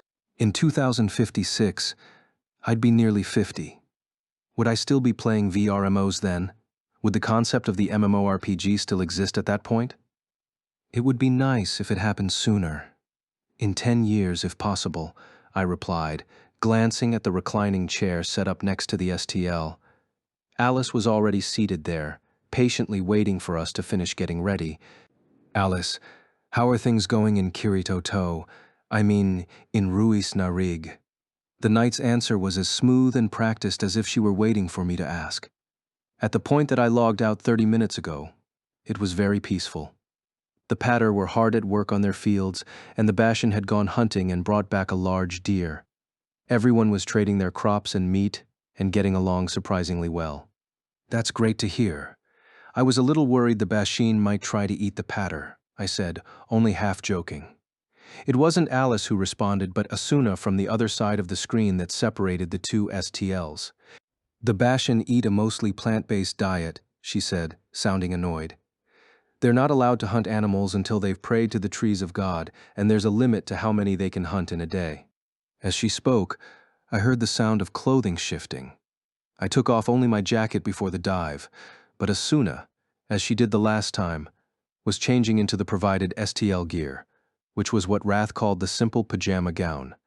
When I asked her why, she claimed her uniform would get wrinkled. Are the trees of God those gigantic trees in the Gyoru savannah? I asked, lying down on the STL's gel bed. Asuna, already changed, popped out from behind the wall to answer. That's right. I saw them last night. They're like baobab trees, 2 of them, standing 300 feet tall at the top of a hill. It was an amazing sight. I can see why you'd pray to them. That reminds me. The silver coin Sinon gave me was carved with 2 trees on the back. I wonder if those are the same trees you saw. I don't know. I didn't see the coin, she replied, shrugging. No, said Alice from the other direction. The trees on the 100L coin were not like the baobab trees of the real world. If anything, they looked more like broad-leaved trees, such as platinum oak. It was a bit tricky, because platinum oak was a species unique to the underworld. But I understood what Alice meant. Most likely, there was another culture in the world of Unital Ring aside from the Bashan that also worshipped an image of dual trees. I made a mental note to ask Sinon, if I met up with her tonight, where she'd gotten the coin. Well, we're all ready, Dr. Kojiro told us. She'd finished fiddling with her tablet. How are you feeling? Good to go, I said, speaking for the group. Asuna and Alice nodded eagerly. In that case, it's almost 3 o'clock now. When it turns 5, use the same gesture command as the last time to log out. If you don't emerge on your own, I'll disconnect you at 5:10. Are you sure we can't push it to 6 o'clock? I pleaded. But Dr. Kojiro was not convinced. No, she said firmly. This dive is to check for safety. We can't allow you to dive for longer periods unless we know you two are able to connect without any issues. Fine. The actual investigation into the break-in will have to wait for Saturday. You're free to look around Centauria, but do not approach Central Cathedral, Dr. Kojiro said, making her point very clear. She turned to Alice and continued, I'm sure there is much that you wish to know too, but I'll ask for a bit more patience. I'll make sure you can visit the underworld every day for as long as you want, very soon. Yes, Dr. Kojiro, I know, Alice replied with a smile. She leaned back in the reclining chair and closed her eyes. Asuna and I went to lie back on our gel beds and fit our heads into the depression on the headrests. Let's begin then. Dr. Kojiro tapped the tablet, lowering the lights in the room. With a deep, rumbling sound, the head block of the STL slid down and over my head. The mechanical sounds became distant, turning into a strange noise like a breeze or waves lapping at the shore. The machine accessed my fluctlight, my very soul pulling me away from the world of reality. I felt peaceful, weightless. As I fell into darkness, it felt almost nostalgic to me. First, I saw light. The tiny little brilliance expanded, refracting into an array of color, enveloping my sense of vision, and even beyond. I blinked several times at the light, then realized I was staring directly at the sun through a window. After pulling my gaze from the large arched window, I stared at my surroundings. The ceiling was high in the room, and the walls and supports were finely decorated in a medieval European, no, in a Centaurian way. This was the guest chamber at the Arabelle home, where Lorane had brought me in my last dive. I was sitting on a small sofa in a large room. On the right, there was a 3-seat couch where Asuna and Alice sat side by side. Both were looking around the room without a word. Asuna assumed the appearance of the goddess of creation, Stacia with pearlescent armor over a white dress, and Alice was dressed in golden armor over a blue dress, her Integrity Knight outfit. Next, I looked down at myself. I had on a black jacket with an elongated coat-like hem, with pants of the same color. There was a large fold of fabric in the fly-front style to hide the buttons, and shoulder epaulettes, plus sleeves and collars made of white fabric with gold stitching. This was similar to, but not exactly the uniform of the elite disciple of Swordcraft Academy. It was what I'd borrowed from the armory of Central Cathedral after escaping the underground cells. I'd been wearing it through all the battles against the Integrity Knights, Prime Senator Chudelkin, and Administrator, so it was tattered and torn at the end, but now it was perfectly pristine. Say, Alice, whatever happened to these clothes? Huh? Alice frowned and blinked. I put them among your belongings when taking you to Rulid from Central Cathedral. Selka gave me needlework lessons and I repaired them, then put them back on you when we took part in the battle to defend the realm. I don't know what happened after that. But there are no signs of repair on this at all. Kirito, is that really something you need to figure out right now? Wondered Alice with exasperation. Then, as though playing back the words she'd said just seconds earlier, she bolted to her feet, armor clanking. Selka. She rushed across the floor to the arched window to the south, pressed her hands against the glass and was still. Asuna and I shared a look, then got to our feet. We moved to stand next to Alice and saw what had been impossible to see through the sunlight earlier. Beyond the city stood a vast white tower that split the evening sky. The Axiom Church's central cathedral, the very center of the 4 empires of humanity. At last, I truly realized I was back in the underworld, and I breathed in deeply. My hands moved of their own accord, searching for the source of the weighted feeling on my hips. On my left side was a black sword with a powerful design, the Night Sky Blade. On my right was a beautiful white sword with an elegant design, the Blue Rose Sword. I lifted the hand holding the sheath of the Blue Rose Sword, tracing the fine rose carving on its hilt. I continued brushing and rubbing it to see if I could feel anything, but the only sensation coming through my skin was cold and hard. There was, of course, not a single trace of the body warmth of this sword's rightful owner, the boy with the flaxen-colored hair. Next, I moved to grab the slender handle. I tried to pull the sword loose, but I could not. During the battle against Administrator, the Blue Rose Sword fused with Yu-Gi-Oh and became giant, then was broken in half by her rapier. During the Other World War, after I recovered from my coma, I repaired the sword using Incarnation, but I couldn't tell now if it was still whole or if it had reverted to its previous broken state. Incarnation in the underworld used the power of the imagination to overwrite the state of things, but it was a temporary power and did not permanently alter anything.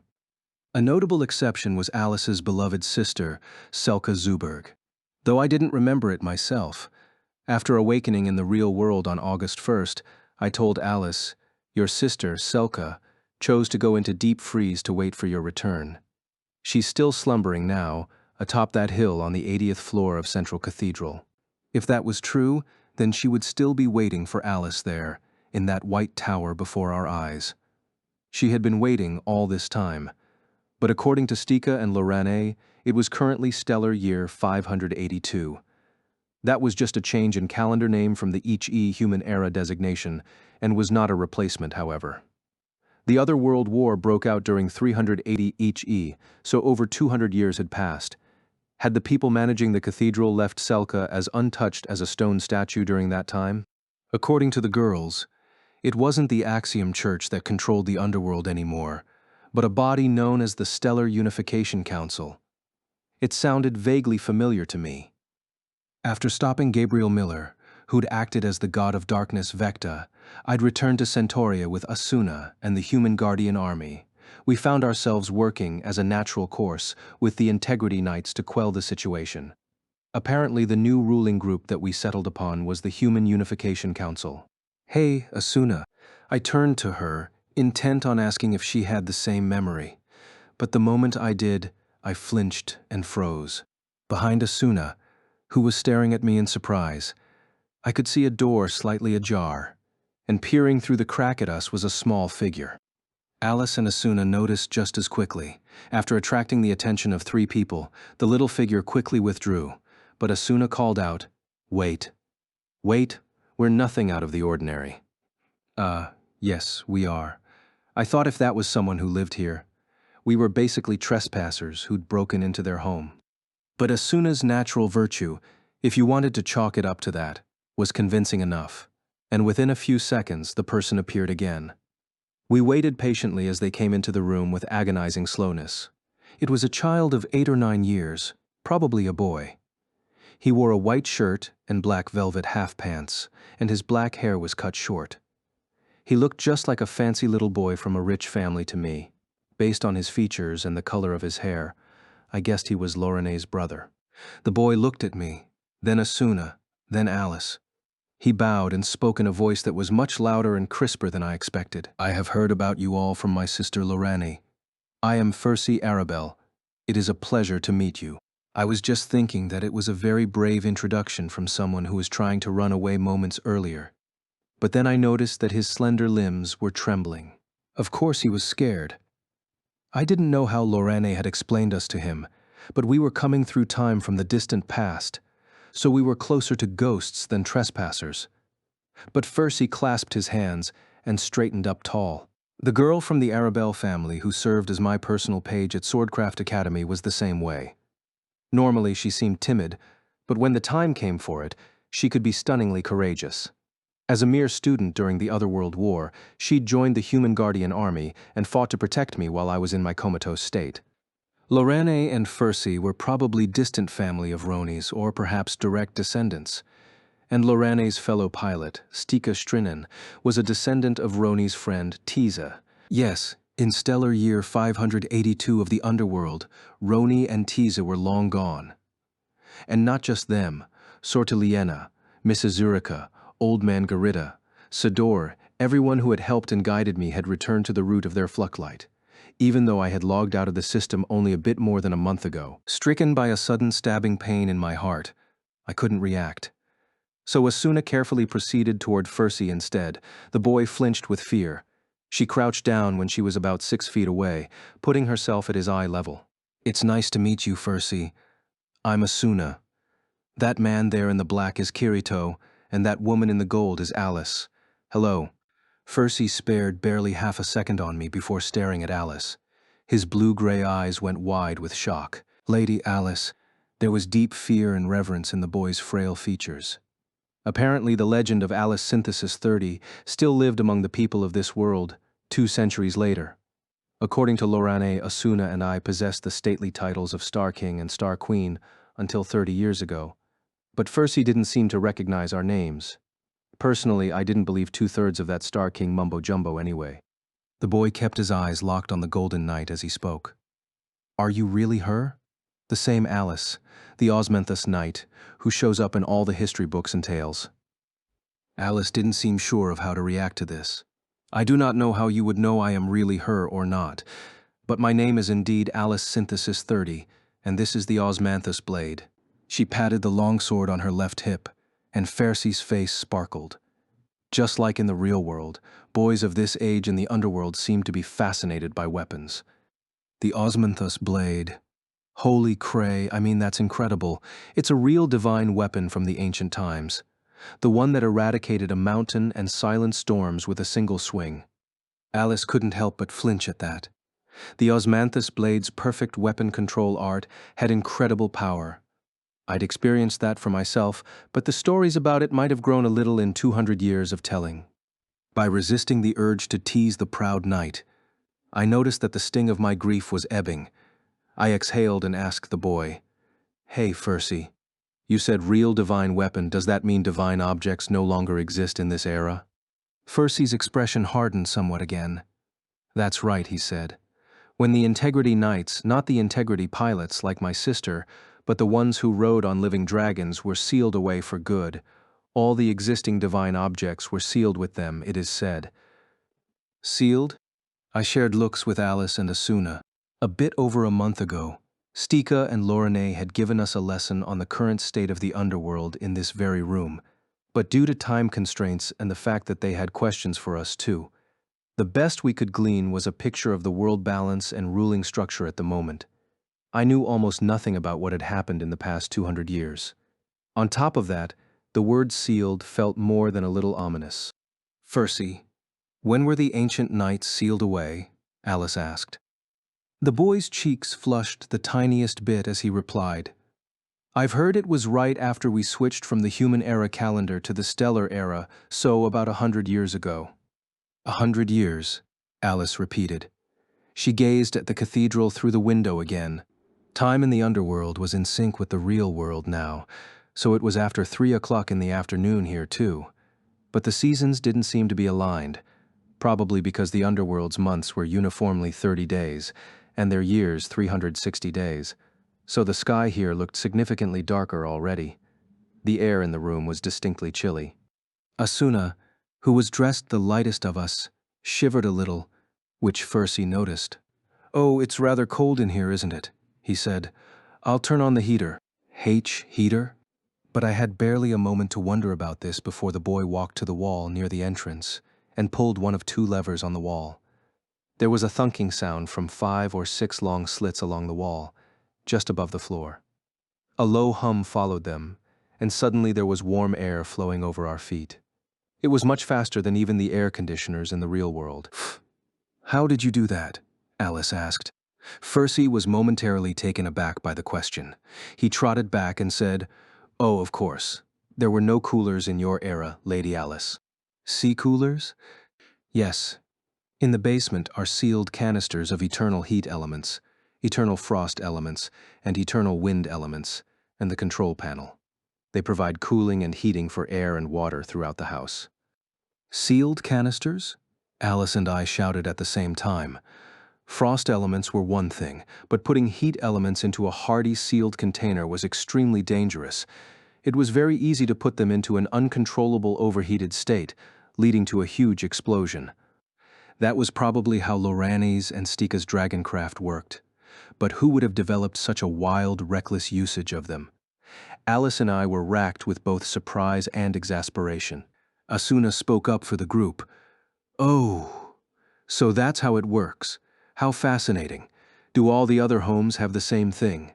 Yes, and they're making their way into some commoner homes too, not just noble mansions.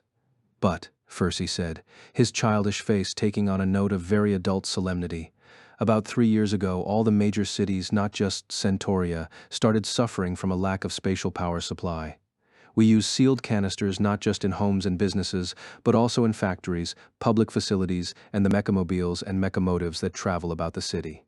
Mechamotives. I shared another look with Alice. The last time, we were escorted to this home from the airport by something like a horseless carriage, so that was called a mechamobile. Out of the 8 elements, heat elements consumed the highest amount of spatial sacred power, so it stood to reason that utilizing them in limitless amounts around a huge city was going to dry up the power supply. Who would have thought they'd be dealing with depleted natural resources in the underworld too?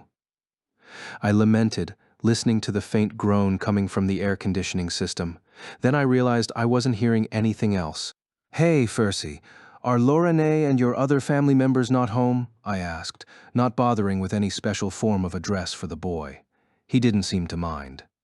No, my sister is on duty at the base, of course. My mother is there too, and my father works for the North Centaurian government. Oh, but he opened the door and clapped twice, loudly. There was a jangling in the hallway, out of sight. Within seconds, a huge gray mass bounded into the parlor, and all 3 of us leaned backward in alarm. It was a sheep. No, a dog. But I'd never seen a real dog that looked like this.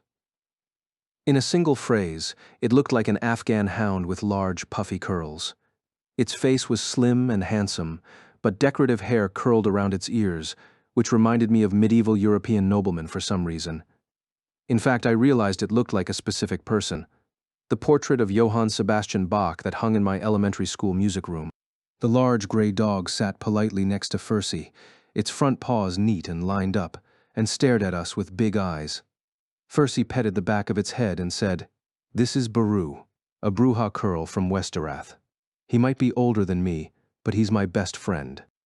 The curly-haired dog barked happily, as though agreeing with the statement. Asuna immediately clasped her hands before her chest and shouted, "Oh, what a big doggy. May I pet him?" "Gee, go right ahead," said Fursy, but Asuna was already on the move. She approached low and from the side, so as not to intimidate the dog. She crouched and said soothingly into its ear, "Hello, Baru. I'm Asuna." Woof. The reply did not seem hostile. Asuna let Beru sniff her hand for a good while before she scratched softly behind the dog's ear. It looked very pleased with that, so she scratched harder. "Asuna really does love dogs," Alice whispered. I nodded back. I thought she was more into little dogs, but she seems to like big ones too. It makes me wonder how she would react to a canine divine beast. Huh. You have that in the underworld? Very, very long ago. More importantly, Alice said, dropping her voice even quieter, don't you find this odd? If his sister and parents are out working, this would presumably not be a day of rest. So why is a child of his age not in school? Huh? You don't think he's already come home from school? It's only 3:15, Alice said, looking at an analog clock hanging on the wall. When I was diving into the underworld, the way you told time was with special bells in every town and village that played distinct melodies on every hour and half hour. I couldn't count how many times I'd wished, if only I had a clock. Apparently someone had invented them in the 2 centuries since then. In any case, the golden hands were indeed pointing at 3:15. I didn't know the details of elementary school times and after-school activities here, but if you told me it was too early for him to be home, I might believe you. Ask him directly, Alice. Ask him yourself. You're the one who brought it up. I just said it was a little odd. While the two of us bickered and refused to act, Asuna, whose hands were rubbing all over Beru's neck, asked, "So did you already finish school today, Fursy?" The two of us looked his way. Fursy's blue-gray eyes widened briefly before he cast them to the ground. Asuna's expression didn't change, however. She waited for the boy to speak. That gentle, all-encompassing aura of hers, her very presence rather than words or gestures, was Asuna's greatest asset. Fursy lifted his face just a little to look at her. Beru leaned over and licked his master's hand. That seemed to give the boy the courage to speak.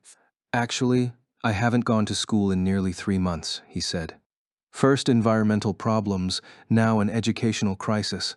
I thought glibly. Of course, I wasn't going to say it out loud, because regardless of the world, a boy his age not being able to go to school was a grave problem.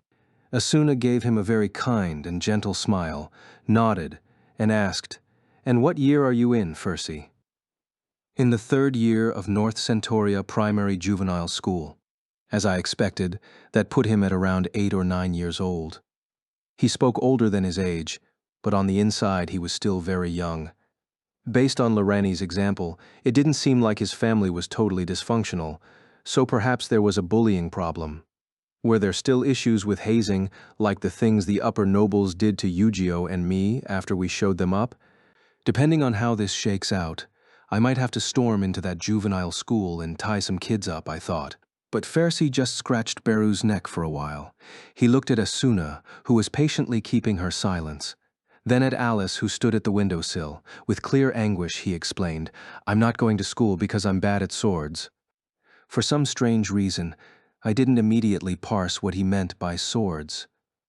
Asuna and Alice seemed momentarily confused, too, until Asuna brushed the rapier at her side. It was a GM-only weapon called Radiant Light, and asked, "Just to be sure, you mean like this sword? You use swords in juvenile school?" Now it was Fursy's turn to look surprised. "Of course we do. Swordsmanship is a very important part of our lessons. Any student who wants to attend the North Centauria Imperial Swordcraft Academy must receive high marks in swordsmanship." I sucked in a sharp breath and took a step closer to the boy. The Integrity Knights are gone, but Swordcraft Academy is still around? In the forest in District 5? The boy seemed alarmed by my intensity. but it was replaced by sheer surprise. Did you say your name was Kirito? My sister told me you were an otherworlder. You know about Swordcraft Academy? In the previous dive, I persistently told Stika and Lorane that I was just a person from another world, not some stuffy Star King or whatever, and they had obliged by describing me as such to the boy. I was curious as to what Fursey made of the concept of another world, but I could ask about that later.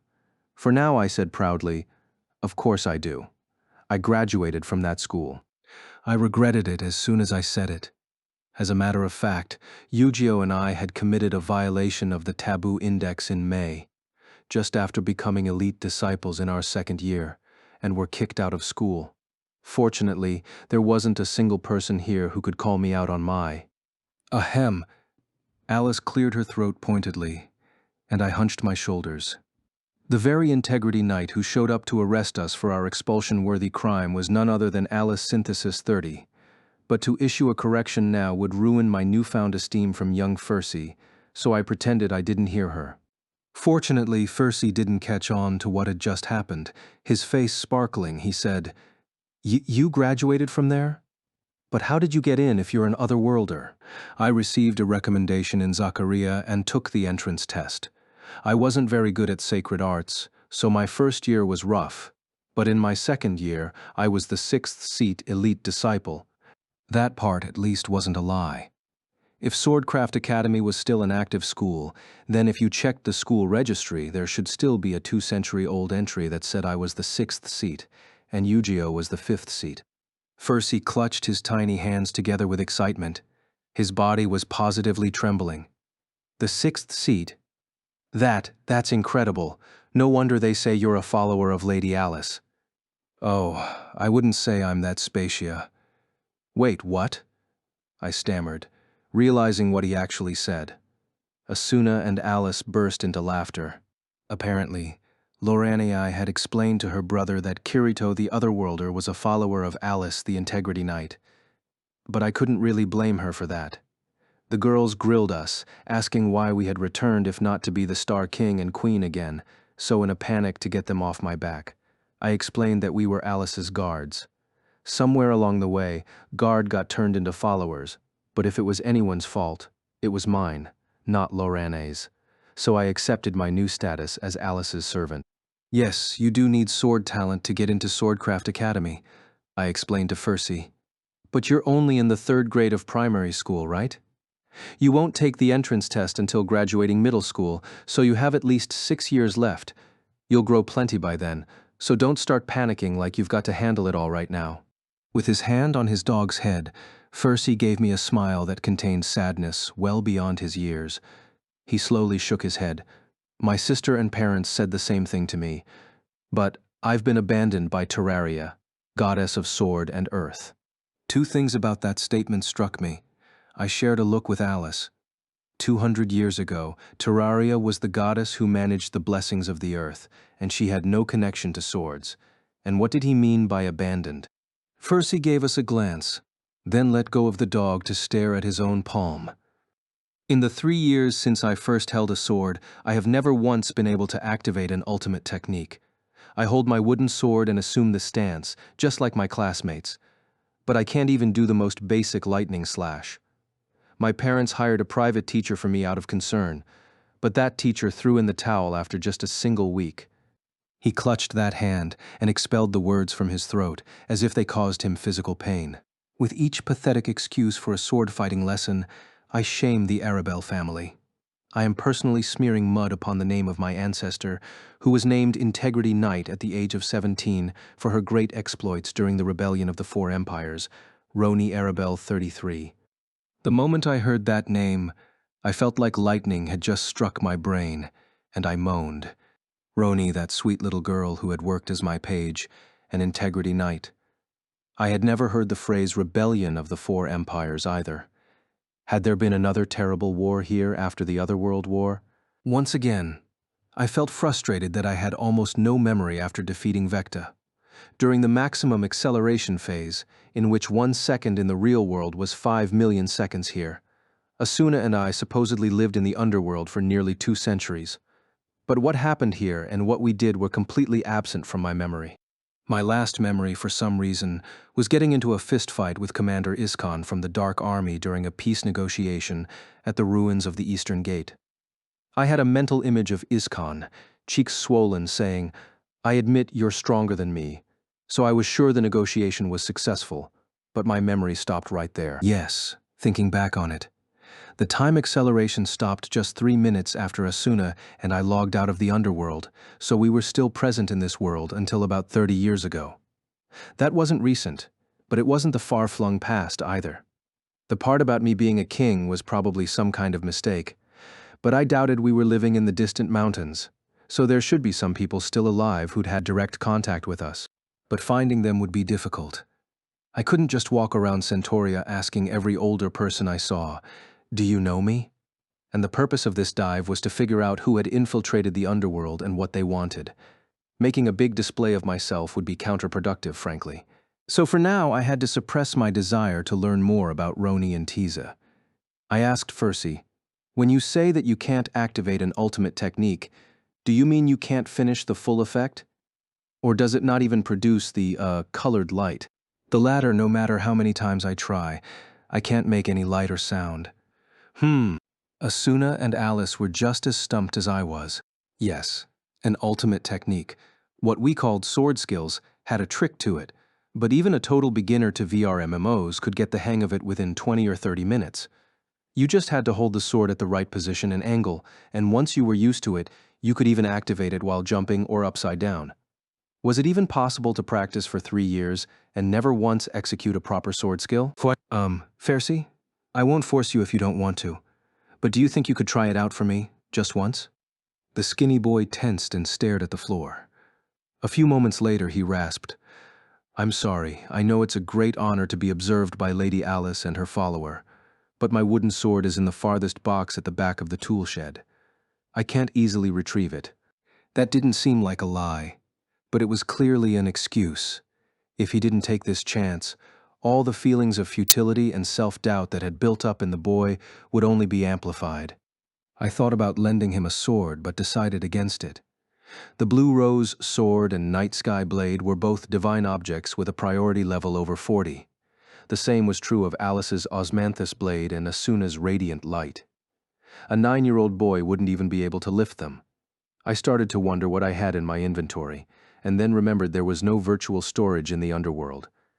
The only belongings I had right now were my 2 swords and whatever small articles were in my belt pouch and pockets. In that case, I looked around the spacious parlor, and my eyes landed upon a silver candle stand on the table. It seemed to be a simple piece of interior decoration, because there wasn't a single candle in it. I walked over and picked it up. Asuna was befuddled, and Alice had a suspicious look in her eyes. But before they could say anything, I focused my attention. Baru sensed something and barked, "Woof," but a caress from Fersi kept the dog calm. Suddenly, the candlestand flashed and began to change shape. The 3 arms fused into one, a short blade, the wide base shortened into a delicate handle. Within 5 seconds, the stand had turned into a short sword that was just the right size for a child.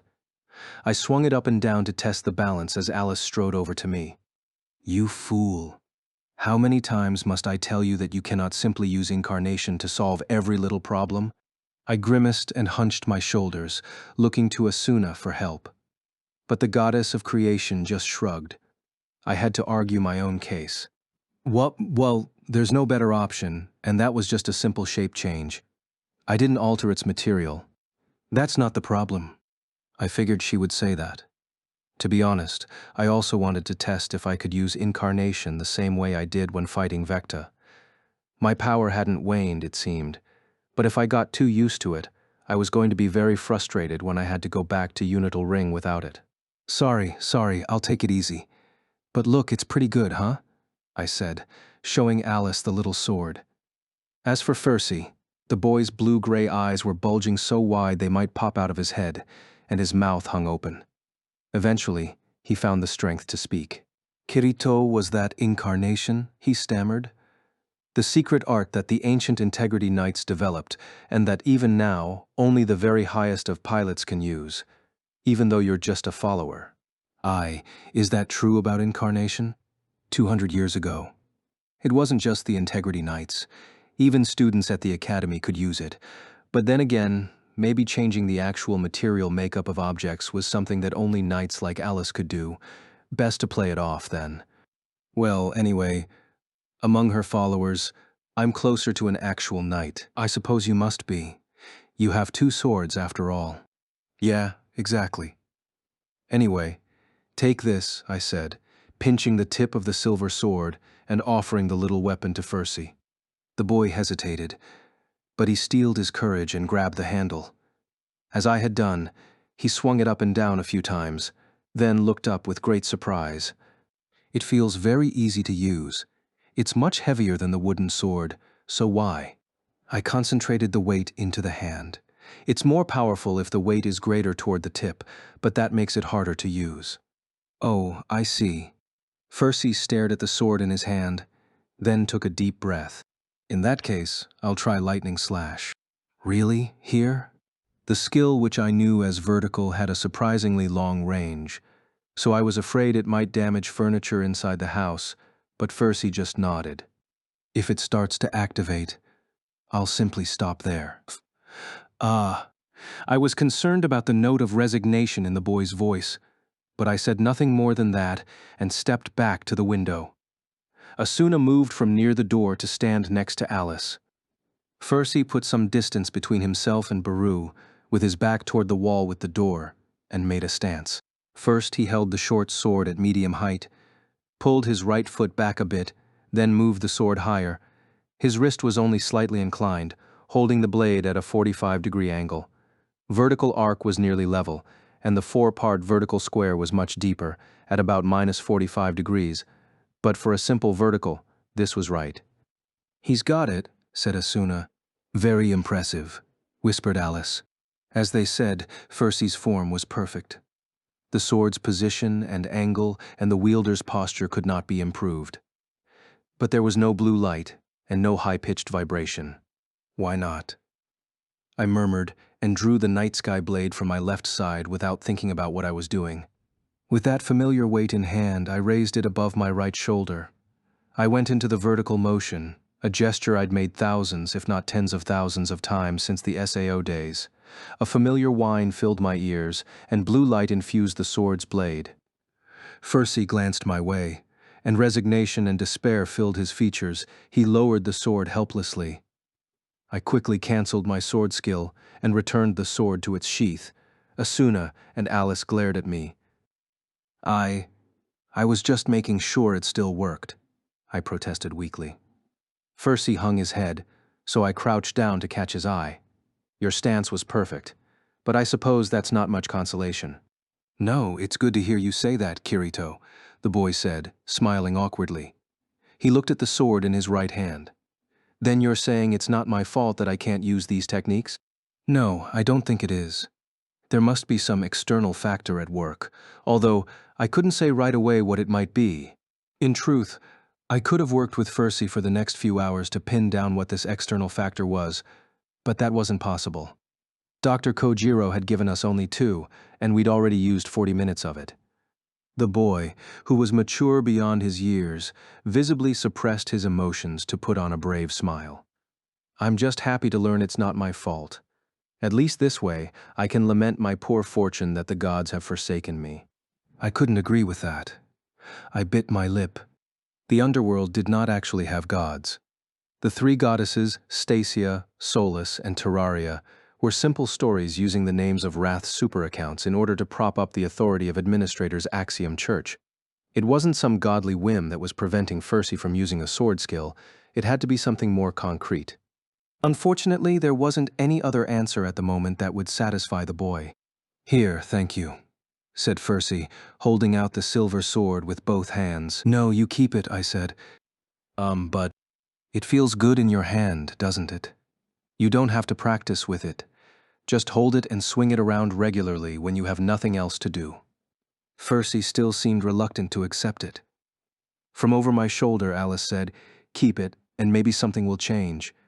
That was originally an item of the Arabelle family anyway. Yeah, that's true, I thought.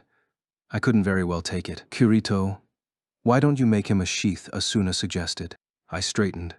What? But I don't have the material to… Then use this, please, said Fercy, offering the thick leather mat that was underneath the candlestand on the table. If I kept going at this rate, the parlor would run out of items to transform, but the mat did look unnatural just sitting there without the stand resting atop it. Plus, I couldn't resist when the boy's eyes were sparkling with delight in a way they weren't just moments ago. Well, if you insist. I took the mat, glanced at the sword in Fercy's hand, and focused on the image in my head. The rectangular mat shone white and began to change shape, moving as though alive. It rolled itself up, then squashed flat, and one end tapered. When the light vanished, I was holding a reddish-brown leather sheath. There, I said, holding it out. Fercy took it with wonder in his eyes. He fit the short sword inside it. Amazing! It fits perfectly. I made it that way. I can't believe you can do this with incarnation. But remember, I'm only a follower. Lady Alice's incarnation is even more incredible, I claimed. Alice jabbed me in the small of my back, and I just barely managed not to yelp. Asuna simply watched me with disbelief. She put her hands on her knees. Say, Fercy, do you think you could show us around the city? Huh? Said the boy with surprise, and he wasn't the only one. My brows knitted with concern, but then I realized it was actually a good idea. To investigate the infiltrator, we would have to venture out into Centauria. But things had surely changed in 2 centuries, and it would be much better for us to have a guide than for the 3 of us to just wander around blindly. Fercy hung the short sword from his belt and thought over the request. He quickly agreed to it. All right, my parents have forbidden me from leaving on my own, but I think it will be fine if I am with you, however. He looked at Asuna and Alice, narrowing his eyes as though staring at something blinding, and added, I think your clothes might stand out, Lady Alice and Asuna. Even the palace guards do not wear full plate armor anymore.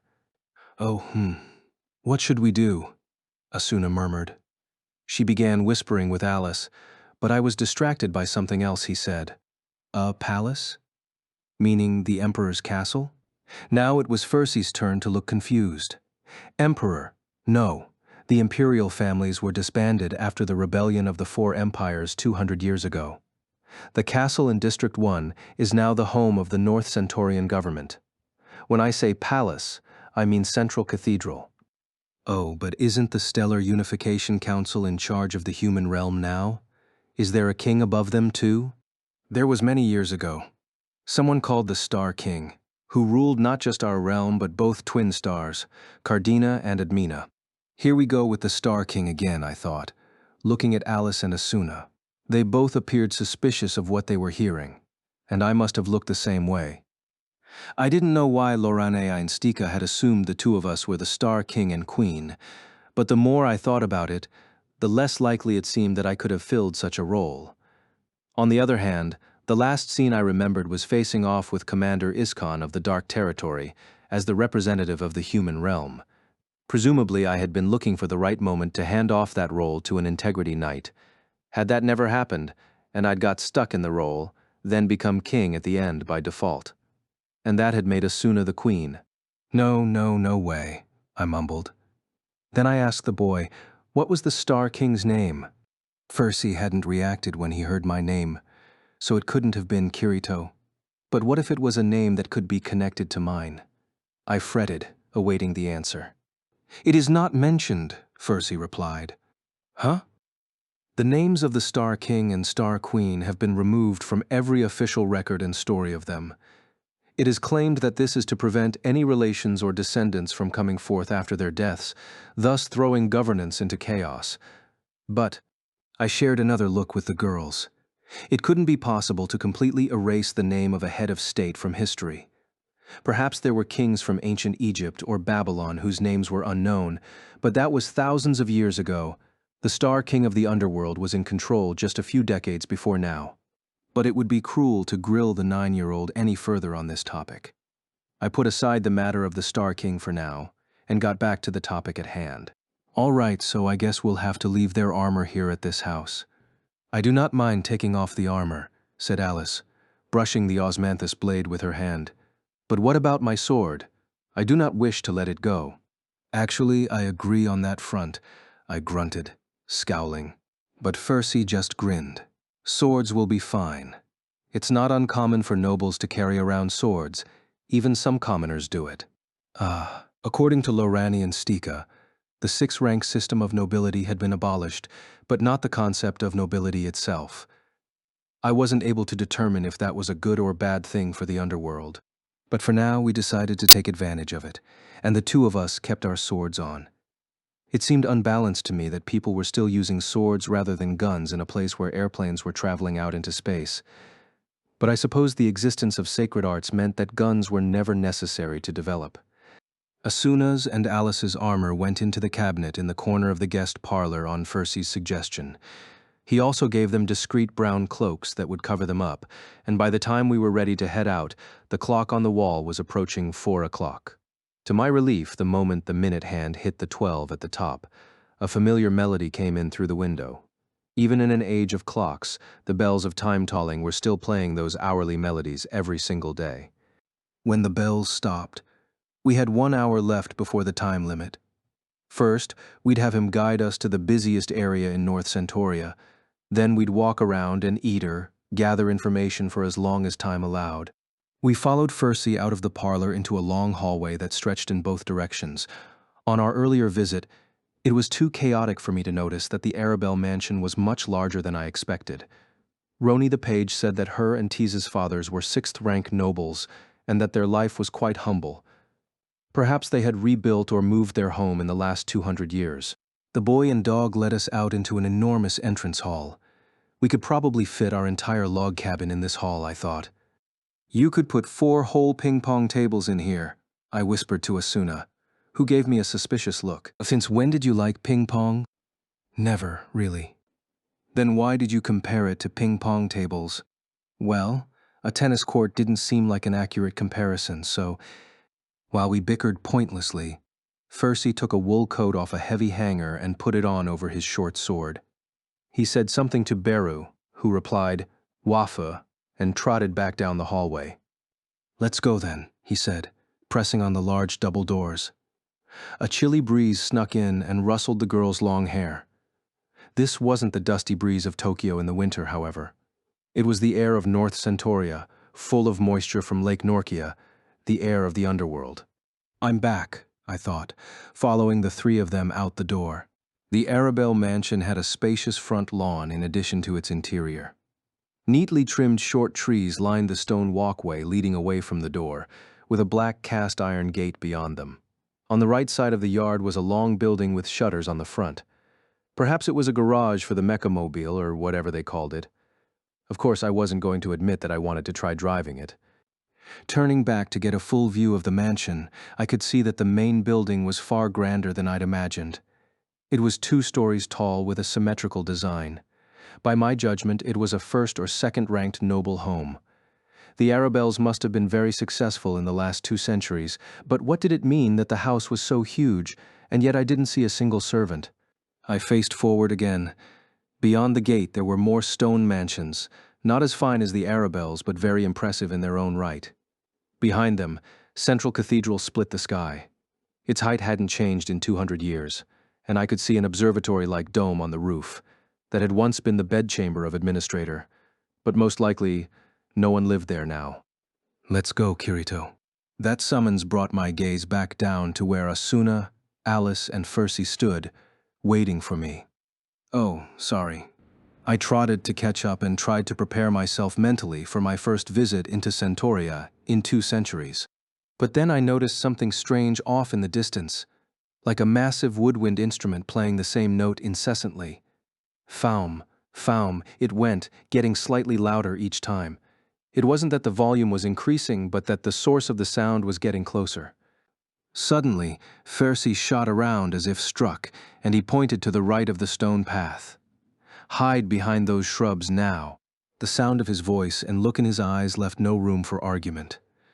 On pure instinct, I grabbed Asuna's and Alice's arms and ran, pulling them with me, and leaped into the 3-foot-tall plants around the garage. Fortunately, it was a soft landing. I pushed them in first, then hid beside them. Through the leaves, I could see a large moving object appear just beyond the front gate. It was a simple box-shaped vehicle with large wheels on each corner. That had to be the mechamobile Pharisee mentioned. On the previous dive, we'd ridden one of them from the airport to this mansion, but this one was definitely larger than the other. The body was painted a light shade of gray, and there were kanji and katakana on the side here. They just called that the common tongue. Although I couldn't make them out because of the bars of the gate, I could see sirens on the roof, which had to be the source of the strange sound. So perhaps this was equivalent to an ambulance or police car. The sirens stopped, and a door on the side swung open violently, issuing a number of people from the inside. They pushed open the large gate from the outside and raced into the mansion grounds.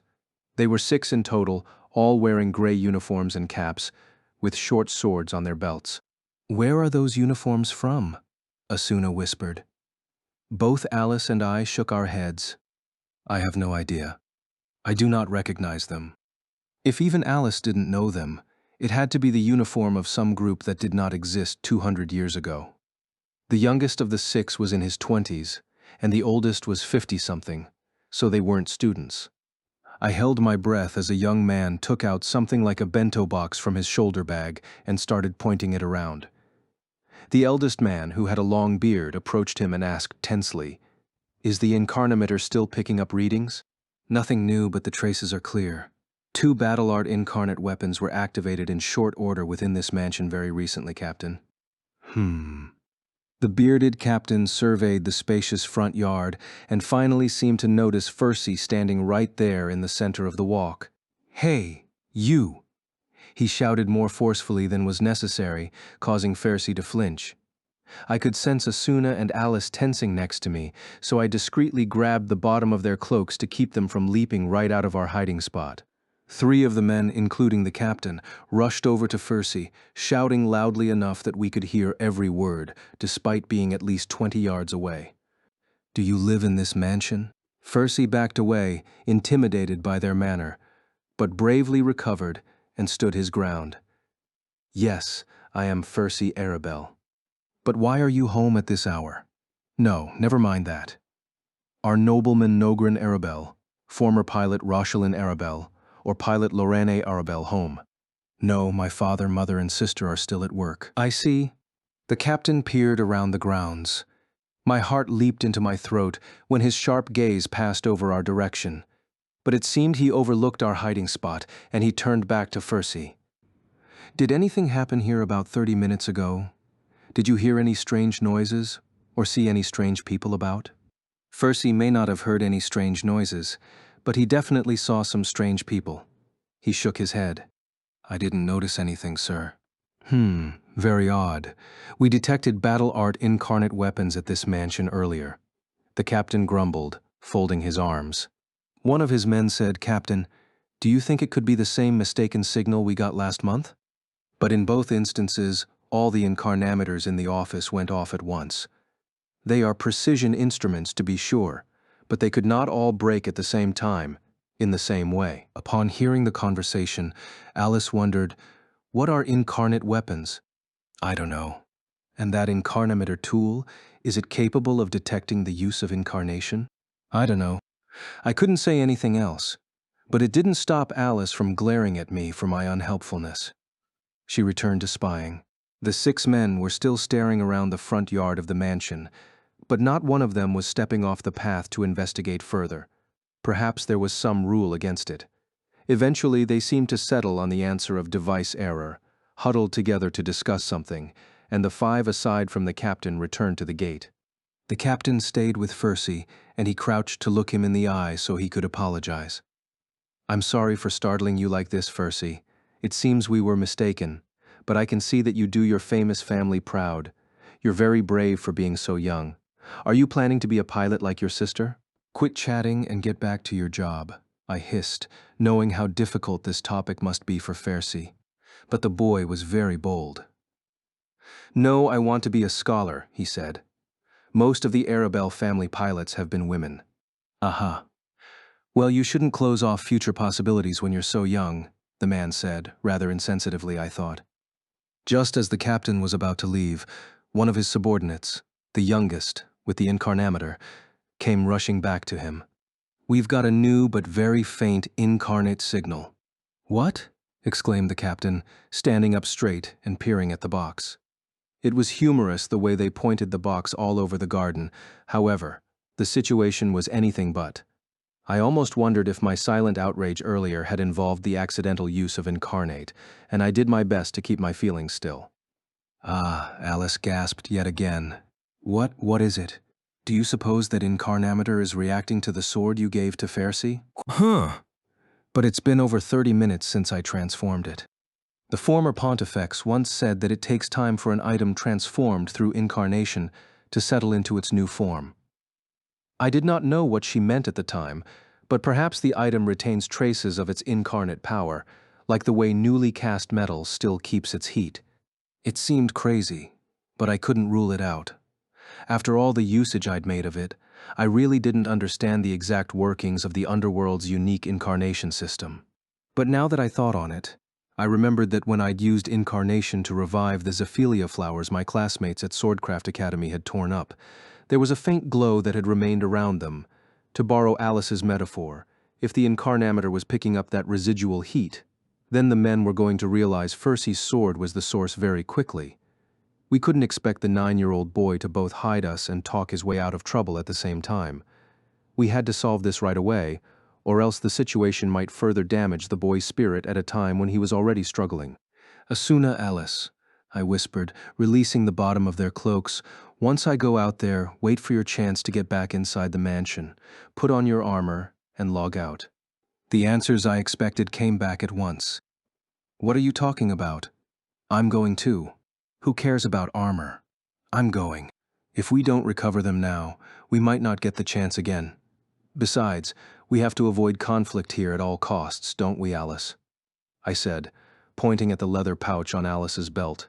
The knight bit her lip. I knew the pouch contained something incredibly important to her.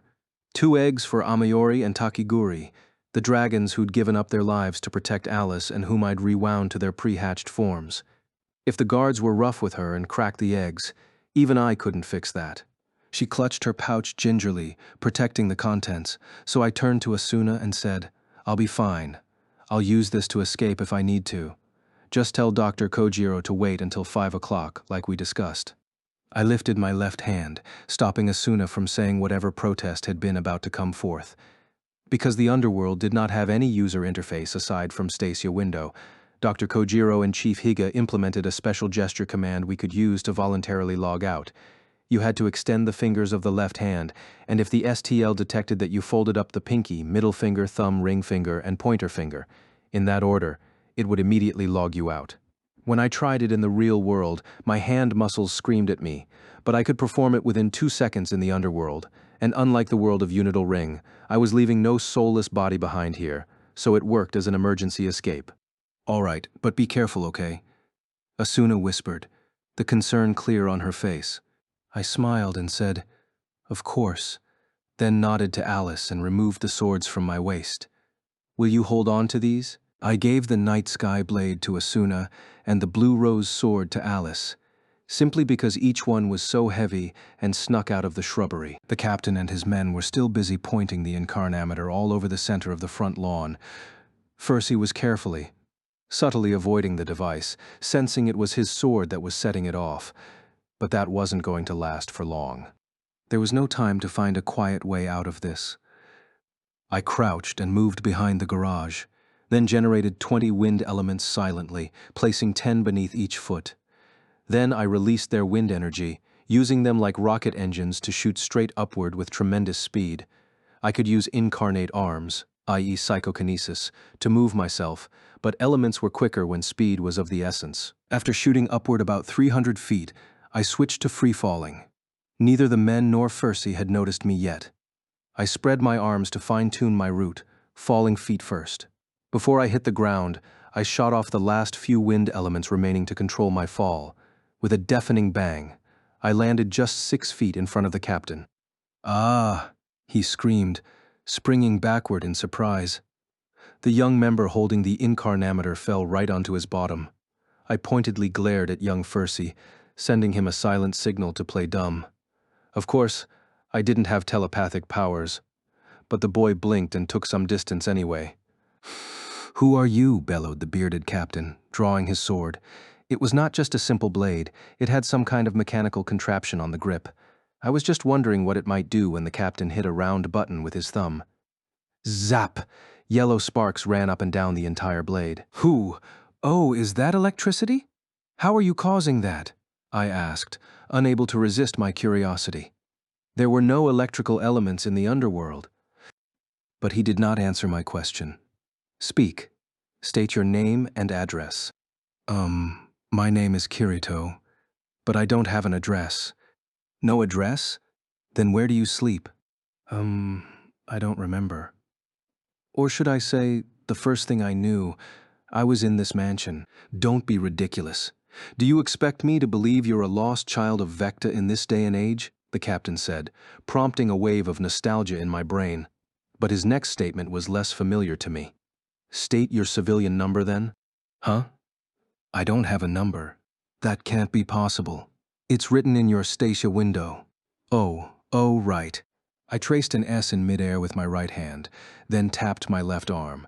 An old familiar bell chime heralded the appearance of a window that contained a string at the top reading, Unit ID NND76355. It's NND7 to 6355. NND7? That's all the way to the north. Wait a moment, in the 6000s. Now that's just nonsense, fumed the captain, inching closer with his electric sword to peer at my purple window. Then his whiskered chin plummeted. "What? Even my grandmother was in the 8000s. How can this mere boy be so low?" That jogged my memory. The unit ID listed in the Stasia window was the serial number for all people born in that particular area. I was born in Rulid in 370 HE, so 200 years later, it stood to reason that the numbers would have gotten much higher since then. So how should I explain this? "See, Captain," yelped the member with the incarnameter, still sitting on the ground. "He's the one setting off the incarnameter. I assume he's in possession of some kind of incarnate weapon." "What?" The captain shot backward and held up his electric sword. The other 4 men rushed closer from the gate. But most importantly of all, I was successfully pulling suspicion away from Phaircy. I cleared my throat and spoke in as fierce a voice as I could manage. "That's right. I'm the one who just used incarnation. It was less than an hour ago." "So you admit it? Unauthorized use of incarnate weapons is a violation of basic human law." It wasn't really a weapon." "Then what was it? Are you trying to say it was your own incarnation?" I didn't even have time to say yes it was, before the captain issued commands to his subordinates. "Apprehend this man. If he resists, do not hesitate to use your electroblades." "Oh, darn. I thought they were electric swords," I pondered, holding out my hands together. One of the men pulled out a simple pair of cuffs and clicked them over my wrists. The feeling of the cold steel on my skin was strangely familiar, and I wondered why it was hitting me that way, until I remembered that this was the second time I'd been arrested in this world. After violating the taboo index at Swordcraft Academy, Yu-Gi-Oh and I had been taken to Central Cathedral by the very same Alice who was now hiding in the bushes nearby, and we were chained up in the underground cells there. Back then, we'd crossed the chains that held us prisoner against each other and pulled as hard as we could to wear down their life until they snapped. But I couldn't manage that on my own. When the chains snapped, we lost our balance. And you complained when you bonked your head on the wall, I thought, speaking to my long-lost partner. I glanced at Phaircy one more time. The boy seemed to understand exactly what I was doing, and he nodded very slightly. I might never see him again. I sent him a look that said, "Good luck, kid," and turned to march toward the front gate. Despite being stuffed through the door, the inside of the mechamobile was surprisingly nice. The wheels were covered with a shock-resistant substance like black rubber, and it even had plate spring suspension. The road was cobblestone, so there was some amount of vibration, but it wasn't like I had to hold my tongue lest I bite it. Of course, I didn't say a word on the road. I was too busy staring out the window with my mouth half open. North Centauria, in stellar year 5882, was still using the building design that I remembered from 2 centuries ago, but everything else was completely different. The expanded roads featured vehicles in all sizes. The streetlights were bright and everywhere, and most surprising of all, about a third of the people on the sidewalks were demi-humans, like goblins, orcs, and ogres. I even saw 10-foot-tall giants. Initially, I assumed they were tourists from the Dark Territory, but the way they spoke at street corners with other races and enjoyed tea at open-air cafes made them look utterly at home here. There were similarities in their clothing, too, so I had to assume the majority of the non-humans were residents of Centauria. When I had lived here, the demi-humans from the Dark Territory were treated like wicked monsters by the humans in the Four Empires. They were truly separate worlds. The rulers over the generations must have worked very hard to make this site a reality, although, according to Stika and Lorane, it was the Star King and Star Queen who had taken the reins of the underworld for 200 years, and that was supposedly me and Asuna. Nah, it just can't be, I murmured to myself. The young uniformed man next to me jabbed my side and snapped, "Be quiet." "Yes, sir." I clammed up and sank into the shallow seat cushion. The mechamobile headed straight down the main road and entered North Centauria's District 1, the place where the Imperial Palace once existed. From what I could see through the front windshield, the castle itself was still there, but I could no longer see any of the flags bearing the insignia of Norlangarth Empire or the Axiom Church. Instead, there were banners of pure white with an unfamiliar blue symbol upon them. It was a circle accompanied by 3 points, a design that did not exist 200 years ago. "What does that symbol signify?" I whispered to the young man next to me. His disbelief seemed to win out over his anger this time, so he gave me a very unsavory glance and said, "Are you telling me you don't recognize the Stellar Unification Council's logo?" "Oh, that's what it is." Everyone learns that in their first year of primary school. The big circle is the orbit of the twin stars. The dot in the upper right is Cardina. The dot in the lower left is its companion star, Admina, and the point in the middle is Solus. "Ah, I see now," I murmured, focusing on the tapestries again. On the tapered ends was a different insignia, I realized.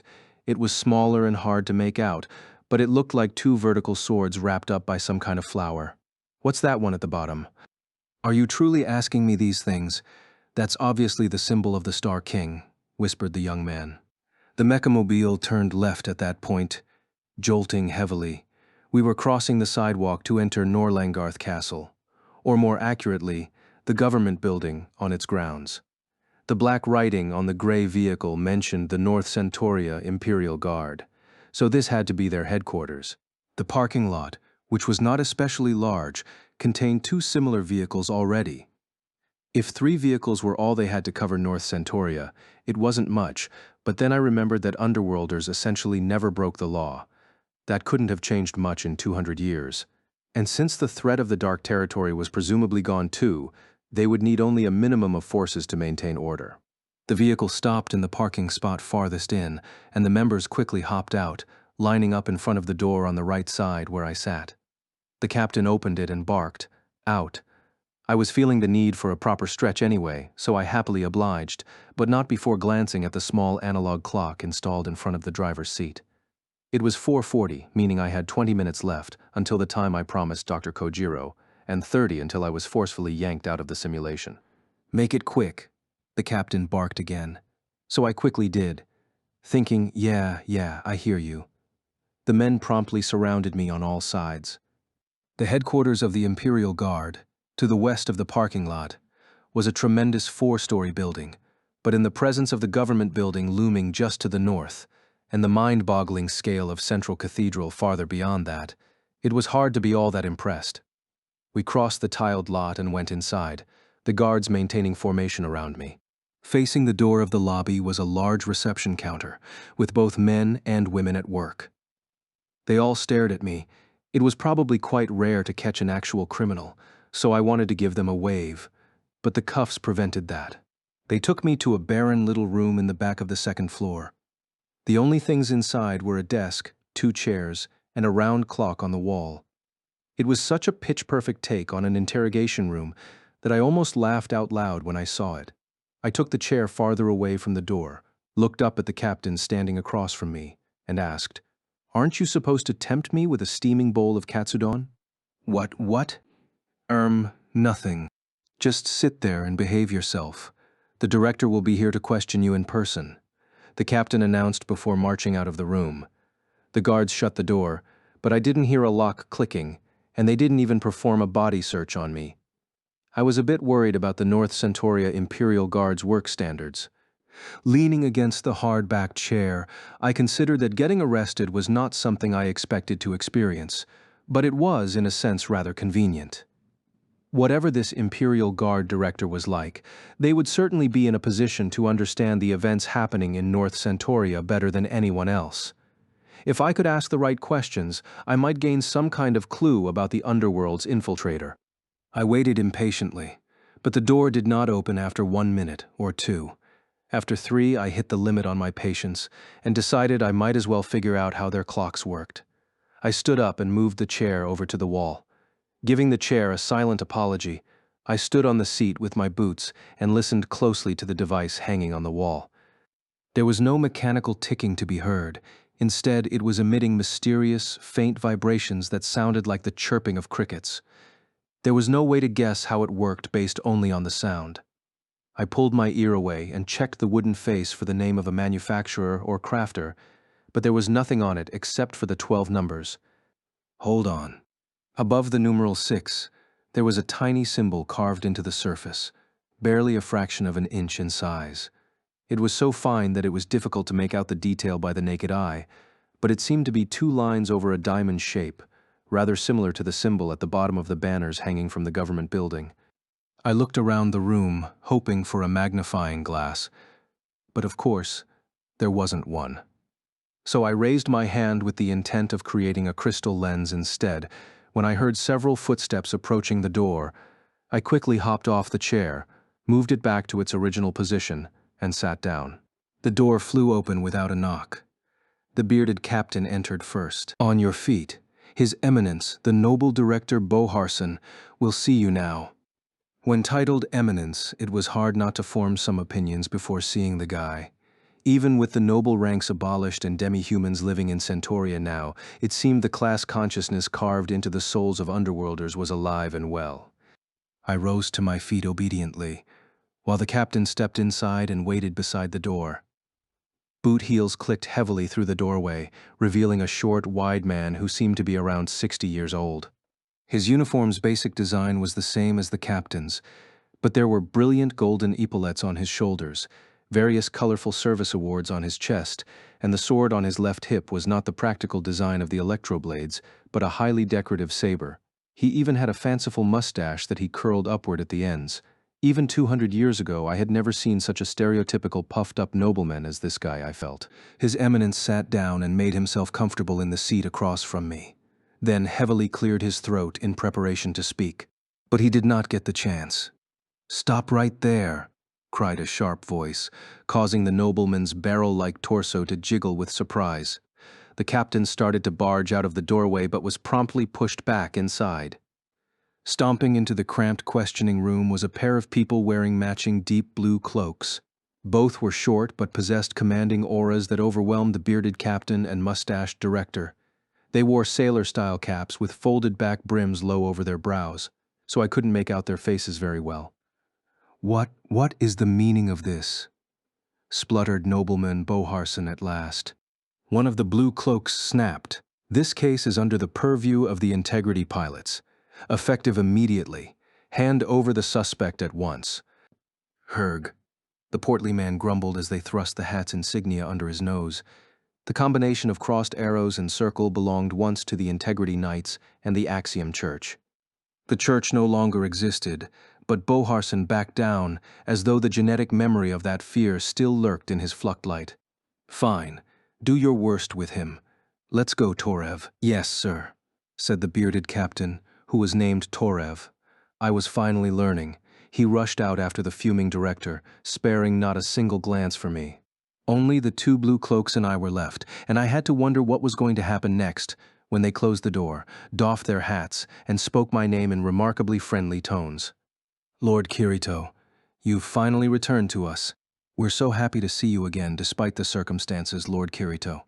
Ah, at last, I realized that the 2 cloaked people were none other than the young pilots I'd met in my last dive. Lorane Arabelle and Stika Strinnen. With fresh eyes, it was clear to me how much of Roni I could still see in Lorane and Tizi and Stika. I blinked several times before I was able to return their greeting. And nice to see you again. I'm pretty sure I said before that you don't need to call me Lord. Both of them promptly shook their heads. We can't do that, Lord Kirito. The truth is, we would rather call you Your Majesty the Star King. Absolutely not, I said, feeling a shiver run down my spine. So why are you here? Fercy told me, said black-haired Loranii. That initially seemed to answer my question, but I caught myself before I took it at face value. Wait, but the mechamobile took me straight here, and the pilot's base is outside the city, right? There's no way Fercy could have run to get you in time. Red-headed Stika said worriedly, I suppose you haven't regained your memory yet. Lord Kirito, as the Star King, you invented the vocal transmitter. Vocal transmitter? What is that? Just as the name says, it is a designed object that transmits one's voice. De-designed object? That doesn't answer my question, I thought. Perhaps it was short for human-designed divine object. If it transmitted the human voice, it was presumably a telephone of some kind then. So the underworld had not only automobiles and airplanes, but phones too. I really think this Star King was someone else, not me. I have absolutely no memory of this vocal transmitter thing. We can discuss that later. First, we should leave, said Lorane, putting her cap back on. Sounds like a great plan, but are we going back to your house? I'd like to do that, certainly. But the guards might intrude again. I'll explain where we're going once we've left the building. Lorane opened the door and checked both ways, then looked back and gave a signal. So I followed Stika out of the interrogation room. I couldn't see any of the guards in the hallway. We quickly proceeded down to the first floor, crossed the lobby, and went outside. There was a new mechamobile at the entrance to the lot. If the official city guard vehicles were simple box-type cars, this was a more stylish sedan. The front bumper had a heavy grille above it, then a long engine compartment and a low-ceiling cabin. The vehicle was a shiny black color, with no words that I could see on the sides, only a proud silver insignia of the combined circle and cross on the nose of the car. Lorane circled around to the driver's seat. The wheel was on the right-hand side, like in Japan, while Stika opened the rear left door and gave me a look. I didn't want to be a child and proclaim, I want to sit in the front, so I took the seat that was offered to me. Stika shut the door, which had the heavy, thick sound of luxury.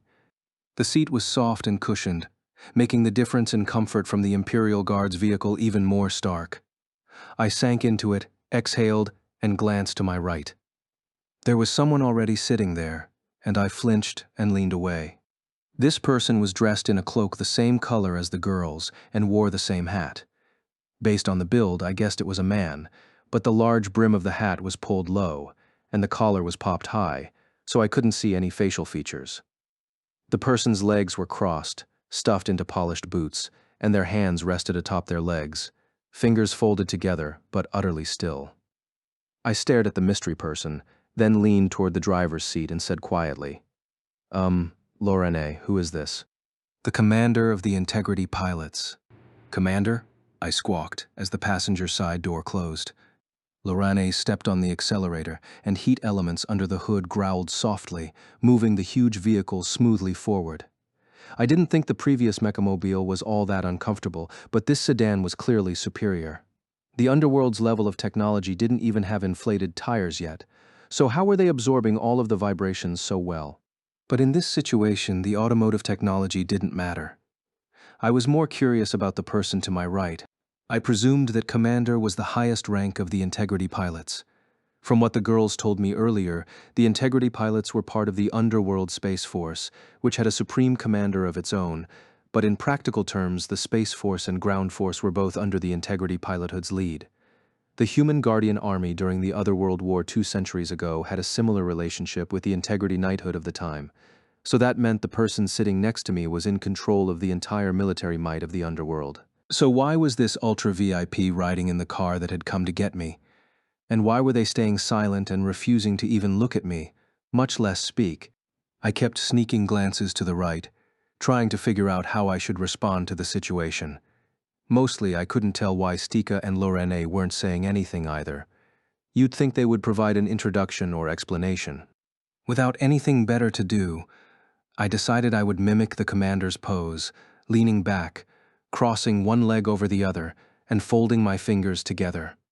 I glanced to the right to see if it prompted any reaction. Just then, the car turned left at an intersection, and the sunlight came through the window, alighting on the commander's shoulder. Between the brim of the hat and the folded collar of the jacket, the sun shone on gentle, wavy hair. It was not blonde, but a darker golden brown. In a word, flaxen. Suddenly, my heart began racing without reason. My breathing quickened and became shallower. My fingertips went cold and numb. Awkwardly, I craned my neck to the right, capturing the entirety of the commander in my sight. If he was a man, he was neither skinny nor bulky. If either, he was on the slender side, similar to my figure. But even through the thick coat, I could tell his muscles were well honed. I wanted to reach out and feel his shoulder to see how hardy it was. In fact, I wanted to rip off his mask, pull those collars apart, and stare at him full in the face. The sooner I could tell who he wasn't, the sooner I could set my heart at ease. This pressing desire turned to unconscious incarnation, reaching for the commander, trying to touch his shoulder. There was a sudden jolt that smacked me back. My eyes went wide with surprise. The commander had forcefully brushed back my incarnate arms with his own powerful incarnation. No, I didn't mean," I stammered. The words, very interesting, cut me short. The commander finally moved, pulling his left hand slowly from his pocket. "So this is the incarnation of the man who called himself the Star King. I can see why the Imperial Guard mistook it for an incarnate weapon." His voice, there was nothing grating about it. The tone was as smooth as velvet, with a bit of an effeminate treble, but containing a strong, firm core. The commander lifted his hand, pinched the brim of his hat, and gently lifted it. The wavy flaxen hair spilled out, gleaming beautifully in the setting sun. Stika spun around in the passenger seat, clearly bursting with something she'd been keeping to herself all this time. "There you see, Commander. Isn't it really him?" I did not say that yet. There are several in the Integrity pilothood who can use incarnation at this level. "No, this is different," protested Stika, clutching her hands to her chest. Kirito used a technique I've never seen before against the abyssal horror, that mythic space beast. He did it with nothing more than sword arts. No one but the legendary Star King himself could do such a thing. "Let's not rush into judgment," said the man, who was probably the most powerful person in the underworld today, along with the head of the Stellar Unification Council. He wasn't putting on airs, however. He cleared his throat and added, "Ah, Lorene, if you don't mind, could we swing by East 3rd Street in District 6? "No, we can't. There are leftover honey pies from the jumping deer back at the base. But they taste the best when they're freshly made. So does everything else." All I could do was stare at the profile of the commander's face. I couldn't identify his facial features. Not just because of the sunlight coming through the window behind him, but because of the white leather mask that covered the upper half of his face. Even then, the exposed mouth looked just like him. Or maybe it was just my hope that was making me think that way. "Fine, fine. Then just head straight back to base," the commander said with a disappointed sigh. He turned to me casually. Behind his soft, flowing bangs, the white mask covered from his hairline to his nose. But behind the eye holes, shielded by thin lenses of glass, his emerald green eyes were sharp. "You," he frowned slightly at the sound that escaped my lips, but it turned promptly into a little smile. However, it was not the warm, gentle little grin I'd seen so many times.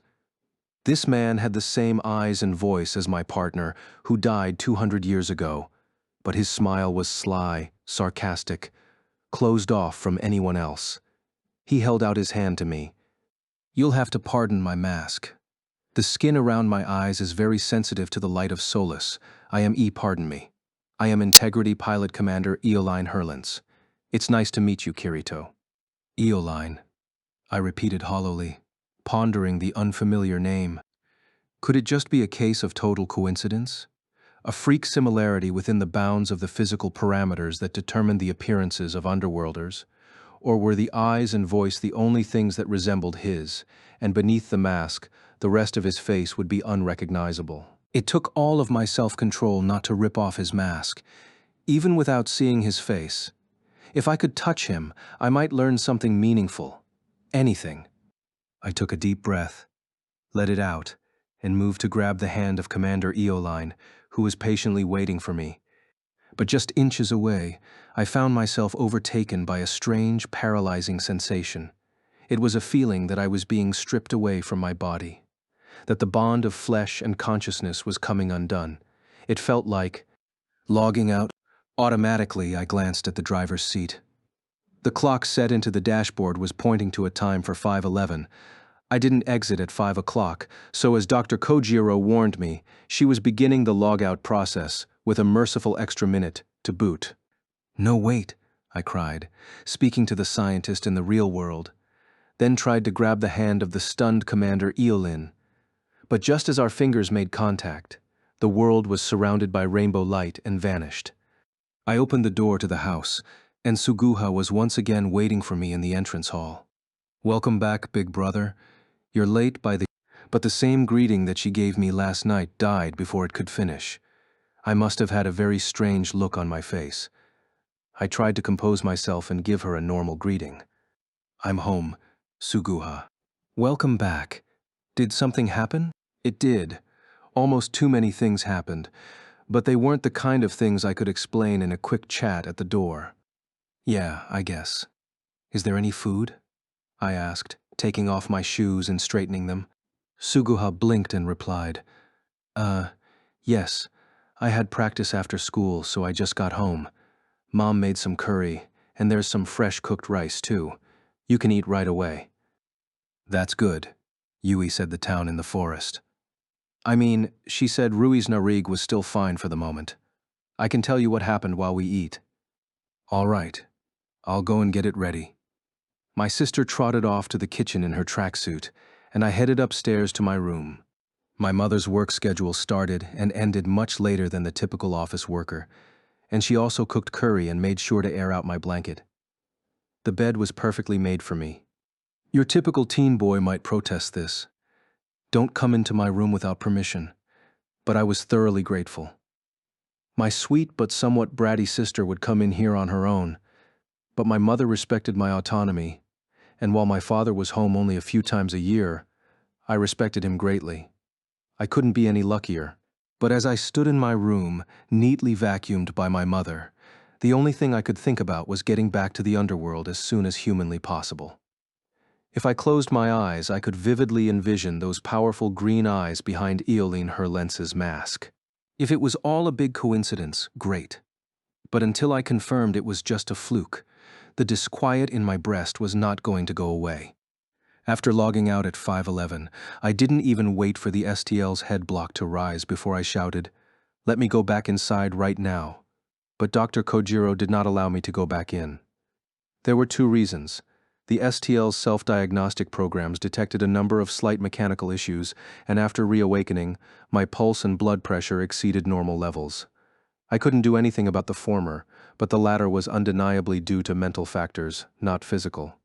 And Dr. Kojiro said that in this underworld investigation mission, nothing was of a higher priority than the well-being of me and Asuna. I must have seemed very out of sorts, because both Asuna and Alice warned me against it, too. I was totally outnumbered and had to give up on going back into the dive. We'd fill out a report on the dive at a later date. Asuna and I said goodbye to Alice before the security checkpoint, then got into the taxi Wrath called for us. I got off at Shibuya Station, and I must have been off in the clouds during the ride. It was a terrible waste of Asuna's birthday, but the feeling of urgency never left me. What if it wasn't just a crazy coincidence? What if there's some connection between Commander Eoline and Yu-Gi-Oh? That might mean... "Hurry up, big brother," Suguha called from downstairs. I came back to my senses with a start. "Oh, sorry, right away." I called back and hastily changed from my uniform into my home clothes. It wasn't like Eoline or the underworld had gone away. If anything, I was the one who had vanished before their eyes. It must have been quite an alarming event. I'd have to apologize the next time I saw them. Our full investigation was scheduled to happen on Saturday, 3 days from now, lasting from morning until night. I'd just have to manage my anxiety and try to focus on Unital Ring, as well as my schoolwork, of course. I took my uniform shirt and undershirt into the hallway for the laundry and caught a whiff of curry floating up from below. The realization of just how hungry I was sped up my feet and took me downstairs in a rush. The fourth night of Unital Ring arrived with thick, splattering rain. According to Alice and Yui, there had been brief showers here and there throughout the day, but this was the first time it had rained so hard since the game began. The seed program's rain wasn't quite as unpleasant as the real thing or its simulated counterpart in the underworld, but there was no denying its effect on one's eyesight. At least it's not life-threatening like that ice storm on the savannah, I told myself as I stared at the dark, intimidating sky from the porch of the log cabin. Agile emerged from inside, holding a pottery mug in each hand, and scowled at the sky. I was going to focus on leveling up tonight. Not going to be easy in this weather, he said, holding out one of the mugs. I thanked him for it. You can still hunt in the rain. Nah, I'm a Tokyoite. I don't do well in the rain. I've never heard of that being a thing with people from Tokyo, I noted archly, bringing the mug to my lips. The liquid inside was not the red shiso barley tea Asuna had made for me last night, but something that tasted like black coffee flavored with ginger and cinnamon.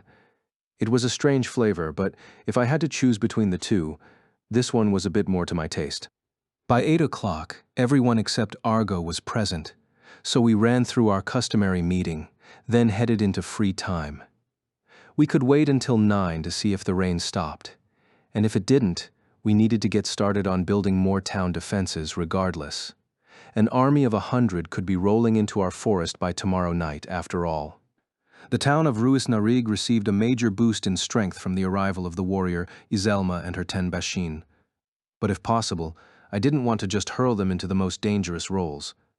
Death was final for both players and NPCs here, but we suffered only the loss of access to Unital Ring. NPCs would most likely be erased from existence forever.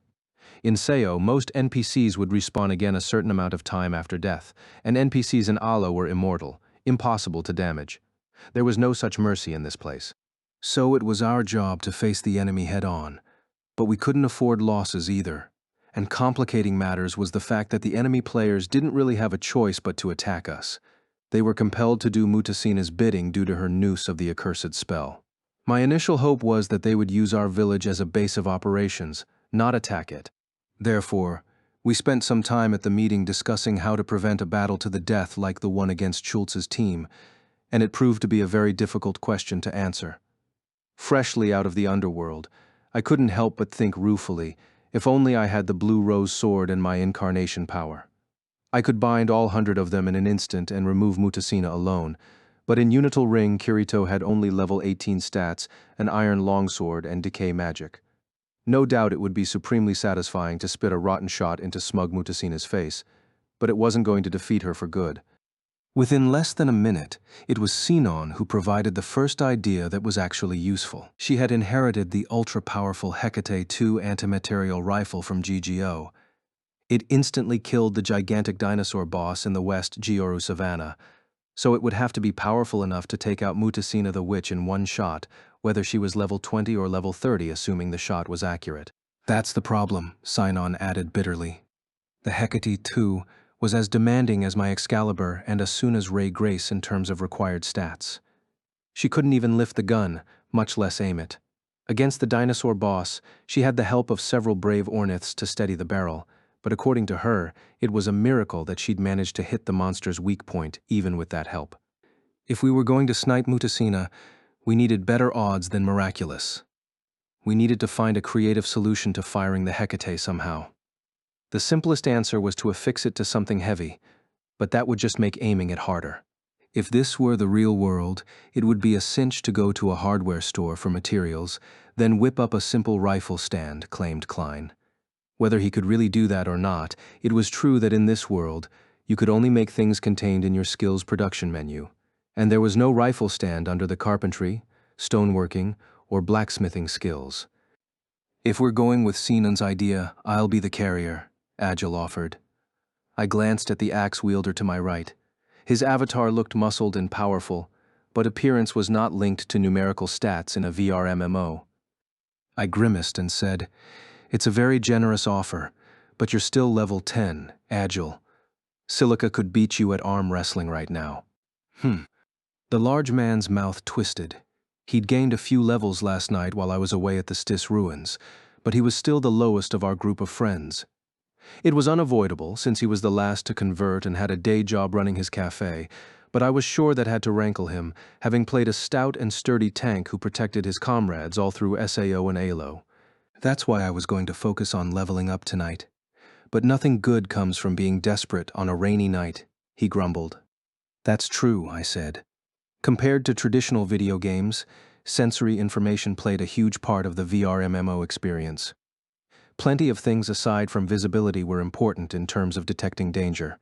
The faint sounds and smells of different monsters, the marks left on floors and walls, even the subtle taste of water could tell you crucial information.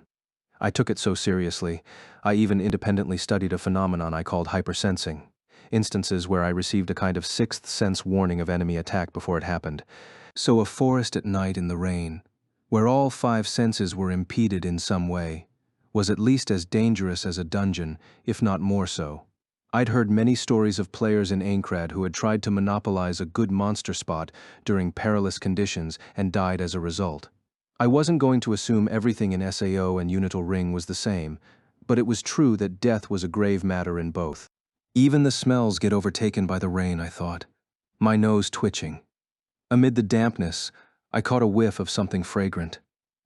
The wind was blowing from the west, so perhaps the Bashan were cooking meat in their gathering area on the west side of Ruis Narig. The smell was very faint, despite the log cabin being only 60 feet away, a good example of how heavily the rain could cover up a smell.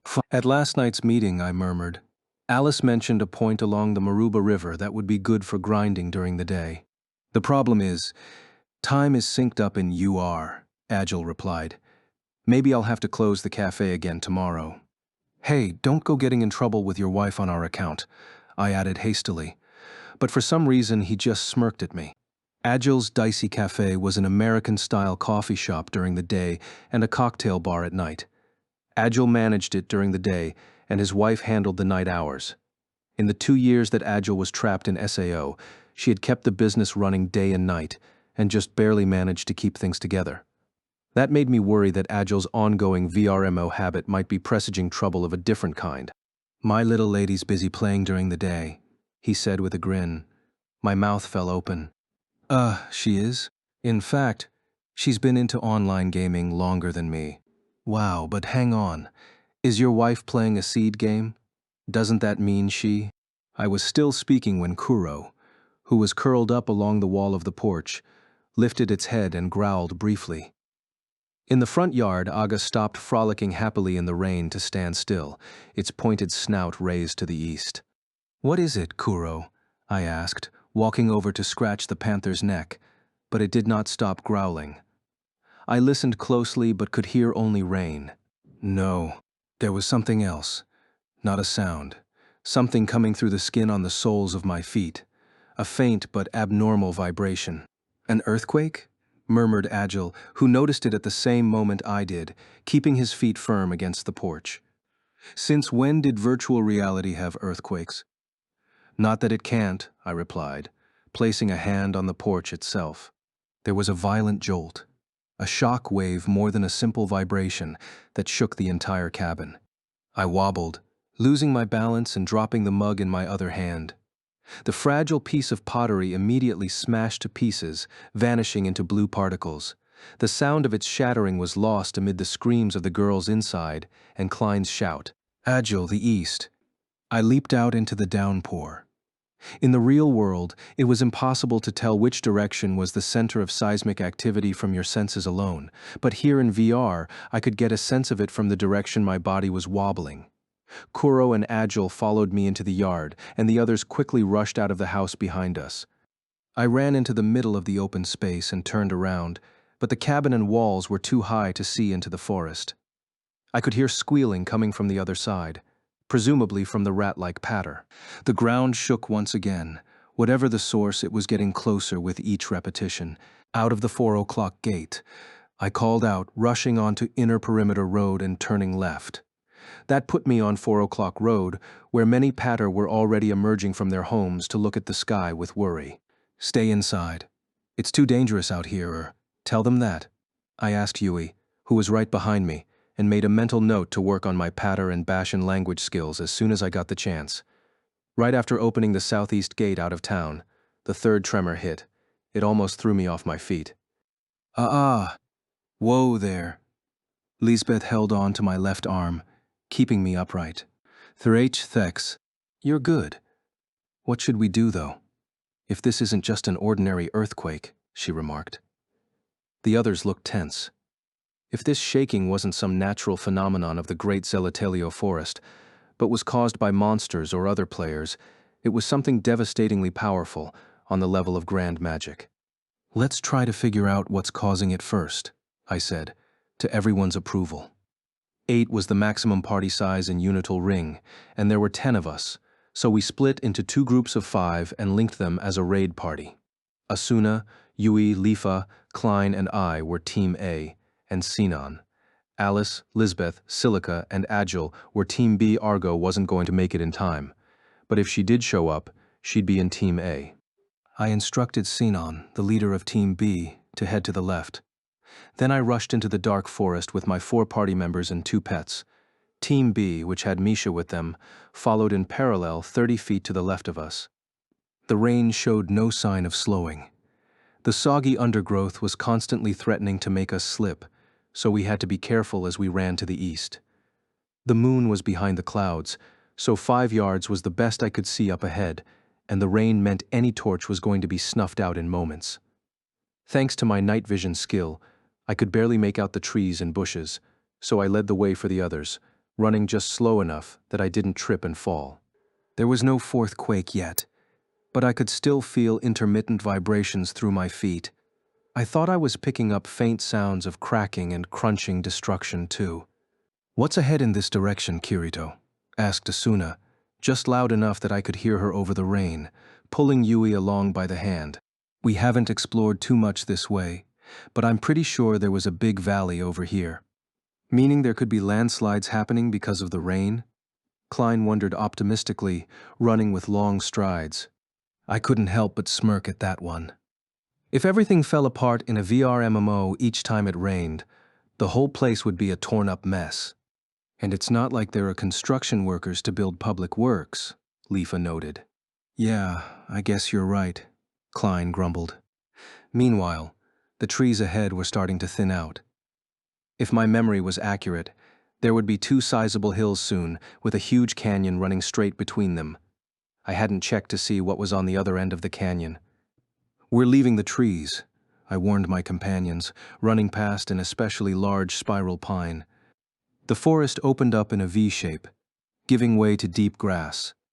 Black clouds swirled above, lashing us with their rain and illuminating the ground with the occasional bolt of white lightning.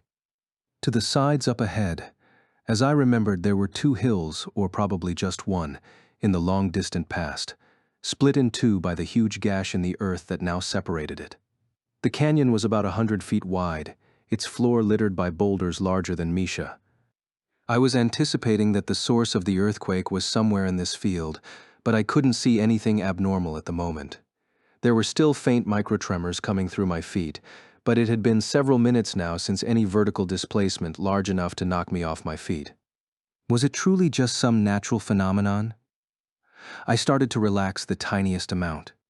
But then an especially bright flash of lightning lit everything in white, and a mammoth rock formation reaching up from the floor of the canyon, over 30 feet tall, simply shattered into pieces, as though it had exploded from the inside. The shaking that followed was the greatest yet, and I had to grab Kuro's shoulder to keep from tumbling over. Asuna, Yui, and Lifa kept one another upright, but Klein toppled spectacularly onto his bottom. Normally, such a fall would be followed by furious swearing, but in this case, even he didn't have time for that. A figure had appeared from beyond the shattered boulder, impossibly vast, beyond comparison. We were at least 200 yards away, and the bottom of the canyon was well below our current position. But the pressure I felt was overwhelming. It made my breathing quick and shallow. It wasn't just the size, but the shape that was stirring the primordial fear within me. "What is that?" Lifa asked. "What the hell?" Klein muttered at the same time. I didn't have anything insightful to say either. The shape I'd seen by the lightning's illumination was too bizarre to even describe. It was undoubtedly the largest monster I'd encountered yet in Unital Ring. Sinan had said the stereocephalous dinosaur boss she'd fought was 30 feet from head to tail, but the monster I was looking at now was at least twice that length. Its head was barely within the realm of humanoid, but there were 4 eyes glowing red, and its mouth was split not just up and down, but left and right as well. The back of the head was elongated, and a number of horns jutted out of the sides. Just below its head were 2 arms, which featured extremely long forearms that ended in scythe blades. The torso bulged like a barrel, and a vertical mouth yawned in the center of it. That was as far as the humanoid features went. Its waist bent backward at a 90-degree angle, connecting to a vast midsection that was segmented like a centipede's. Multi-jointed legs proliferated, ending in sharp points similar to the scythe arms, and the end of the body was a spear-like protuberance. Its entire body was covered in a gleaming black shell, but what made it even more grotesque was that rippling muscle could be seen under that shell. The shape was insectoid, but the texture of the creature was vertebrate. There was only one word I knew that could encapsulate this creature: demon. The cause of the tremors that shook Ruiz Narig was probably that titanic creature smashing through the boulders. If it reached the town, all that work we'd put into construction and repairs for our log cabin would be for nothing as it crushed the settlement flat. Watching the creature on the canyon floor, which had momentarily paused in its advance, I muttered to no one in particular, "What is that thing doing here?" The man-faced centipede, all 70-plus feet of it, didn't share a single thing in common with the animal monsters of the great Zelatalio forest. We'd seen bears in the forest, leopards in the grasslands, and crabs in the river. These all made a certain kind of sense. Why throw away that logic now? The only place a monster like that should exist was in the bottom of a deep, dark dungeon, or hell itself. But then something sparked to life, tickling the deepest part of my brain. Had I seen a monster that bore a resemblance to this one before in some other VR MMO world? But where? "Hey, Kirito." I looked over and saw that Asuna, who was holding Yui in her arms, wore a blank expression. "I think I've seen that monster before." But before she could elaborate, another voice cried out from the left, "Look at its feet." That came from Sinon, the leader of Team B, which had exited the forest a few moments after us. The sniper's eyesight was just as sharp in this world as in the last, and she'd spotted something we'd missed. I stowed that prickling in my head for now and stared carefully. At the bottom of the canyon, lit intermittently by lightning flashes, were numerous smaller rocks in addition to the wreckage the man-faced centipede caused. And between them, oh, I gasped when I saw it. 10, closer to 20 small shapes moving slowly. They were actually human-sized, only small in comparison to the man-faced centipede. But their silhouettes were not human either. Bodies covered in hard shell, long horns and chins, 6 legs. They were insect-type monsters, minions of the man-faced centipede. Suddenly, the great creature's 4 eyes flashed, red and baleful, and it raised its right scythe arm. Ja! Even at 200 yards, the force of its roar nearly buckled our legs. The beast swung one of its scythes with terrifying speed. It easily shattered a rock 10 feet across, knocking over 2 or 3 of the insectoid monsters standing behind it. The other insects in the vicinity hurried to lift up their overturned kind. The 20 of them then proceeded to run toward the exit of the canyon. Juwash-ah, howled the demon again, lifting both scythe arms. It slammed them a few times into the earth, the smaller insects just barely avoiding the blow. "Are they fighting each other?" I muttered. "Doesn't seem like fighting," Klein said, having gotten back to his feet. "More like the big ones attacking the itty-bitty ones while they run away. But more importantly, they're coming this way." Indeed, the human-sized insectoids were quickly rushing up the gentle slope of the hillside. The man-faced centipede resumed moving, chasing after them. Both would reach the edge of the forest, where we now stood, in less than a minute. The worst thing that could happen would be for both to target us for attack. Should we hide in the forest and wait for the giant centipede thing to wipe out the 20 insectoids? The insectoids might slip into the forest and reach all the way to Ruiz Narig. Perhaps we should attack from a distance to stop their forward progress, and let the centipede kill them. Based on what we'd seen so far, the smaller creature's algorithm seemed to include a pattern of helping one another, so we might be able to use that to our advantage. Monsters or not, I didn't exactly feel great about that tactic, but if that was what it took to protect the town and its NPCs, so be it. I steeled myself for what had to be done and called out to our 2 long-distance fighters. Yui, Sinon, use your fire magic and musket to stop the insect-type monsters at the front. Right away. You got it, they said, taking a few steps forward. Sinon pointed her gun, and Yui held out her hands, aiming for the orchid mantis look-alike in the lead. The light pink body stood out through the rain, giving them an easier target to hit. Yui performed the activation gesture for her fire magic, then pulled back her right hand. Sinon pressed the rifle against her cheek and put her finger to the trigger. The distance to the orchid mantis was 100 yards, 150 to the man-faced centipede behind it. They took aim, sucked in deep breaths, and then Agile shouted, "Hold on!" and leaped in front of them. Sinon was so startled, she lifted the muzzle of the gun and Yui moved her hands out of the way. Hey, what's the big idea? Sinon groused, but Agile could only say a quick sorry in response. He rushed out into the pouring rain, not even bothering to draw his double-edged axe. Whoa, what in the world? I shouted. But the man did not turn back. I could only run after him. The swarm of insectoids was getting closer by the moment. They must have noticed us by now, but in this game, you didn't see an enemy cursor until you or a party member inflicted or received an attack, so I couldn't be sure if they'd targeted us yet. I just had to act under the presumption that they had. Agile, at least draw your axe. I lifted my sword to my shoulder, preparing for a sword skill, but the warrior wouldn't even reach for his weapon. Agile was always calm under pressure. In some ways, he was the real brains of the team, but it was like he had just lost his mind. The light pink orchid mantis was already within 30 yards. Its arms were folded before its chest and ended in nasty-looking scythe blades, although they were tiny in comparison to the demonic centipedes. If it got off a good hit, it was going to tear away huge chunks of HP, even through iron armor. If Agile wasn't going to fight, I had to handle this one myself. With that in mind, I adjusted the angle of my sword to execute a sonic leap. Suddenly, the image of young Fercy Arabelle's sad smile from my earlier trip to the underworld passed through my mind. I had to figure out the reason he couldn't use sword skills. With that determination riding on my sword, like everything else, I prepared to unleash a truly full-powered skill. Stop? Agile bellowed like a thunderclap, spreading his arms and coming to an abrupt halt. I put on the brakes too, and the shift in posture caused my sword skill to fizzle out. Agile's thick arms were extended in a straight line. He stood in the center of the sodden field, forbidding and intense. Up ahead, 20 insectoids were charging straight toward us.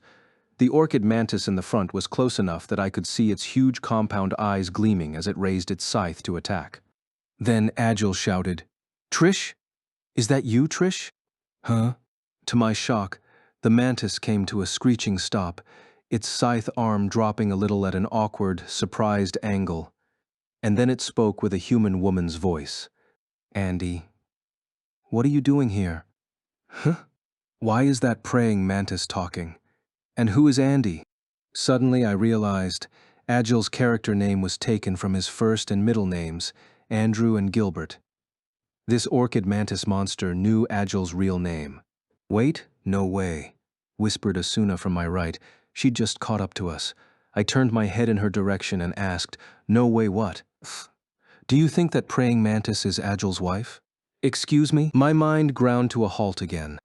Outside the log cabin, I had just heard Agile describe his wife as a VR MMO player. But this praying mantis could not be anything other than a monster. Was she a human who'd been transformed into a monster through magic? Did the same go for all the insectoid monsters behind her? It took only a moment for confirmation, thanks to a green stag beetle that came to a stop behind the mantis. Its fierce jaws opened and closed, emitting a man's voice speaking fluent English. "Hey, Heim, what the hell are you doing?" He was followed by a squat rhinoceros beetle that swung their horn to and fro. Who are they? Friends or foes? They were speaking so fast I couldn't be sure of what I heard, but I was pretty certain I'd gotten the gist of it. And the one who responded to them was not the orchid mantis, who was apparently named Heim, but Agile himself. The African-American burst into English so fast that I couldn't hope to understand it. Thankfully, he did seem to convince the stag and rhinoceros beetles that we were not their enemies, because they lowered their horns and jaws. Other insects were catching up quickly. The stag beetle shouted something to diffuse their aggression. For now, we'd avoided battle with the insect army, but that was only half, no, 10% of the problem.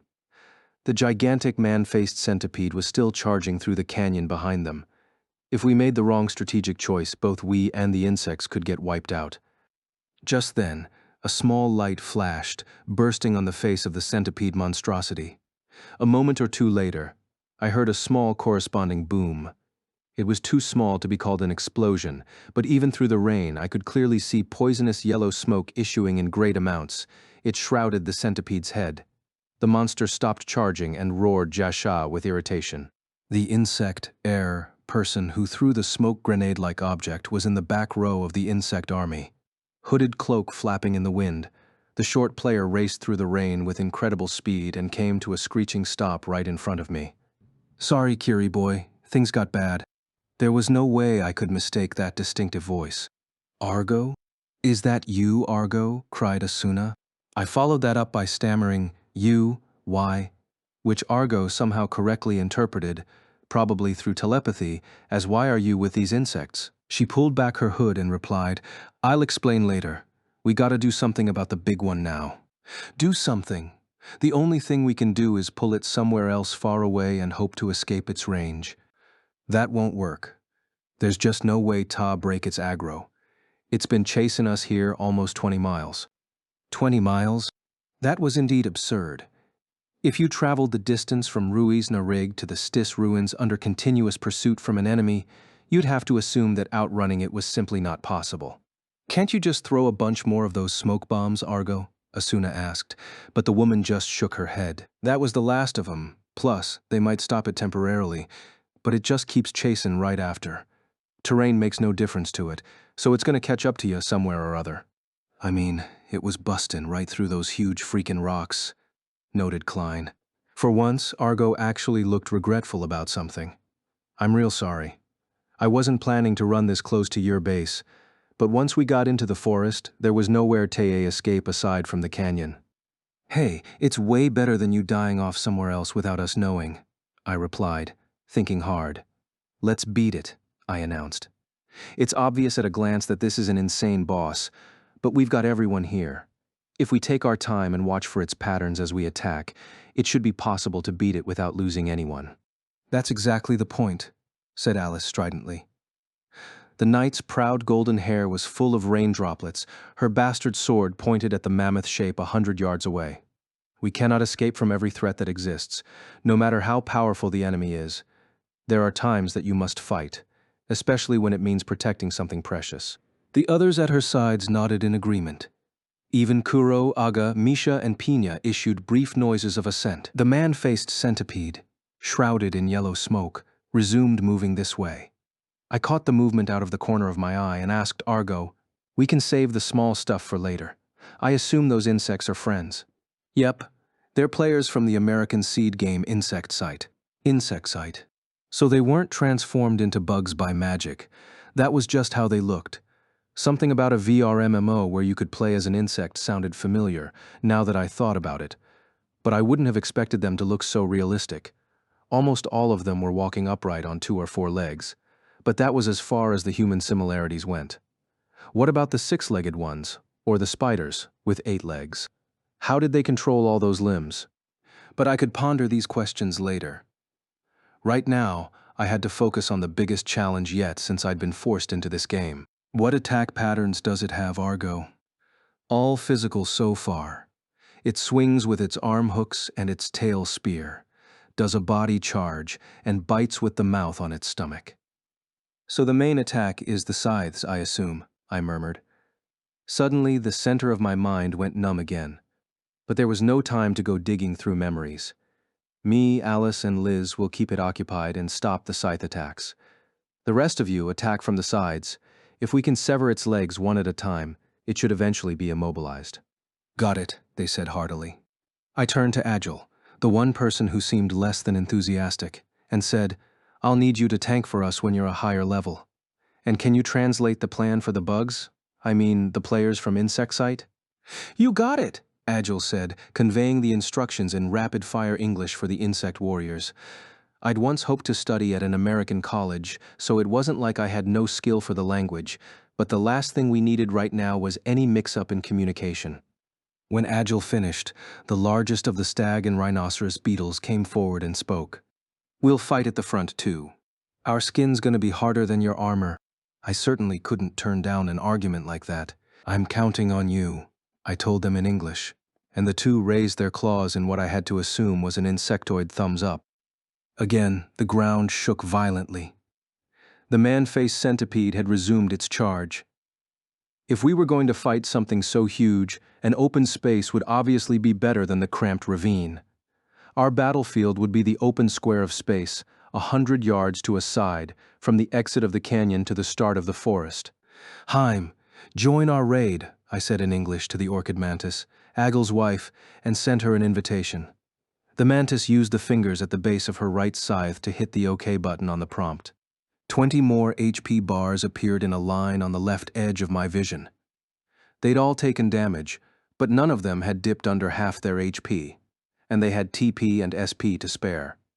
The fact that they'd run for nearly 20 miles and experienced only this much wear and tear was either a sign of skill or luck, probably both. Do you have any healing methods? You bet. Heim the mantis called out to her companions, and a brown-winged insect came forward. Their overall shape looked like a cicada, but the head had strangely shaped feelers on it. They branched into 4 parts, each ending in a large sphere that made them look like satellite antennas. The antlered cicada said, "Simon, guys," and the insects promptly rushed over and huddled up. The spheres at the end of their feelers sprayed out a shower of glowing white liquid that fell upon the others. The 20 insects' HP rapidly restored itself. That was a helpful power to have, but it didn't seem likely to work in rapid succession. Meanwhile, we each had 2 or 3 potions, the pottery jars full of slow ragin tea that Asuna invented, and they couldn't be relied upon to get us out of every jam. We'd need to focus on defense first and get a total grasp of the enemy's patterns. Here it comes, I shouted, in Japanese this time, as the man-faced centipede rushed out of the canyon and into the field. Up close, it was impossibly huge. The head alone was 15 feet long, and the huge scythes on each arm were 10 feet to the blade, while the centipede portion was over 60 or 70 feet. Even the deviant gods in Elo's Jotunheim didn't have anything on this devastating scale. But as I had said to Agile earlier, size and appearance were not tied to strength in a VR MMO. Games in the Seed engine had a general inclination to strength rising faster for larger avatars and higher agility for smaller ones. But if Celica, the smallest member of the group, were at level 100, she could probably beat that giant man-faced centipede in a shoving match. Of course, our group was only at an average of around level 13 or level 14. Still, if we could pull off perfect cooperative play, we could hold our own against a colossal, horrific demon. I chose to believe. Joshua, bellowed the Titan, opening its jaws in 4 directions. As though one caused the other, lightning rained down from the black canopy above, lighting the mammoth creature. Kuro, you attack from the side on Asuna's order, I told the panther, rubbing its round head. The predator growled with a hint of reproach, then moved to wait next to Aga. I squeezed the grip of my sword in preparation, making brief eye contact with Asuna. Go, I shouted, pushing off, with Alice and Lisbeth, my companions at the front, and the new recruits of the rhinoceros beetle and stag beetle. We spread out as we ran. The grass at our feet was thick, but the rain was tamping it down so it wasn't tripping us up like I feared. The monstrosity loomed closer, over 20 feet off the ground. Ja. The man-faced centipede slowly pulled back its right scythe. When the movement was this big, it would be easy to get the timing down. It's coming from the right. Prepare to guard. We all steadied ourselves, Alice and I with our swords, Lisbeth with her mace, the rhinoceros beetle with their horn, and the stag beetle with his jaws. The 10-foot scythe began to swing forward with the sound of a gale. The grass along the ground tore loose and flew into the air, despite not being touched. It's okay. We can stop it. I told myself, practically praying, as I squeezed the grip of my sword. I pressed the flat of the blade against my left arm to augment the defensive positioning. The gleaming scythe was right before me.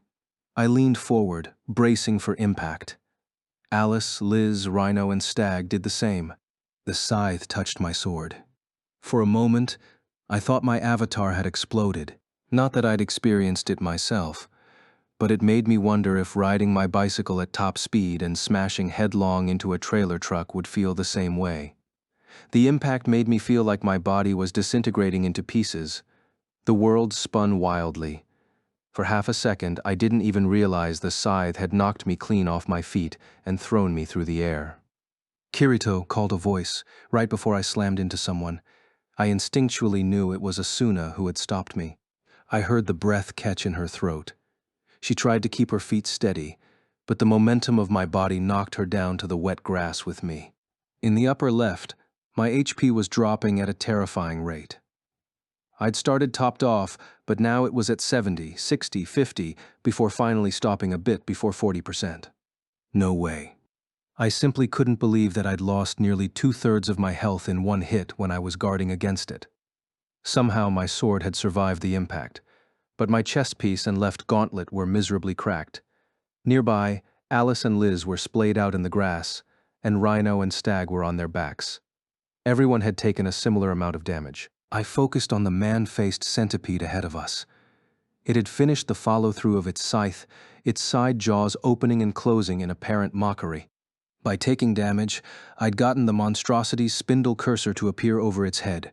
The HP readout had 3 bars. Below them was its name, written in the English alphabet. The Life Harvester.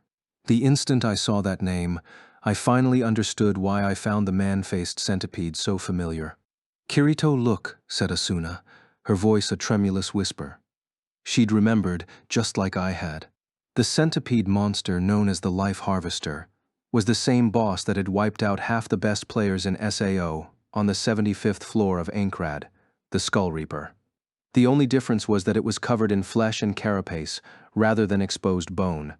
But the shape, the attack patterns, even its tremendous offensive power was exactly the same. But why?